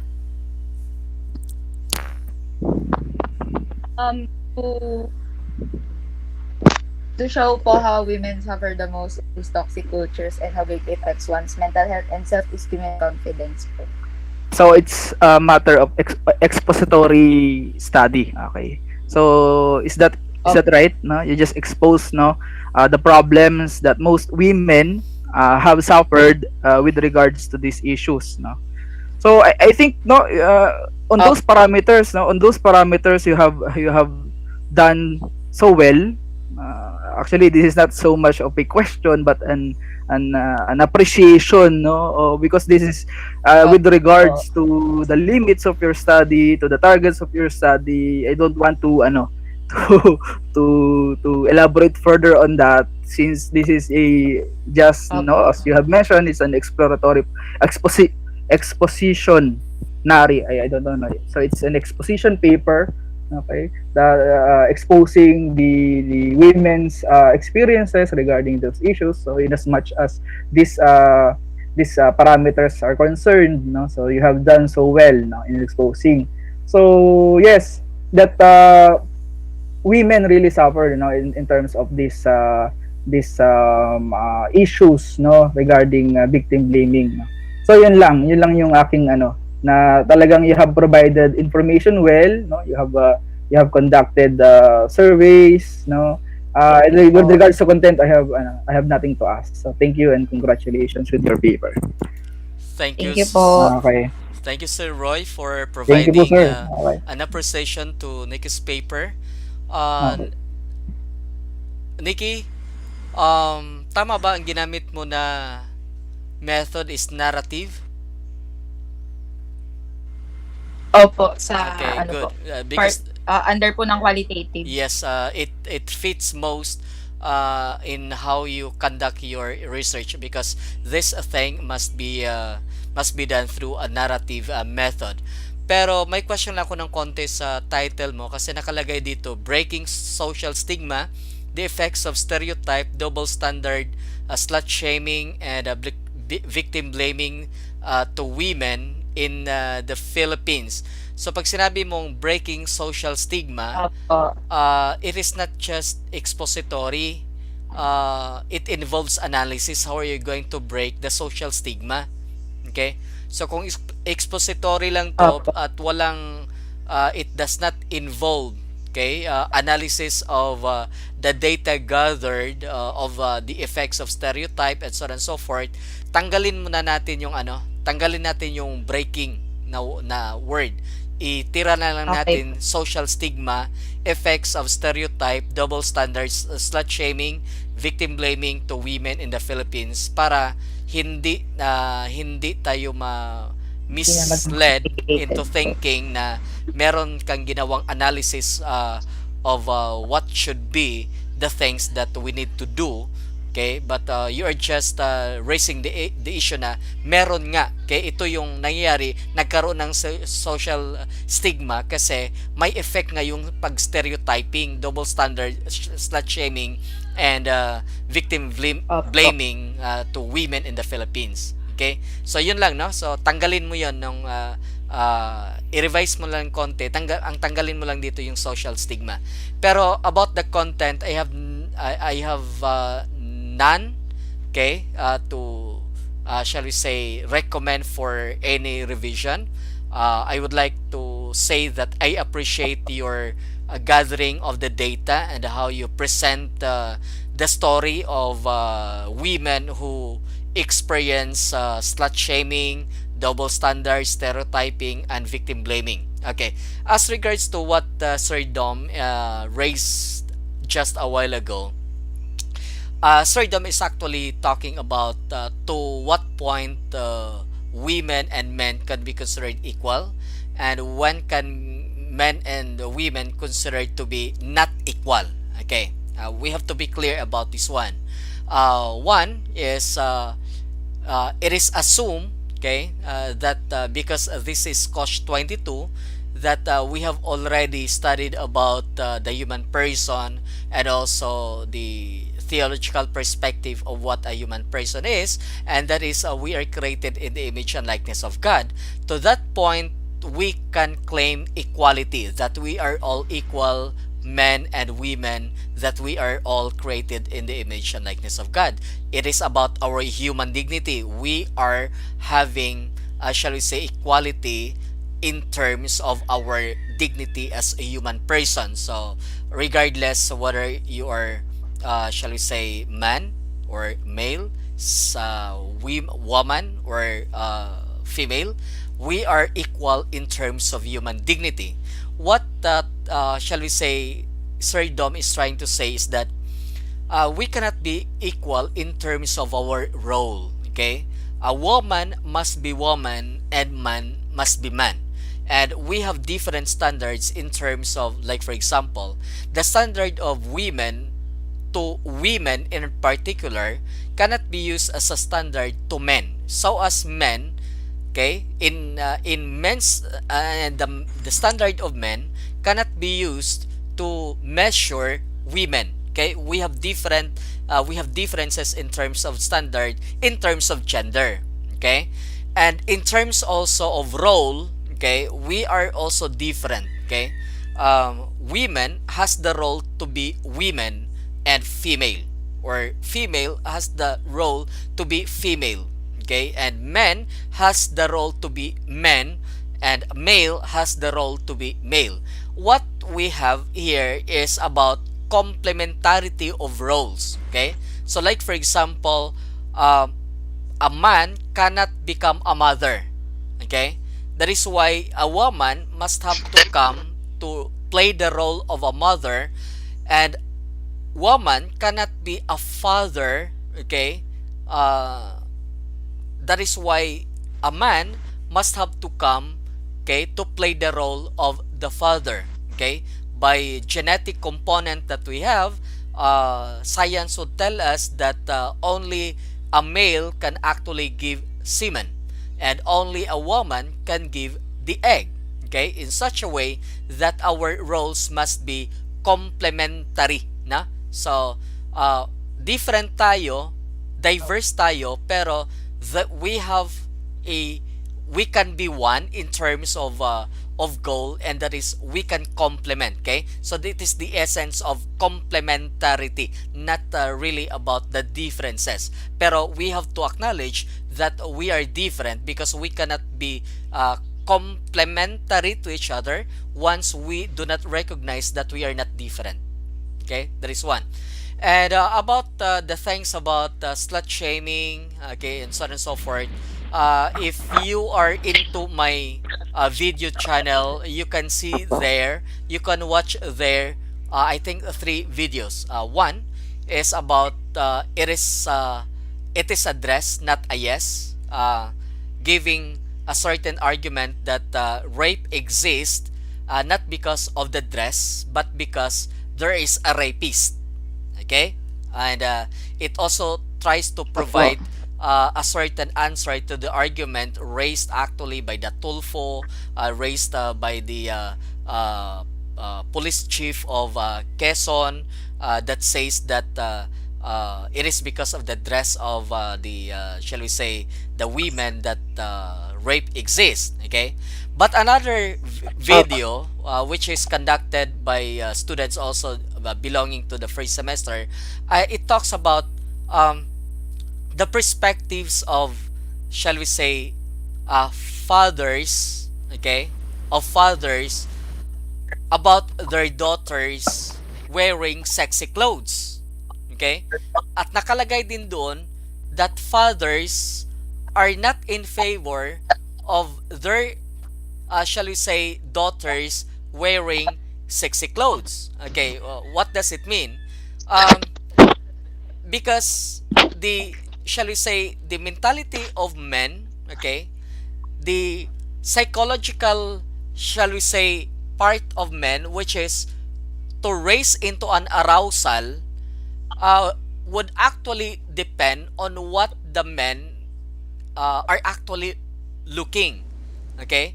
Kaya nga, it is so important that the attire also of women must be in accordance to the occasion. Like for example, hindi ka pwedeng magbikini kung wala ka naman sa beach.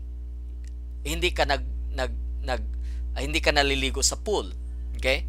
Kung nagbikini ka at rumampa ka dyan sa mall, it is inappropriate. Tama? Okay? Hindi ka pwedeng magbikini pag nasa loob ka ng classroom. Okay? Hindi ka pwedeng mag short shorts, okay? Yung tinatawag na pekpek shorts when you are attending a graduation. Okay? That is why there are, shall we say, dress codes according to shall we say, occasion according to events. Kaya yung mga sinasabing short shorts must be worn lang if there's an occasion that calls for it. Okay? Pero kung nasa public ka at halo-halo wala namang ano doon, even if the girl would actually feel shall we say comfortable wearing it, or maybe saying I am comfortable wearing none. Okay? The thing is that you are not the only one living in the world. You have also to consider others, especially men, who can come into, shall we say, the arousing, shall we say, thoughts upon looking at women, okay, wearing such kind of outfit not fitted to a certain occasion. Okay? So, yung consideration lang din, no? Yung consideration lang. Pero, the rebuttal of this would be, may na-rape ba kahit hindi nagsuot ng short shorts, sexy clothes? The answer is yes. Okay? It still boils down into rape exists because there is a rapist. Okay? Doon lang din. Pero, you have also the tendency to minimize such kind of things like slut shaming, stereotyping, victim blaming, with the way that you also dress or dress up. Okay? Para lang ma-minimize din. Okay? I'm not saying na you can actually prevent totally, absolutely 100% that there would be no slut shaming, stereotyping, double standards, victim blaming when you are dressing up according to the occasion. Hindi rin, no? Hindi rin. Kasi kahit man magsuot pa yan ng pantalon, naka-jacket pa yung babae, pero ang rapist, ang mentality niya is to rape, to have a rape per day, wala tayong magagawa no? Yung mga ganon. Pero at least, on the part of women, you can also help men not to have, quote-unquote, invitation to arousal. Yung mga ganon. Kasi baka mamaya yung potential ng isang tao na hindi pa dapat mang-rape siya is na-trigger mo, no? Yung ganon na tipo, no? So yung potency being translated into an actuality. Okay? So with your help also of the women's side also to help men not to actualize the bad potency or potential, malaking bagay din yan, na? Malaking bagay din. Okay? Kaya nga napakaganda yung tatlong video na na-upload kasi yung una is talagang dinibunk yung shall we say claim na may rape kasi dahil sa sexy clothes. Okay? Dinibunk yun with the video, okay? Na yung sabi nga dress lang yan, hindi yan message na yes, no? Yung ganon. Pero sinasabi rin na yung mga fathers hindi rin agree na yung mga anak nila mag-wear ng sexy clothes. Okay? At yung isa pa doon is may video na pinakita na corroborating, trying to look at the two videos na sinasabi na dapat yes, kahit hindi man yes ang pagsusuot ng not an invitation to rape ang pagsusuot ng sexy clothes, pero women also have responsibility not to wear sexy clothes when it is not fit for an occasion. Okay? So, yun ang pangatlong video. At itong video mo, magiging pang-apat to, no? Kaya, inaabangan palagi yung mga video sa YouTube, sa channel ko, kasi ang dami nilang natutunan. Okay? And another, shall we say, thing is about your video. Okay? Thank you so much. Wala akong tanong na nasagot mo naman. Okay? And there is no shall we say hold of the kind of thing and seems arguing what the Sir Dom is talking about and what you are also shall we say becoming so firm about your paper. Wala namang opposition doon.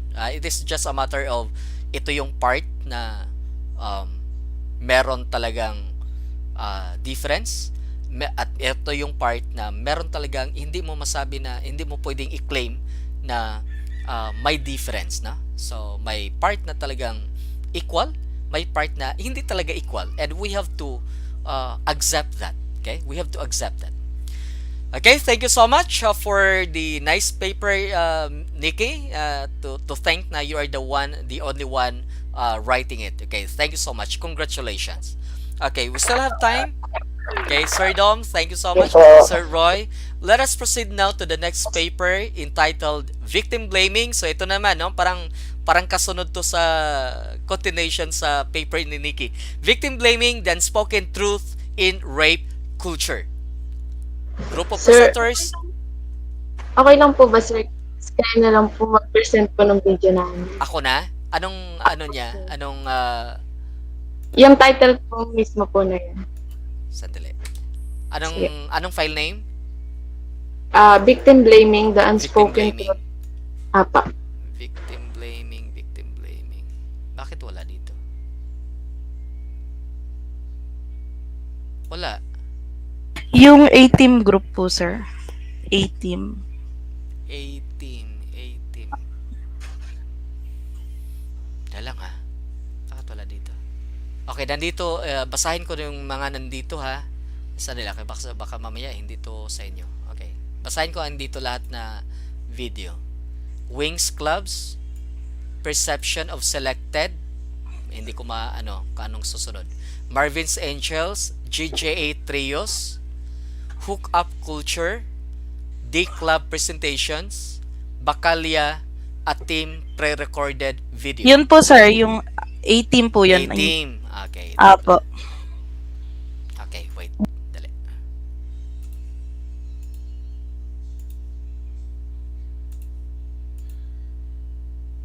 Sige. Do you see now my screen?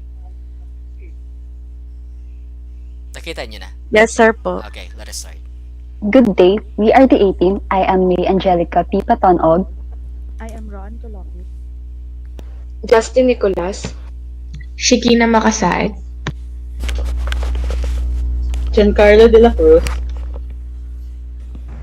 Shane Mercado.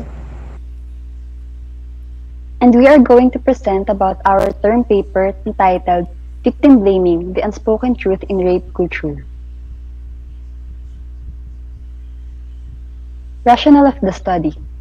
Victim blaming is one of the problematic ideas that are always present during a discussion of sexual harassment or assault, where people would pinpoint the fault to the victim rather than focusing on what the perpetrator has done.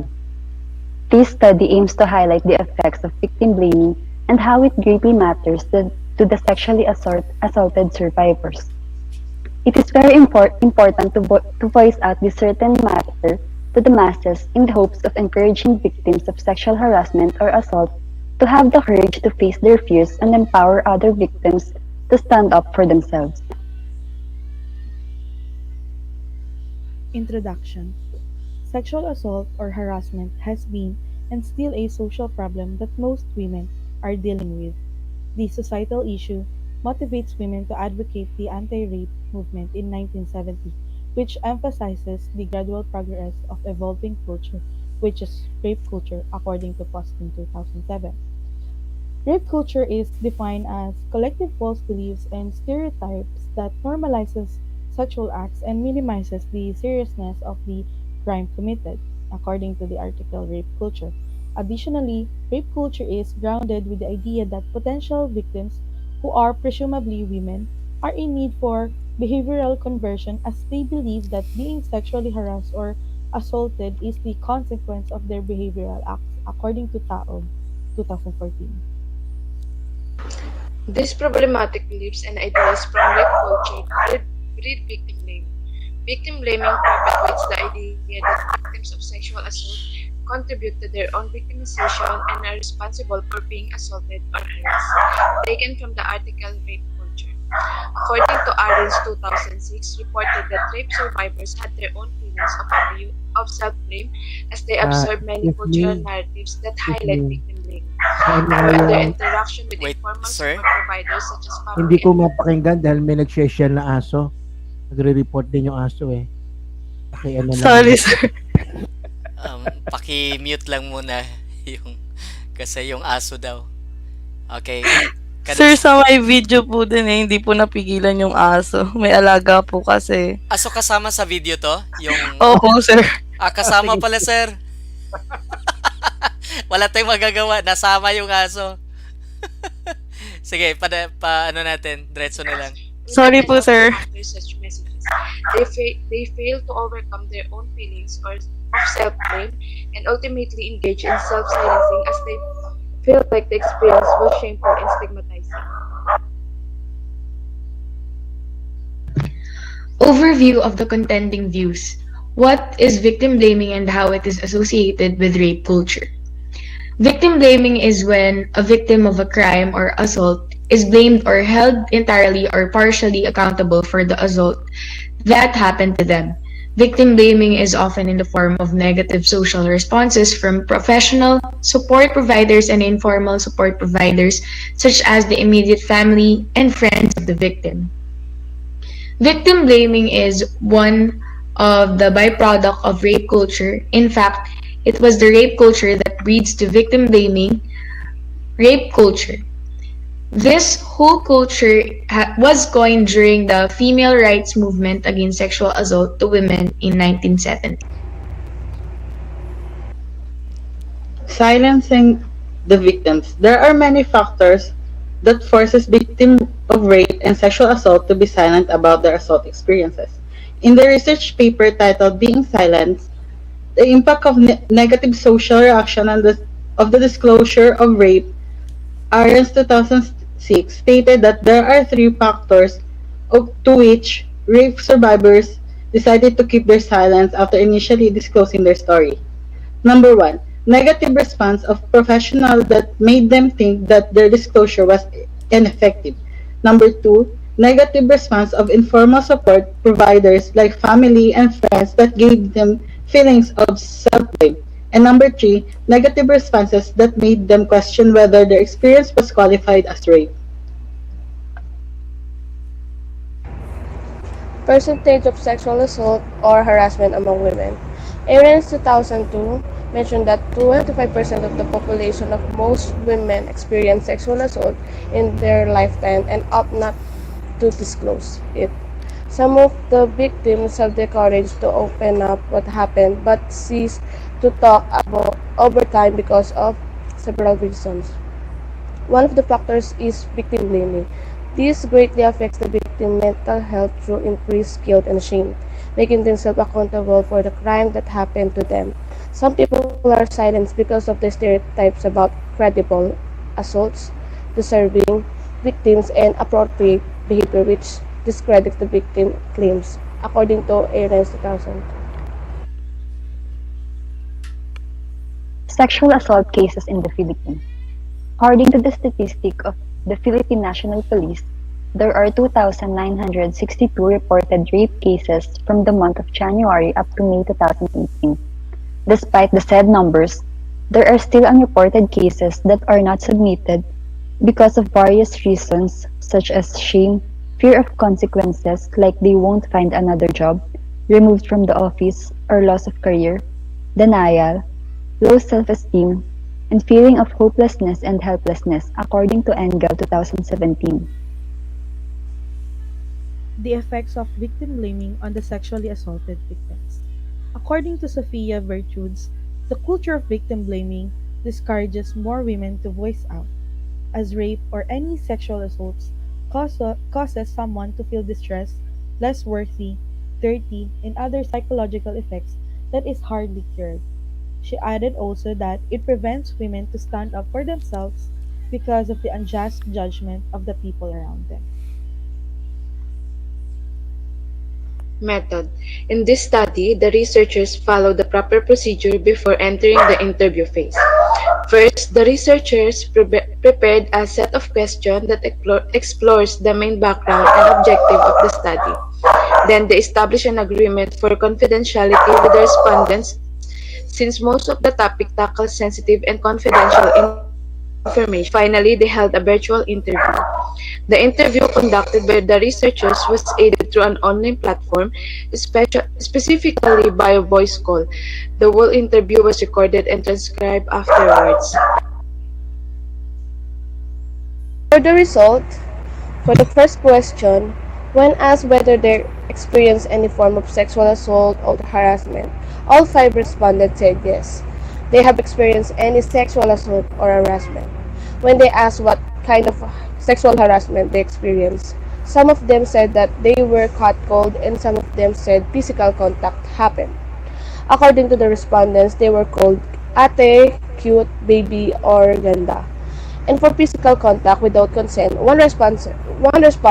respondent said that when she was in fifth grade, she was abused by an old man. The old man rubbed his hand to her legs nearly to the private part. And one respondent said that when she was in overcrowded bus, the man rubbed his penis behind her. Then they were asked whether or not they reported the incidents and the reasons for doing so. All of the respondents answered no, because they were too scared of the consequences that might happen. Regarding regarding victim blaming, they were asked about comments they received that made them feel like it's their fault that they were sexual harassed. Most of them said that it's because of the outfit.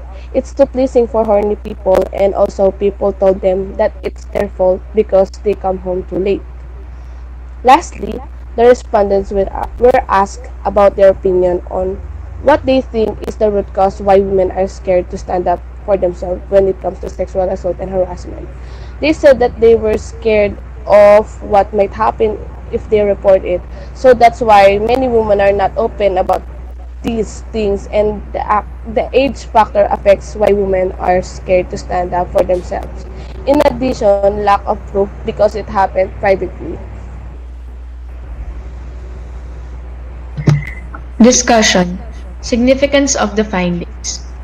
The findings of the study proved that most women experienced being sexually assaulted. Out of the five respondents, catcalling in public are the common harassment they encounter. One of them experienced physical contact without consent. Through these findings, the researchers are hoping to empower women and encourage them to open about their personal experience, as the researchers believe that it would serve as a stepping stone towards change. Moreover, this would also serve as an eye opener to traditional minded citizens to not blame victims for what they are wearing and incapability to defend themselves. Describe how they support your thesis. Victim blaming is one of the factors that leads to the silencing of victims of rape and sexual assault. For this research paper, five victims of sexual assault or harassment were interviewed. Result of the interview suggested that victims of sexual assault or harassment did not report their experience because they were scared of the consequences they had to face when they reported. These consequences include not being heard or believed by people in authority. Next, being blamed for the assault that happened to them, and fearing that their perpetrators may do something bad to them when they speak up about the assault. The negative consequences are what makes the victim question the effectiveness of speaking up. According to Arendt's 2006, negative reactions are particularly harmful as survivors use these reactions to weigh how others are likely to respond when they speak up about their experience. These negative social reactions ultimately leads to the decision of the victims of sexual assault or harassment to be silent. And when the victims do not speak up, their perpetrators remain unpunished, tolerating the crimes that they did, and ultimately feeds rape culture. Limitations of the research. The researcher only highlighted the issues and effects of sexual assault and how it greatly affects women to be silent.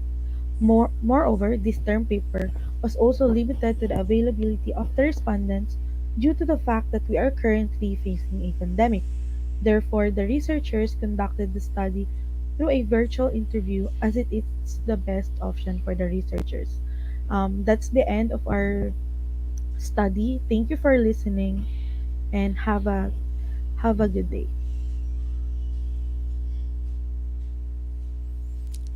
Okay, thank you so much for the presentation about victim blaming. Sir Roy, gusto mo muna? Ikaw muna? Sige sir, okay sir. Ah, medyo nakikita ko dito no, medyo twofold problem no. One is the preconditions for rape culture. Di pa naman actually totally no rape culture, but there is a tendency no for having this kind of the culture of rape. Pero it's still that issue is already existing. And then the other one is the victim blaming. So medyo mabigat, no? Mabigat yung problema at nakikita ko dito yung tinatawag na doon sa on the part of the victimizer, okay, and the victimized, okay. So sino ba ang nagbi-victim blame? Yung bang victimizer o yung mga kasama din ng ano o kakilala, mga kaibigan ng victimized? Hi sir, good day po. I think it's not about ano po, kung sino yung victimizer and victimized. I think generally po lahat po ng ano pinagsabihan po or nakaalam nung story about the incident po. Sila po yung nagfi-feed about sa victim blaming. So, based dun ba, may I be refreshed once again by your respondents' response no, regarding those questions? No, do they experience no, victim blaming from their close relatives? Yes po, sir. Yes Okay. po. It's ano po, very clearly po nilang nasabi na yung friends and families nila, more on yung question is personal question, parang attack po sa kanila na bakit yan kasi yung suot mo, bakit ganito ka na umuwi, or bakit sumama ka sa mga kaibigan mo, like that questions po. So ganito ngayon ano, kasi medyo ano siya, very serious din ano, parang I think as an individual we have something to do regarding this issue. So what is your proposal? What is your concrete no way out of that culture? Again. Sir, because we're students, I think yung pinaka very message po nung term paper namin is to educate people na there's this culture that is slowly progressing, that we have to stop as much as we can. Kasi if we're keep on feeding this culture, it will lead to more cases of women to keep silent po. Oh, but in what concrete ways can you educate no the public? And what concrete ways as a student, no? Kasi dapat swak din sa inyong kakayanan kasi kayo ang gumawa ng study na yan. So based on your siguro on your capacity at the moment, what concrete ways you think when you contribute no, to alleviate yung ganyang issue? Kasi ang serious niyan kung talagang yun ang nangyayari no, paano parang ang bigat dalhin, parang nararamdaman ko yung sarili ko doon sa biktima kasi unang-una na rape siya, halimbawa na sexually abuse siya, tapos isa pang problema yung tinatawag na victim blaming. So, sa inyo bilang mga kabataan.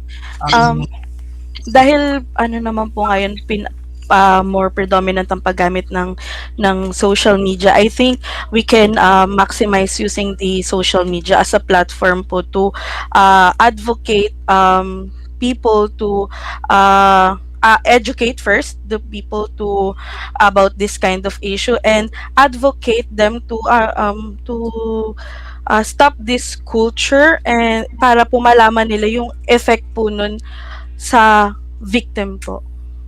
Yes, very good. No, that's the best that you can do at the moment. So thank you so much with your Thank you answer. po. And that's a good research. Thank you so much. Sir Dom, thank you so much, Sir Roy. Sir Dom? Sir? Yes, hello. Okay. So it's really hard because I have attended a court hearing concerning rape, and one thing I have seen that there's a lot of victims who opted for amicable settlement and not to continue anymore with the cases because every time there is a case hearing in the court, the lawyers of the rapist will always go back to that incident. Did he really force himself to you? Uh, it seems that you are enjoying when you're doing that because there's one case that was dismissed because it's allegedly the guy is much taller than the girl, and it said there that the girls the girl tiptoe so that the guy can able to insert his Genital. organ to the woman, right, to the lady, and somehow it's already an indication uh yung you concede to the sexual action. So it's really very very it's demeaning for the woman. She's already been raped, and it seems that she's being blamed, or she's the one, or you're saying that you were raped, but you like it. You just want to pin down the guy so you can get even with the guy, so he can have him or get marry you or give you money, so on and so forth. So really, it's really very very uh, pitiful. It's really very hard for women being raped and being blamed. So as Sir Roy have said, a proper education is one thing that you are mentioning. But what else? As you can see, there are a lot of people somehow who rapists, not rapists, victims somehow do not wanted to be known because of I know they're being blamed for that kind of it's also very shameful. The dignity of a woman is already lost, so it cannot really go to the open. So how can you make really, even though as a student, okay, how can you really able to make a victim feel that she is not alone? Thank you for your question, sir. I Mm. think first of all, I don't want to women who's being sexually assaulted that they lost their dignity. Because the one who lost their dignity po, sir, is the one who's the rapist po. Kasi po, first of all, the yung na-victimize po, kaya po siya hindi po nagsasalita is because po of that kind of mindset po na nawalan ka ng dignidad, kaya takot ka na magsalita. And that's why po this victim blaming po na term paper namin, yun po yung gusto naming i-educate sa tao na we shouldn't pinpoint the cause or the reason bakit sila na sexually assault, kasi nangyari yon because as what Sir Nalam said earlier, there's a rapist po. Kaya po yun po yung pinaka message po nung term paper namin. That's good, but how can they reach you? What do you mean po, sir? Now you have written a paper that really wanted these victims to feel that they are not alone, to feel that they have to be and know these things. And but as a as a woman who's already violated, what more can you extend to have that access to one of you that can really somehow feel that they needed someone to talk to be understood? What are the things that you can do that they can have access to someone As a with with student your po, yes support? Yes. ah, as a student po, we can't do any like psychological help po for them. But I think seeing that there's people po na they can somehow have the courage po na may makikinig sa kanila. I think yun po yung pinaka ano namin uh, goal na kasi po gusto namin na harapin nila as much as they can, if kaya po nila na harapin na may tao po, harapin yung perpetrator nila and may tao na hindi sila i-blame na nangyari yon. I think po, tsaka ito pong term paper, if ever po na ma-approve or ma-ano po, ma-finalize na po, I think it's okay po to publish po or and this video po na nare-record, this sends a message po na there's people po who's willing to listen to them and be their shoulder, someone to push them na sige, kaya mong harapin yung perpetrator mo. Mm. Kasi I think marami nga mga rape victim. One rape, I have known 3 women that was raped by their own father, biological father. So they hindi sila nagsumbong nga kasi nga the mother's telling them, your father's the one supporting us. We should not do things that will stop him from providing for them. So somehow it's not only once or twice that the three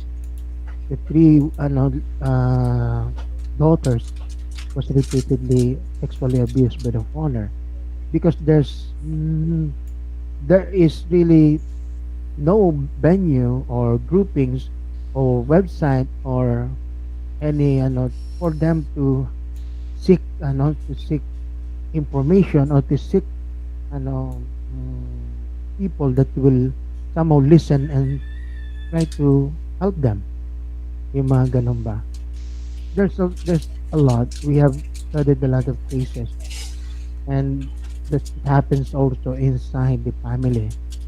One, when he was 12, he was made to believe that he was loved by the father. The father is always caressing him, and he was made to believe that you should not trust any boys or men. I will be the one to be with you always. He just was able to realize that she was being abused when she's already about 19 years old. So after that, that is the time that she felt she was abused, and she felt really devastated. So really, there are if ever they were able to have people, somehow groupings that can somehow help them and able to make them open up and make them also connect with other victims that were able to survive and able to somehow through their lives they will also be guided to see that there's always hope. Yun lang. But your your report is really very very timely, because this is a problem really with our society, that women somehow do not want it to be known that she was violated, because there will be a stigma. Okay, so it's very nice, and hopefully you can although more recommend something tangible that can really able to help them reach out and able to be assured that there will be still hope after that kind of experience. Thank you very much. Thank you po. So thank you so much, Sir Dom, for nice comment, and also Sir Sir, you're Roy. muted po. Ay, sorry. Thank you, Unmute Sir mo Dom. na. Sorry, sorry. Thank you, Sir Dom, for your comment and also for the, shall we say, nice interjection of ideas to the topic presented by the group, as well as Sir Roy's comment to the paper. Um, Victim blaming is not new, no? As I have said, pinresent na ito ng mga students before you during the first semester, yung video na it's a dress not a yes, it actually debunks victim blaming. It has been answered also by another video, yung perspective of fathers about their daughters wearing sexy clothes. Tapos may isang video na tiningnan din yung saan pwede na hindi ma-victim blame yung babae at saan banda na shall we say may halimbawa responsibility din ang babae to prevent shall we say sexual harassment, yung ganun na tipo, no? Your paper is good, okay, but this is not new, no? Many already have written the same topic. My question is, what do you think is your contribution to the issue about rape and victim blaming that might appear as new and unexplored yet, so that your paper can be unique from the rest, from those who wrote about the topic of victim blaming and rape? I think, sir, we did this po kasing term paper because it's still happening po. And that's why po yung na-motivate po kami lalo na nung may news about the girl na victim blame po siya without the further statement from the police po.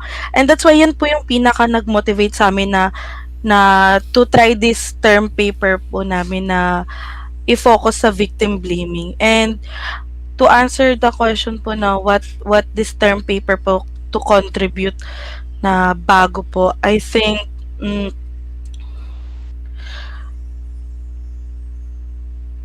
I think, sir, nag-aano pa rin siya, umiikot pa rin siya sa idea na makita yung kung saan nagsimula and how it affects the individual psychologically, ganun po, behavioral po nila na affect po sa kanila, and how it affects din po sa mga potential po or mga gusto din pong magsalita. Ganon din sa mga ibang paper eh. May gumawa na rin yan. Okay? That is why the overview of contending views, or RRL, is so important for you to see kung meron bang gumawa na nito, may sumulat na. Kasi pag may sumulat na, pag sinulat mo ulit yon is parang you're just parroting the paper or article that has been written before you write your own. Ganon kasi yung sa academe natin, no? Hindi natin pwedeng umano kasi parang wala nang contribution yon. Okay. Your paper is actually good pero it lacks something. What is this something that I want you to do?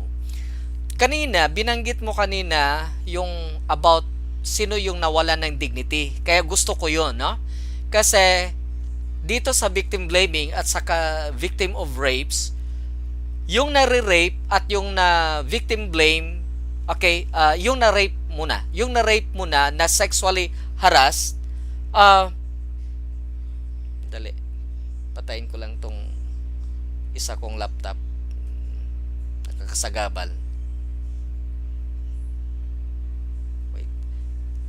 Na para bang yung na victim ng harassment at rape ay sila yung nawalan ng dignidad. And you are correct, hindi sila. Because when you talk about dignity, the only thing that can lessen the dignity of the human person is when you do something bad. Okay? And you are correct that it must be the perpetrator, the one victimizing, who must lose the dignity being a human person. Okay? Kaya nga, when we talk about death penalty, may basehan ang death penalty kasi once you are attacking as somebody, you are trying to kill, your right to protect your own life diminishes because you are attacking someone and trying to lose the right to life of someone. Kaya pag i-defend niya yung sarili niya at mapatay ka, na attacker ka, is walang kasalanan yung inattack mo kasi he's just protecting, maximizing the right to life. Okay? Kaya ikaw na attacker, pag pinatay ka, hindi na violate yung right to life mo kasi ikaw yung nag-attack.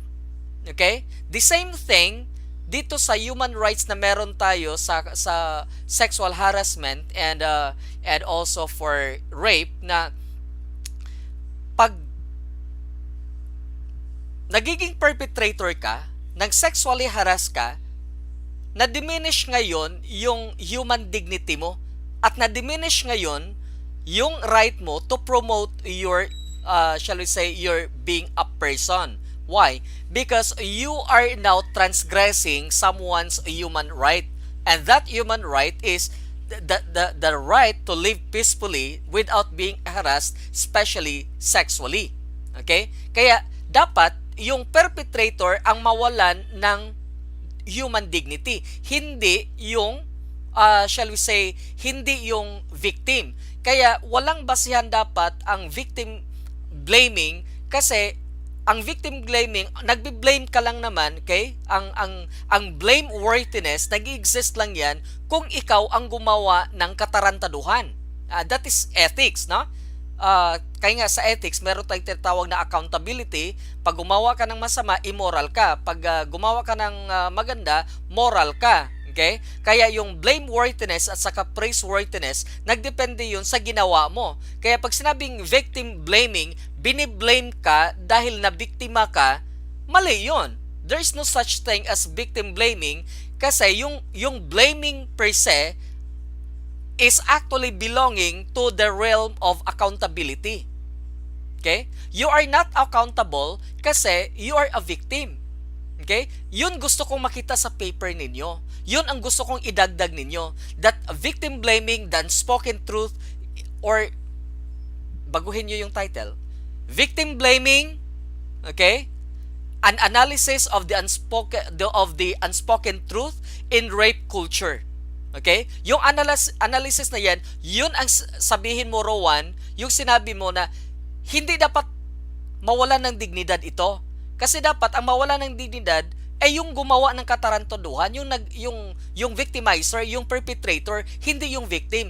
Yun ang gusto kong tahiin nyo, i-wave nyo doon sa mismong paper ninyo. Okay? Tama yung pag brought out nyo ng kaso ng victim blaming, pero half lang yun ng dapat project ninyo, no? Ang another half is to analyze sino ba talaga ang may accountability. Yung victim na victim blame or yung perpetrator na nagharas ng victim niya. Yun ay pakita nyo. Yun ang gusto ko makita. Do you get me? Yes po. So sir, uulitin po namin yung buong paper po namin. Hindi nyo ulitin. Idagdag nyo lang. Kasi walang analysis ang nangyari, nagiging expository lang din yung paper ninyo. Idagdag nyo na lang yung analysis doon sa ano niyo na dapat ma-analyze nyo na ang victim blaming ay walang basihan kasi ang blameworthiness is belonging to the realm of accountability. At pag sinabi mo accountability, ang accountable lang is yung gumawa ng mabuti at gumawa ng masama. Pag masama, blameworthy. Pag tama ang ginawa, praiseworthy. So victim blaming ito. So the word blame, dapat may ginawa yung victim na masama para ma-victim blame siya. Kaso lang, in that case, yung pinapakita nyo, wala naman siyang ginawa, no? Hinawakan yung private part niya na wala namang consent. Tapos siya pa yung na-victim blame. Hindi siya dapat na-victim blame. Kasi yung accountability belongs to the perpetrator and not to the one na hinipo. Do you get my point? Yes po. Kaya po yung paper po namin naka-focus po siya dun sa effect, ano po, yung factor po, mga concept ideas din po na inahatid ng mga people around the victim Ang problema lang is nagiging expository yung paper ninyo. Hindi Opo, nyo nilagyan ng analysis kung ano ba dapat ang victim blaming. Tama ba to o hindi? Actually po sir, akala po namin yung qualitative type of na ano namin is phenomenological po, kasi more on experience po yung na-discuss po dun sa term paper. Yes, phenomenological. Experience ng tao. Opo. Okay? Yung phenomenological na yan, yun ang tahiin nyo, yun ang i-analyze nyo bakit nag-come up ng victim blaming. Okay? So, pwede nyo so pasukan sir, yung pagiging patriarchal society, male-dominated yung society natin, kaya kahit man mali yung tao, yung lalaki, ay parang in-insist pa rin na tama, na para bang tama yung panghihipo kasi ang bagsak naman ng sisi doon sa hinipuan. Yung sige ganun na po. tipo, no? Yun ay pakita. Phenomenological pa rin yan, pero may analysis yon. Phenomenological pa rin kasi based on experience. Okay po. So, i-add na lang po ba namin siya, I-add sir, nyo yun. I-add nyo. Okay? sa over-contending Dito views kayo po? gumawa, dito kayo mag-start ng pag-add sa body. Tapos, pag na-add na nyo sa body, syempre, magfa-follow na yan yung conclusion recommendation niya na mag-change yan kasi may in-add kayo dito sa body. Hanggang kailan po yung pasanit? 11:59 p.m. Monday. Ganun po. Okay? Tapos, paki-pull out na rin yung paper nyo sa Google Drive ko at saka yung video nyo, palitan nyo na siya ng revised one. Hindi yan matrabaho. Hindi yan matrabaho kasi idagdag nyo lang naman eh. Hindi naman total revision ang nangyari sa paper ninyo. Maganda yung paper niyo actually. Kaso lang, wala siyang matawag na kakaiba. Okay? Walang matawag na contribution. Parang in-expose niyo lang. Ang dami na nag-expose ng ganun. Yung nauna nga sa inyo, 'di ba? Si Bacallia, exposition kasama doon ng victim blaming. O anong room niyo doon? Sa kanya volume of exposition 'yun. Kakaiba din 'yun sa kanya kasi volume of exposition. Yung sa inyo is part lang ng exposition niya. Di nawalan kayo ng room, nawalan kayo ng lugar. Nakuha nyo? Yes po. Okay. Sige. Okay, we cannot continue with the next one. Okay, tapusin natin by Monday. Pwede ba mag-start tayo ng 1 o'clock na lang? Total, wala namang klase yan. 1 o'clock na lang para matapos natin kasi yung logic, parang mag-extend din sila para matapos lahat-lahat. Hindi kasi pwedeng kasi kailangan this is your contribution kasi to the subject, no? At maraming nanonood sa YouTube na gustong matuto galing sa inyo. Okay? Kaya gusto kong ma-revise ninyo, gusto kong makita ito na yung napapanood nila ay tama, na dumaan na sa proseso na sinasala ng mga panelist. Okay?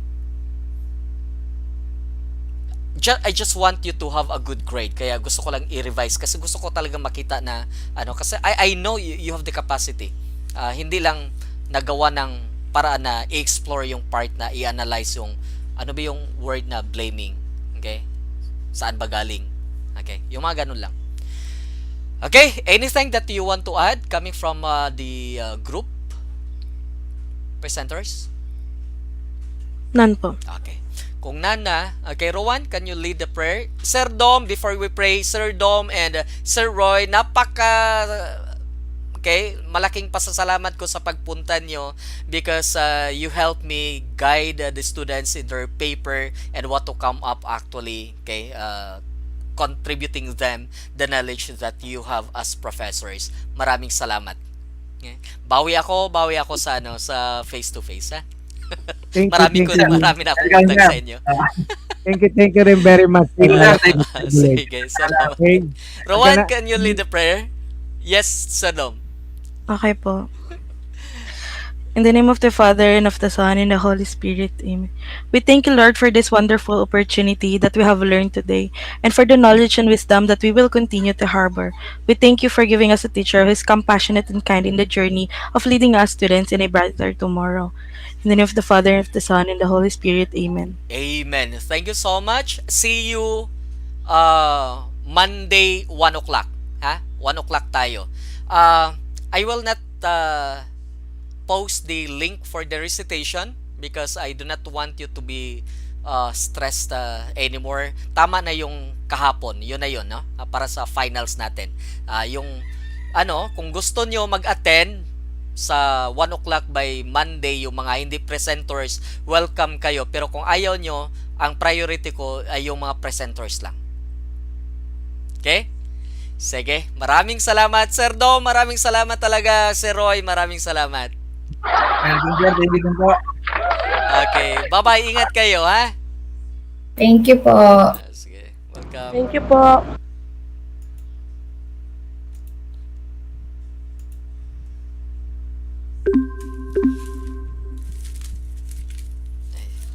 Oy, sandali.